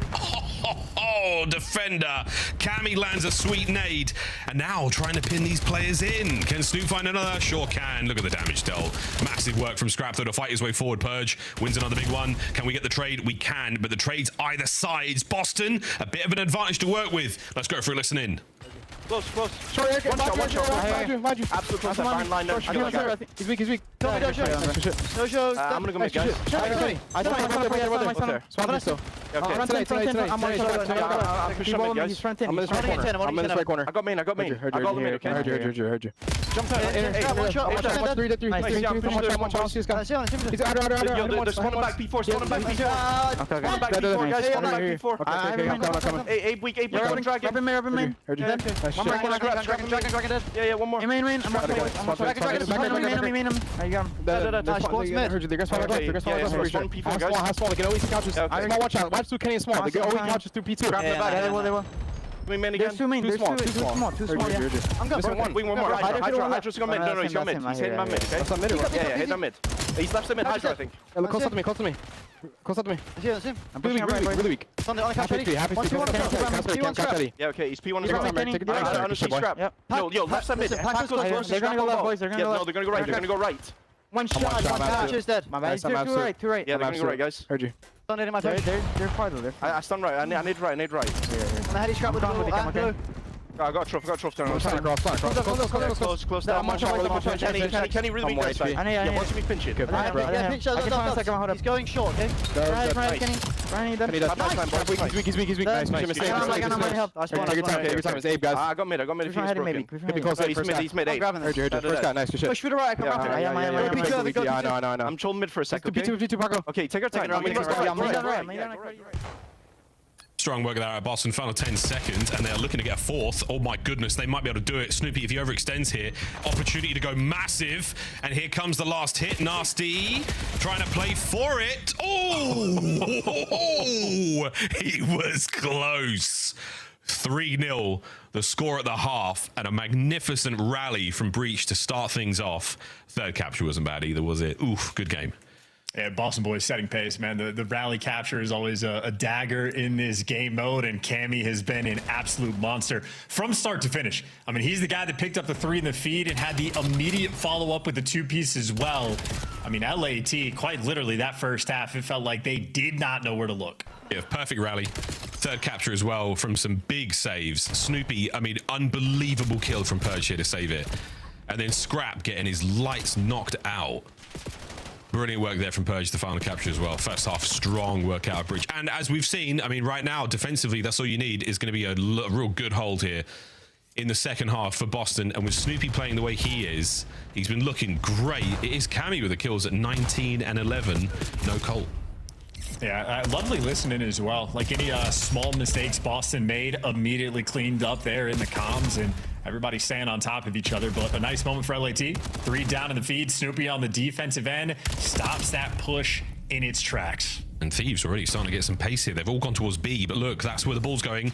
Can we get the cut-off kills here? Scrap's got to find at least one to make this work out. Kenny there on the push forward. He finds another one. Kenneth Williams is causing problems. It allows Abe to get in there, and that is an unbelievable way to start the half.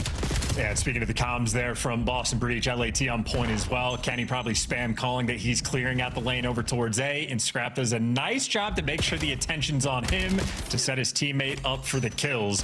LAT trying to maintain it. Might be a quick score on the flip side, but Scrap gonna have to B2. They didn't quite have it. Forcing the issue, but that's sort of what you have to do when you're down a few captures. Yeah, down a few captures. I mean, getting at least one now gives you an amazing bed to work with. A bit more cushion for the pushing right now as Kenny finds a couple in the mid-map. Boston Breach already setting up for the turtle, already pushing themselves to the deep recesses of the map. All right. Obviously, possession helps, but if you lose the fights there, you are screwed. So, Miles, they're doing this with 4 minutes left on the game clock, so they're going to be in this for the long haul. The problem for LAT is not only do you have to get the swarm, you have to do so efficiently, because even after you get these kills, they're spawning right back on top of you, and you have to run into the depths of spawn to get it. So this is basically an experiment of whether or not it's actually possible to break this down. Here we go. We are in the lab right now, ladies and gentlemen. Here's the kills. There's the close spawns. They've got to get Purge quickly. And Purge, oh dear, he made a big attempt. And that's number 1 gone. We've burnt 30 seconds from the game clock. And Miles, that is number 1 where LAT actually get a 3-man advantage towards the end. They get the first 3 kills, one's traded out, and then it's 2 men to beat Purge. Can't get it done. Scrap kicks this one off shreds. That's 3 down in the feed, and only 1 man left standing. The question is the spawn. You're on top of bait. You're running out towards the flag. In a minute of a breakdown, there you go. The turtle has been beat. This is the problem. You're worrying about the spawn, the rally for next. Huge play there from Abizi off spawn. Catches out 1 man. There's the capture. 3-2. Now a race towards the new ball. Bottom side of the map is up. Nasty's going to be the first man there. Scrap can't get any more from the inside of spawn. And here we go. A big opportunity. Can this be goal number 4? Nasty, the dance is on. He's bought a little bit of time. Cammy's now on the cut-off kills. Boston Breach. Woohoo, we're looking for it. Don't tell me he goes back to spawn. No, thank God. Number 2. Cammy threads the needle. Capture. There it is. 4-2. 2 minutes to play. Great work there from Boston. They do have a little bit of presence mid-map. Can Purge get any more out of this life? Done. Mid-map still. On board with Snoop in a second as he now takes control. The pickup kills from Nasty are good. 1:40 to go. And you are doing everything you possibly can, Boston, to keep the thieves at bay. Yeah, they're flowing now. I mean, the capture was an absolute thing of beauty. That is just the classic get 1 man out, trust your teammates to wrap back. And, well, they couldn't park the bus with 3:45, but now you can see Nasty toying with the idea. Maybe more trustworthy with a 2 capture lead and 1:20 off the clock. And, I mean, guys like Snoopy crawling around your spawn, and just 2 kills like that are devastating. LAT are going to need some serious heroics. You can jump off the Mac in this back corner. Hydra not doing it just yet. Not just yet. We're waiting for the numbers. Oh dear. And again, a clean set of kills. Oh, but now the pinch. Awkward fights to be had. Last man gone. Will they identify the spawns? Kenny does not have X-ray vision, and he is a 50-50 gamble as to where those players will end up. He has to wait. His teammates are nowhere to be seen. Boston Breach with an overwhelming advantage in this situation. And Boston screwed it up once. I don't know if they're going to screw it up twice. Wait. Scrap. Oh, he sneaks in. He gets himself a little bit of damage. Hydra not able to pick it up, and that should be game. 1 more attempt you had there, Boston, to fail. And now at 4-2, an extremely dicey game of Overload. This seems to be the meta exactly here on Den. This office space. I know Treyarch is watching. We might be able to deal with something about that. This is going to turn into a team A, team B thing as well, where the first half is so much more important to like spawn on the opposite side. Because if you get a lead from like the left side first, I mean, you're just golden. So yeah, LAT, nothing you could do. Den control, or Overload, sorry, continues to be an issue for them. And Boston Breach beat him down. Again, it's coming down to situations where we're seeing it. If you go down in the first half, the mettle and the resolve you have to battle in the second, that is really the sort of indicator to me of who are the more capable teams, who have got, you know, the deeper playmaking ability, the real grit, the real melons to make moments happen in the game mode. And who knows, maybe we'll see a change there, maybe we'll see something go, a gentleman's agreement, who knows, mate, something could give there. But regardless, Boston Breach 4-2, final score on Den. They take the lead. We stay on Den, folks. There's our first part of the trilogy done, and we go to a hard point. Talk about GA for the park the bus strat. Yeah, I don't know how you fix it. Absolutely not. That's even. Yeah, you just you don't, or you like stop the clock when you have control of the device. Well, in the world's beautiful game in football, time wasting, you know, passing the ball egregiously on your half, you receive a penalty. You get penalized for that. You can get a yellow card. You can get in trouble for that. So why not here? Maybe we need to get Zuma in a black and white shirt with a whistle and a yellow card out. Who knows, baby? Well, either way, highlights from this one. A magnificent first half and a perfect rally from Boston Breach. The third capture wasn't so bad itself. It is interesting too that like even just that theme, it's only on that side of the map on this specific overload. Like we haven't seen it on Scar, we haven't seen it. Like it's such a particular thing in a particular moment. And the fact that Boston wanted to go for that with nearly 4 minutes left in the half is crazy. Credit to LAT. It only took about a minute to actually break it down, but it's still just that thing. It's you get too big of a deficit in this game mode, you have to fight such an uphill battle. So Boston truly did win this in the first half, and it was Cammy that really popped off to go and make those plays. Yeah, really big stuff. Really big stuff. Abizi nearly made the most unbelievable sneak play. But again, shout out to Purge for catching him out there. That could have been a 3-1 situation, or is that it might have been 2-1 at the time. I forget exactly when that happened in the game, but wicked stuff. Den Hardpoint on its way now. Mr. Chance. After the way Colossus looked, Boston was a very, very good look, but an amazing comeback from the Thieves. Surely this is a little closer of a game. Surely. I mean, just the way that LAT are going to be feeling after this series, like they're going to have to win this or they're going to be furious. You had Abizi blocking spawns on that back P2, and by blocking spawns, I mean he didn't. He stood in the spawn, and 3 players spawned right on top of him, and the park the bus sort of strat coming in the overload. It is an infuriating thing to deal with.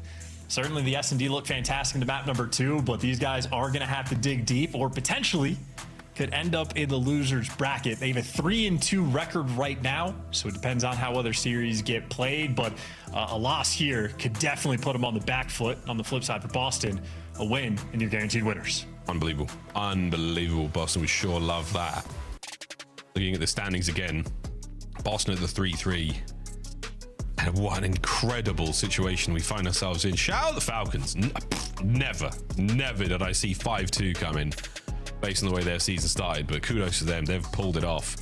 Big changes on the horizon here for both of our squads, depending on who walks away with the dub here. Pressure's now on Boston. You don't want it to go to that search and destroy. You do not want it to go the distance. Into the hard point we go. Shoes are still on. We're not leaving Den just yet. Cool, it's getting a bit spicy, isn't it, man? It's getting a bit tense. I'm quite excited. It is, and I think the AR duo for Boston is who I'm going to be paying the most attention to. Certainly with Cammy's making plays like he did in the overload, things for Boston feel fantastic, but when he gets bullied out, it can be a bit of a pain point, and this is certainly a map where your AR players can set you apart. So much so that Abizi might just be rocking a near permanent third AR on every hill that isn't P2. Not wrong. Well, here we go. Incredibly important game of hardpoint for Boston Breach. And an opening salvo that they will absolutely want to win. Big raps here taking place by Hydra. He is winning the rap battle so far. Finally gets the trade out there, and Boston with a little bit of manpower now to work with from the cuts. Slammed. Yeah, big win by Kenny, but the trades are rolling through. Purge made it to the time, but he does not have any help on the hill. LA Thieves, yep, too many bodies. Nice little swarm, and Boston playing for the late break. Snoopy setting up for the pinch as the teammates are working through mid-cut. So an interesting looking mini-map. And funnily enough, Kenny and LAT actually go and read it, and they get a clean 4 down. How many players of Boston are going to spawn in the back, though? That makes 2 in, 2 out. 2 in, 2 out. The ones on the out are being read as well. And Nasty gets the gunfight against Kenny on time. So there we go. Hydra, the last man left alive. Abizi through the rooftops. He will now fly. Go Ninja, go Ninja, go. That's a throwback for the 90s kids. Lead now for the LA Thieves. And nearly a toe tapping moment that Hydra did not want to have. That is a nice hold. And you have fought off your attackers. Thieves still in control. Yeah, great decision by Hydra as well. His teammates lost the fights towards the back, so he waits for the reinforcements to get in before he make the moves. But now it is the diabolical P2, where you might have a ton of SMGs on the map. Nasty kicks it off for 2. Nasty is going to be able to get 3. And as the split spawns roll through, Boston will finally start to collect some time. And Abe Smash sneaking through the back line. Doesn't want to trap his boys in their spawns wise. And yeah, it looks like Boston's still here as well. So a consolation victory right now for the LA Thieves. You might not have got that much time out of this hard point. You've certainly prevented Boston from getting it, and you're keeping them trapped on the left-hand side. Great moves here from the Thieves. Scrap, doing what you can to hold on to it. Hydra down as well. So late break, 10 seconds to go. And an awkward spawn from Purge there as well. Yeah, and not a sneaky Abizi. He just spawned there, just as Purge spawned in the back to set up on this rotation. So Kenny might get that sort of opening kill, and great teamwork there from LAT to deal with Purge. Things could have been mixy. Now you got the map under control right as the hill spawns. Abe, just pure information here. those shoulders is simply to find who's coming in. How many mans? Counting players for his boys. Hydra can't stay alive as the wall bangs there through the top of the door frame. Clean him up. Scrap soaking time away. Under the watchful eye of Kenny, gets a couple of kills. In and out we go. Awkward timing from the hit on Purge. And this might be a late break of the 1v1, but Abe, oh, he's so sneaky, so slippery. Staying alive for his boys. Can he get another? He sure can. Here come the reinforcements and Thieves are back in. Yeah, it seems like Thieves maybe just an ever so slight leg up in the kills column. I was worried about the ARs for Boston, but Purge maybe having a bit of a slow one here. In the final 15, LAT setting up, and they're going to be able to get it. Now, Cammy trying to sort of break the pace. He slid out over towards the new time, and LAT are not looking for him. They have not seen Cammy in the past 25 seconds. He might be able to break this play down. Where in time is Cameron? Is actually San Diego. Nah, all good. Scraps on it. And Scraps intel on the next man. Nasty there. So great hold here from the Thieves. They're doing it all. It's time, and it's very good awareness. Even if it's not good awareness. Nice shots from Hydra. That's going to be the hold. Still, over to the rooftops now we go. Boston are going to try and break from this side. Will they be caught out on the hops? There's Kenny with a big loss from Cammy. That was a wicked headshot. That splatter of the hit marker working out as, again, fighting forward. So tough to get in. Thieves are still locking this one down, even with the occasional mistake. Great hard point from the Thieves. Yeah, this is bully ball now at this point. It's what a horrifying moment for Cammy, where no one actually shows up to time. The hill pops and it's green, and LAT just turns and goes, oh, there he is. He's right there. So it could have been for the play to break down. Instead, Boston, well, no luck is on their side. They cannot get anything going. No luck. Plenty of gunny. 3 dead. Hard points yours. Second set. Can it be better than the first? The answer is absolutely. They've just got to find a couple more moments. A little bit of bad luck when it comes to some dodgy spawns, or just not accounting for that last man. Maybe a few errant choices. Abe making a bit of a wrap towards Nu. He's now battling the player on couches. Mid-map, all good. And Boston, this is exactly what you want out of a solid P1. Yeah, and Abizi now is effectively in a spot where he's just distracting. Nasty takes care of business. And this is just such a wide spread on the map as well. It's basically Purge and Cammy, only those two really working together around the time and trusting everybody else to win the gunfights and fill in after. They were great the first go around. The second, LAT just had the numbers and the swarm around the time. Looks like they're going to be maybe not even good for the final 15 seconds yet. Boston applying the pressure because they do have those left side spawns. The Thieves are still really, they're trying to push their left side, trying to get the spawns out. Hydra's going to be the man behind enemy lines, but he has been dealt with now, surely. Eyes on. Cam. Oh no. Oh no. The reload. Oh no. This is what I'm talking about. A little bit of bad luck. That is unfortunate timing. Now Hydra motor mouthing it in the comms. The Thieves have swarmed around. It is a phalanx on the point as they are desperately trying to get in there. But what a hold here. Boston have found kills. They've got 2. Looking for the third as well. Cammy from spawn. No way. Damage on Abe. You've weathered the storm and survived, Boston. Yeah, and somehow Scrap spawns out, and he might be slow enough that Cammy could just shoot him in the back. And on the flip side, over towards time, it's Nasty versus the world, and the timing didn't go the way of Cammy, at least initially. And what an awkward situation here on P2 that LAT end up taking full advantage of. Weird spawns, weird mix, but a wipe in the feed. Final 15 seconds will be theirs. Final 15, and again, handy Scrap to have. Rotation on. Thieves will be outnumbered on the attack. The lineup there doesn't pay off for them. Hydra and Scrap say bye-bye to the play. Abe, building up streaks here. You want to try and get as much damage as you can before the rest of the boys show up. A perfect nade in the teeth of Snoopy. He caught that one.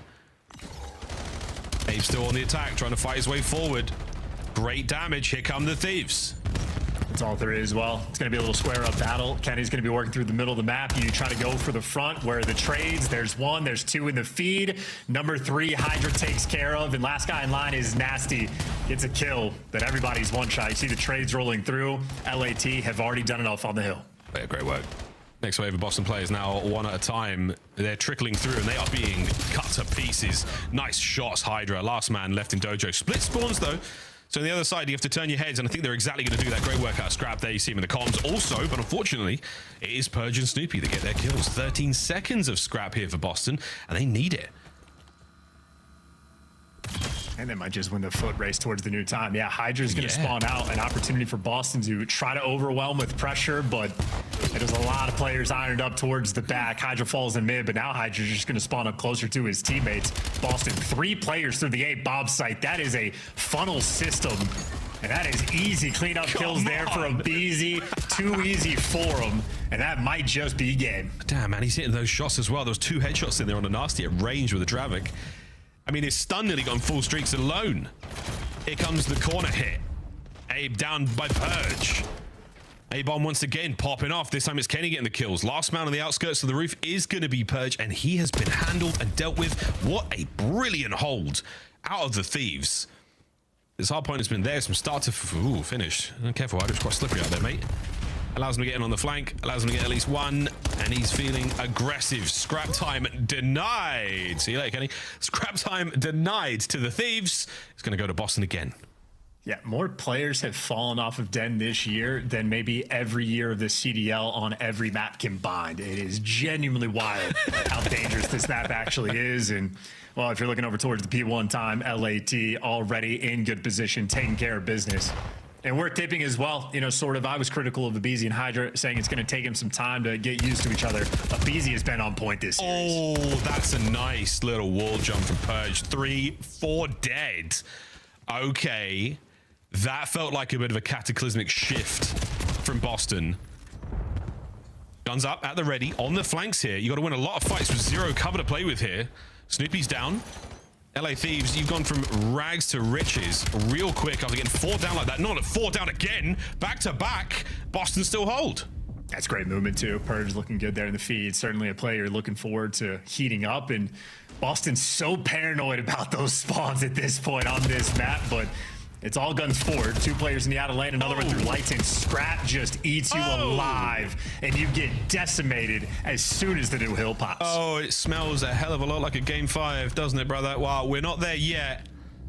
Boston, you got another chance to break this. You've got some opportunities. And after the performance we saw on Overload, you do not want to go all the way for that game 5. Keep the aggression rolling. You've got what it takes here on the map. A couple of big kills out of Purge. Nasty goes down, but it is Scrap once again. It is Scrap once again. The big breaks. Right through the front come Cammy and Snoopy. Abe on the back line. The battle continues. He's done an amazing job of staying alive. No nades, no problem. Here's the trophies. Here's the pinch again. And it is Scrap chance sending in Kenny for the kills. Scrap on the bait. Scrap down again. Trade after trade.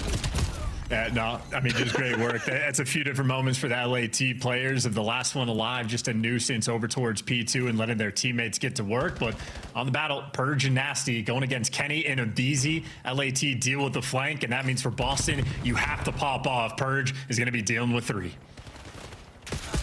Purge deals 1. Sets him up for the pinch. Doesn't quite work out. Abe at range, brought down. So now Kenny versus the world.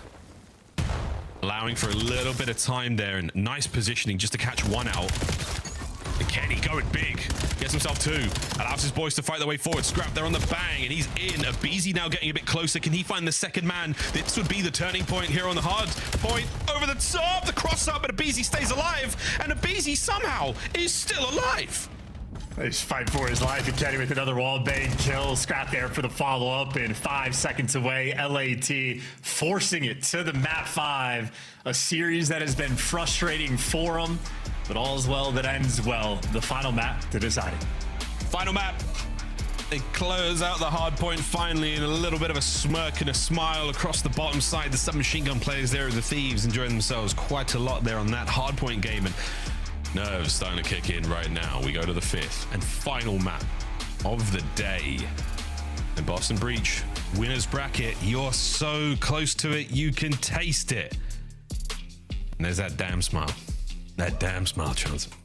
Yeah, I mean, hey, they've been laughing the whole time. They were able to laugh off the map number 1. They were able to laugh off the map number 3. But a game 5 to test the mettle now of both of these teams. The stats, of course, across the board. Probably the standout for me is just a BZ and a Hydra. Again, that is an SMG duo that they are each dealing with brand new dynamics in terms of what they're working with. But BZ has been on point this series, and him and Hydra, I mean, the S&D, I think they win like 18-7 combined. This time, nice little 60-piece for them as a pair. Damn! That's a lot of kills. That is a lovely bit of work there as we look across the game flow. And Thieves, a couple of moments where it was tight once at P3, and then after that, off spawn, enough separation. Yeah, off spawn, it was pretty close. It was pretty close, but you know, once they got rolling, there was no going back. One moment of separation in that P3, and then Thieves happy to do it there on Den. 250-168 final score. And now to a final search and destroy, the last of the day, the last of the series to decide it all. Staying on Den. Nice bit of back and forth, blah, blah, and how will it end?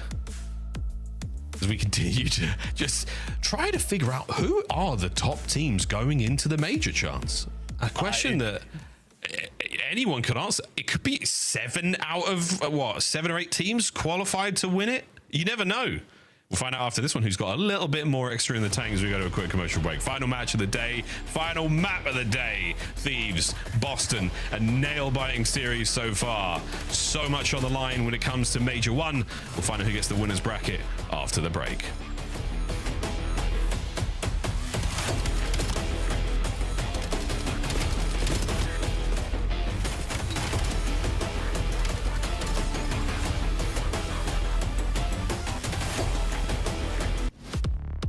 Monster Energy, the official energy drink of the CDL. Start the season strong with the 2026 Call of Duty League Pack. Grab yourself the CDL operator by scanning the QR code on screen or check it out in the Call of Duty store in-game now. Black Ops 7 returns to the Esports World Cup in Riyadh this summer. Scan the QR code to be notified when tickets go live later this month.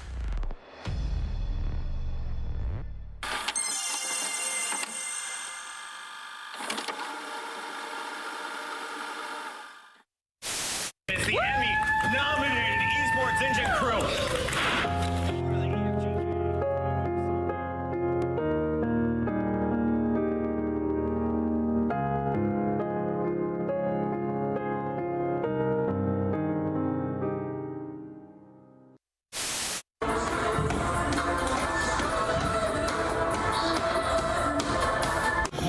Absolutely loving the Rio edition to the asset. Then you get into the Karachi SD just so. Nice! Come on! Hey, we got orange challenge, bro. You go. Let's go. Holy shit. He's got clutch up there. Where's this? I'm on top. He's got to be backside. Dead. Maybe backside side. I'm trying side. Nice! Come on! Hey, we got orange challenge, bro. You go. Let's go. Holy shit. He's got clutch up there. Boys. My fault.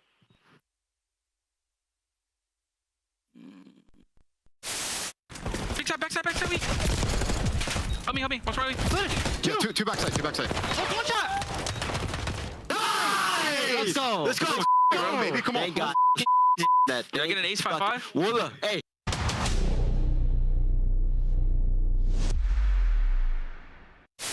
Look at the route that Shotzi's taking, shutting down the entire. Oh my gosh! Yeah, look at Ant on the minimap. Depending Guys, on what an the absolute timing butt of this cheeks. looks like, Mac gonna go for the Waiting for the elevator. He's patient. We've got 3 different floors worth of areas to explore your Shotzi, and now the time starts to tick against Optics defense. And I don't know if Sib got a sound cue that potentially someone's coming in the elevator. I guess not. Here he comes. Shotzi on the pinch.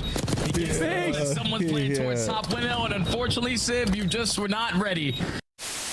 Open time. Quinn is in. Real gets it. 5 for the win. Real holding it on. Lucky gets the final kill. And what a map. We're so close to getting back to land, ladies and gentlemen. We are very close. One more match today, and then tomorrow we got a couple more. But we're very, very excited to see how this game 5 goes down. Of course, Thieves and Boston going at each other in this matchup so far. It's been a blah, blah series. How will it end? We're about to find out. Staying on Den. If you've just joined us, you've missed a spicy series. Yeah, it's been a fun one. Little oscillation there between the pair of teams, a little bit of drama in some of these maps as well. But ultimately what we saw in the S&D, Hydra and Abizi took Boston to task on Scar. So you're going to have players on the flip side. I know Nasty and Cammy certainly struggled there in the map number 2, looking to get their bounce back. And obviously for a guy like Nasty, revenge against your former org, always a little sweet. Like sweet. What we will do with Satisfactory at this point in time. How is this going to go down? And Den is a rather enjoyable search and destroy map to watch. Not as clear cut and dry strategically as Scar. And Boston, the bus has already been parked. Low left-hand side of the minimap. Well, you know, no trophies in these early rounds. You don't want to get caught out by any nades.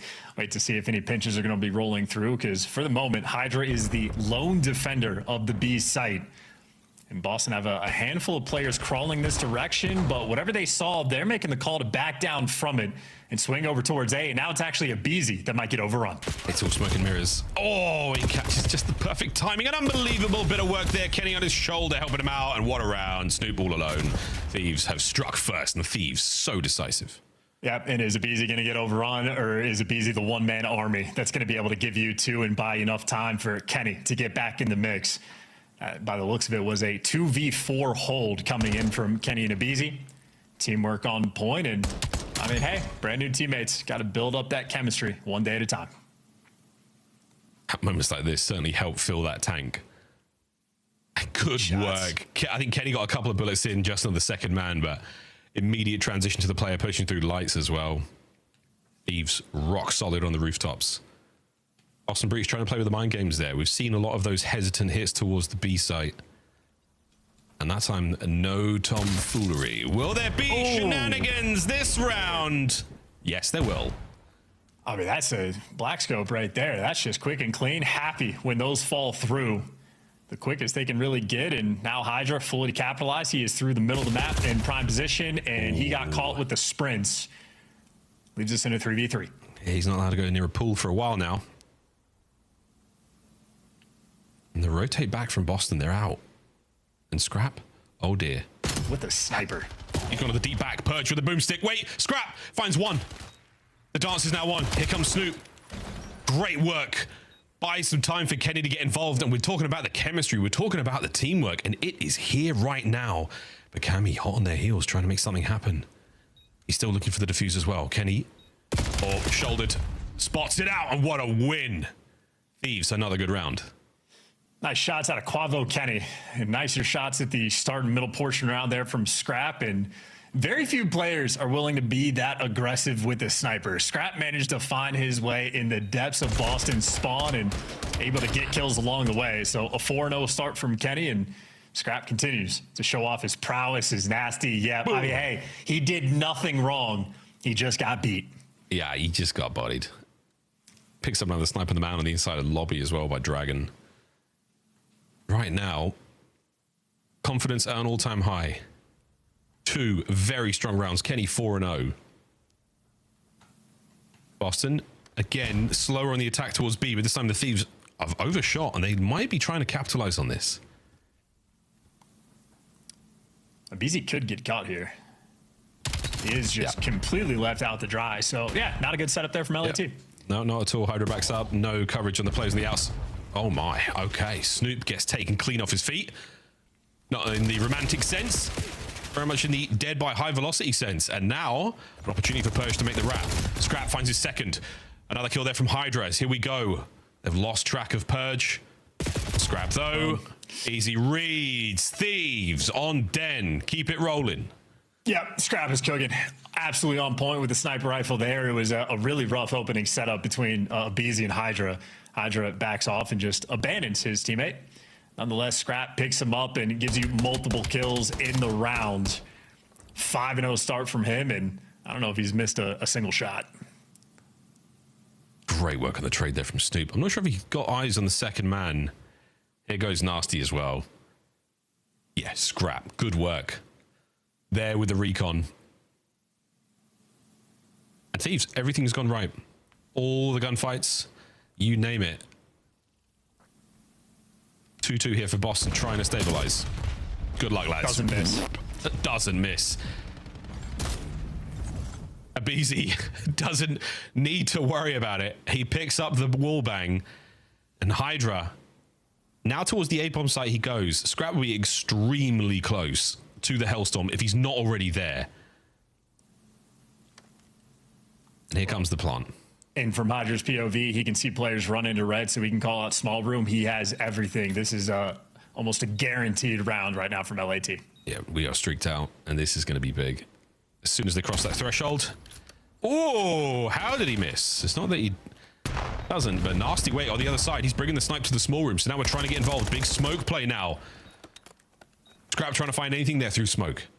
2v2, the dance is on. Abizi spots that one, damage there, the old alley-oop, the 1-2 as Purge gets fed to the wolves. Now on the outside. Are we going to contest for this? Yeah, overextension. Scrap finds kill number 7 in a row as this perfect game of Den continues. Yeah, they've been laughing from start to finish. I'm telling you, after map 1 happened, they laughed it off. They were laughing as the opponent was parking the bus into map number 3, and now they are proving maybe just the better team. Scrap is 8-0, has been untouchable, and Hydra is sprinting around the map at absolute light speed. Oh my god, that was nearly a collat. And this was unbelievably unlucky. That is insanely unlucky. Oh man, he was close. He was close. Well, a highlight reel. Not close. He was right on him. He didn't miss at all. How did he miss? Either way, he missed. Nasty. He will be missed. Abizi with the first blood. And that is a tough loss early on for Boston. Trying to find the bounce back. Cammy can't get it done. Hydra. Lethal footwork from the Frenchman. 2v2, and Purge knows he is trapped. Oh no. Anything to come through that window? No, but a man on the stairs. Kenny there finishes what he started. And this is for match point. Snoopy, good luck. You are alone and you are dealt with. Wow, LA Thieves. It is so much theirs, they can taste it. Dude, I mean, I wonder what LA Thieves fans are thinking in terms of like how badly some people were calling for a roster change and how their team looks happy as clams, running people over. Of course, you know, game's not over, map's not done. Anything can happen, Miles. Absolutely anything can happen. We've seen more devastating comebacks than this.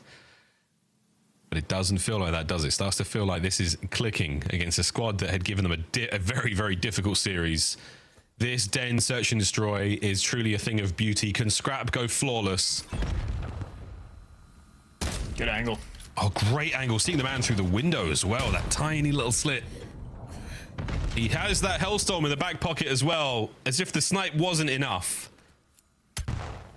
Oh, that's an annoying connection as well. Boston on the retreat now. Eyes towards the A-bomb site potentially, but here we go. Good luck, boys. This is going to hurt. Yeah, and of course, meanwhile, Hydra, again, just straight up sprinting through the map. So he's clearing out the A site. Scrap can now call out everything, and LAT players know where to look. This is going to hurt indeed. Well, Nasty has eyes on the back line. Oh, Snoop gets a fantastic hipfire kill. There we go. The perfect run is over. Cammy wins a big one up close and personal on Hydra. He's now fighting very much from the back foot. A 1v2. But a bit of a dance. Will he account for all the corners? He knows there'll be a player on the inside. 20 seconds. This is great timing. Great instincts. Just didn't get the gunfight. Yeah, came there to take him down. A good attempt there from Hydra, but ultimately the AR duo there from Boston Breach sealing the deal. Nasty makes a fantastic read as well. Just the idea that we know Scrap was sniping over towards like that B site. We know he's somewhere around his spawn, so after he calls the Hellstorm in, Nasty posted up and waited for him around P2. If Nasty doesn't make that right call, Scrap and Hydra have the clutch potential after the fact, but Boston, that is heads up Call of Duty, all for a single round. Need one. Perfection, we still chase it, LA Thieves.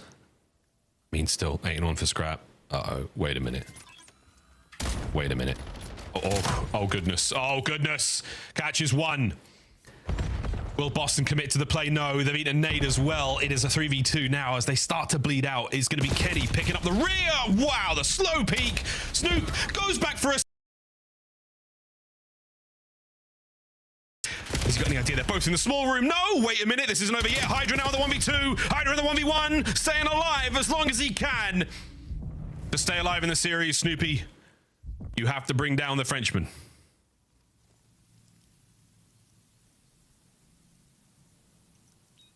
of calm falls across Dan as the bomb is now planted and the 1v1 continues. Snoopy dances out towards the right, and it is easy pickings for Hydra. A clean dispatch of the defuse, 6-1 the final score. Game 5 goes to the LA Thieves. And what a series. I feel like this one had it all. Magical movement there from Hydra towards the end. He legitimately sprinted around Den like a playground the entire time. Scrap is missing shots on people he's dead center on. He's shooting people in the face and getting hit markers. So much happened throughout the entire series, but ultimate for LAT, 10 CDL points, a 4-2 record. Which, if you go back in time and look at the amount of criticism this team has taken, a 4-2 record with a lot of good wins has been cooking. Nasty. Well, actually, who are we roasting? Purge for jumping out of the lobby. Shame on you. Making Easy Mac's job more difficult. Shame, Purge. You shouldn't have done that. Well, maybe his PC crashed. Maybe. You never know. Well, that is fair. We go for the blah, blah, blah. Series. Congratulations, the LA Thieves. Happy to walk away with that dub. Very, very happy for the 10 CDL points as well. And we will get to see them play again tomorrow against Ravens. Ravens tomorrow as well. So spicy stuff. Hope you're bringing milk for tomorrow. It's going to be that kind of day. Chance, any parting words before we throw it to the desk? I think tomorrow we find out if Carolina's the best team in the game. Very well might be. It's going to be a fun time. Absolutely.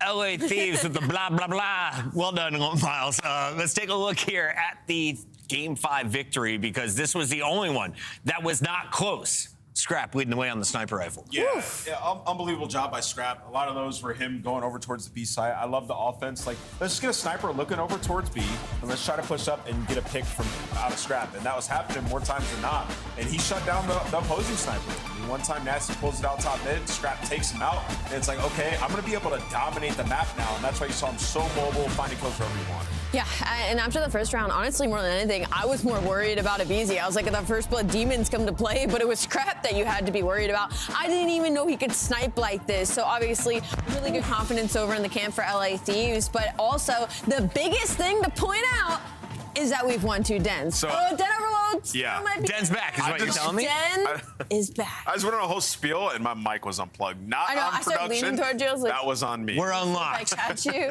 But the show is over, which is good news, because we got a lot to revisit and relive here. For the Thieves, though, were you worried about this squad after map 3? I was a bit, right? You look at them, but like, we get to the double dens, and we talked about it coming into the series. In the preseason, they had been so good at it. Yeah. And in that map 4 den, that's the Thieves that I had saw up against Good Optic shout. in the last series. They played so well. The P2 is unbelievable, and there are a lot of moments we were highlighting where we're like, okay, Hydra and Abizi are together. They can be able to make this work. The chemistry's getting there. They've grown a lot. We're joined now live in the Monster Winner Spotlight by the man from Jersey. He's Jersey Jerry's favorite player of all time. He goes by the name of Scrap. Scrap, how we feeling? What's going on, guys? Long time no talk. Yeah. Long time no see. Whatever it is, I'm here. All of the above. You are able to finish now with 4 wins. You're able to battle onto the left side of the standings, and you're living up to the hype that you had at the start of the season. But why did it take this long to see your sniper Give me 1 rifle? second. Hey! All right, I'm back. Sorry about that. Got the boys in check, yo. Right? Head They're coach. screaming. I can't hear Puckett. Head coach Scrap. Scrap, how come it took this long to see you snipe like that? I don't know. I mean, I'm just trying to catch some flow with the sniper right now. I'm trying to see like what angles are the best, what rushes are the best, what strats are the best in general. Yeah. And recently I felt like I've been hitting that flow, so I've been pulling it out more. It's been fun to watch for sure. Yeah, it has, dude. You were dominating that map. That was awesome. I wanted to ask you, you know, it took a bit for you guys to sort of steady the ship. It feels steady now with the last 2 wins. Do you feel like you guys are championship ready headed into Major 1? And the reason I ask that is because I look around the league. I don't know who the hell's going to win, Ernie. Tell me, who's the top teams, and do you feel like you can hoist that trophy Major 1? I mean, yeah, I'm going to say we are a championship, team, obviously. I mean, we got like 4 of the best players in the game. Yeah. So, of course, I'm going to say we're championship caliber. Best team in the game, I mean, it's hard to say, man. You know what I mean? Like, this game is, I'm going to say one of these years that, you know, you won't really have to put a lot of thought into the game. It's just kind of spun up and bang the hill. And obviously, everyone can shoot straight in this league. So, there's going to be teams that, you know, don't think that can win. that are going to be winning. So I don't really know who's the best team right now. That's a good tidbit right there. No, I like that's valid. That's super valid. It kind of means that anybody could spawn in and have a good day, which keeps us Exactly. You see excited. Colossus? You ever watched that map before? It's an absolute joke, but it is what it is. I have, fortunately, multiple times. Scrap, I want to ask you a little bit about just LA Thieves specifically. Den was a problem for a little bit there. It looks like maybe it's not a problem so much anymore. Was it actually pretty map specific for you guys, or was it just a little bit of a lull for a week or two where you didn't feel like you guys were all on the same page? Yeah, I mean, like you said, I didn't really think it was a map problem. I think it was just an overall teamwork problem in general on every map. So, right when, our past week, 2 weeks of scrims have been way better than our past, month. And, we're getting our teamwork back on board, and it's obviously showing, so that's a good thing. Yeah. Scrap, as a Jersey boy, everyone in Ohio is starting to panic. I know the folks down south are really worried about the snowstorm. Any pro tips for someone who has survived 20 years of blizzards? Yeah, Texas needs some salt. I think salt is one of a big key. If they don't want to bring the plows, it's okay. I understand it, but we need some salt here, melting the ice a little. Like you said, 20 years in blizzards. I love the snow. I love when there's snow in here. It's brings back that vibe of the Northeast. All right, well, clear out Texas before we get down there on Tuesday, will you? Hey, I'm trying. I'll try my best. All right, that is Scrap. That is LA Thieves with the final win on the night and potentially the final win on the season, as they'll be taking on Carolina for the #1 seed. Falcons at 5-2, and they couldn't be alone. Let's take a look at what we have in store for us for the other 11 teams. Gentlemates right behind them at 4-2 with FaZe and LA Thieves now will join the 4-way tie between 2nd and 5th. Yeah, I mean, look at that. 8, 9, and 10 all tied there. We don't even know who's going to round out in that 8th spot. G2 with back-to-back huge wins to put themselves back in contention. Heretics have a match against Gentlemates tomorrow. That's going to be a big one. It's cool to see G2 jump into the top 8. We thought it was possible with the Boston loss. That's where they are as of now. And Boston, of course, will be watching to see what's going to happen with the likes of Heretics. Royal Ravens versus Thieves, though, the biggest match on the day. One of them finishes 5-2. That's kicking off at 4:30. As we close out the night, Rosalie, what did you learn? I learned that upsets galore this month. That major one, we don't have a favorite heading into it, and that Riyadh Falcons are currently the best team in the game after being the worst. They have won more matches in the first 2 weeks of this year than they did the entirety of last year. I'm proud of them. And? Listen, cover your spigots. Make sure you guys stay very, very warm. Have a warm room in the house. Charge the flashlights. The portables. Charge your guys' portable chargers. And get ready. Make sure you have a 2-day stash. Hopefully the storm's not as bad as they say that will be. Drink some water. Throw a blanket in the dryer. Throw it on your lady. She'll love you forever. On behalf of everyone behind the scenes, stay warm, stay safe. We'll see you for a Sunday of Call of Duty, potentially from home or the studio. We'll figure it out.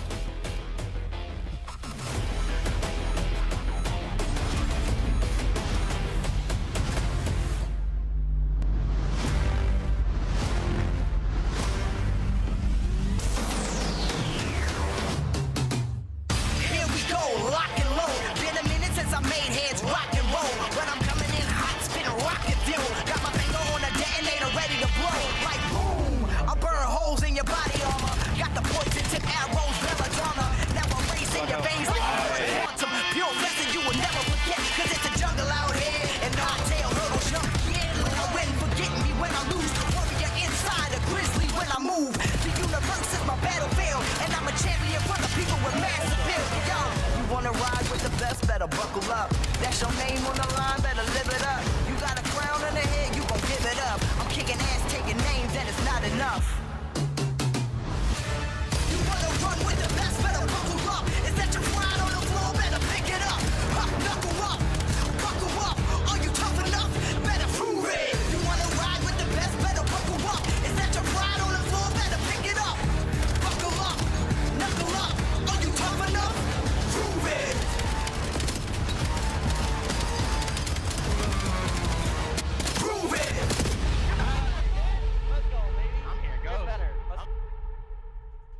Welcome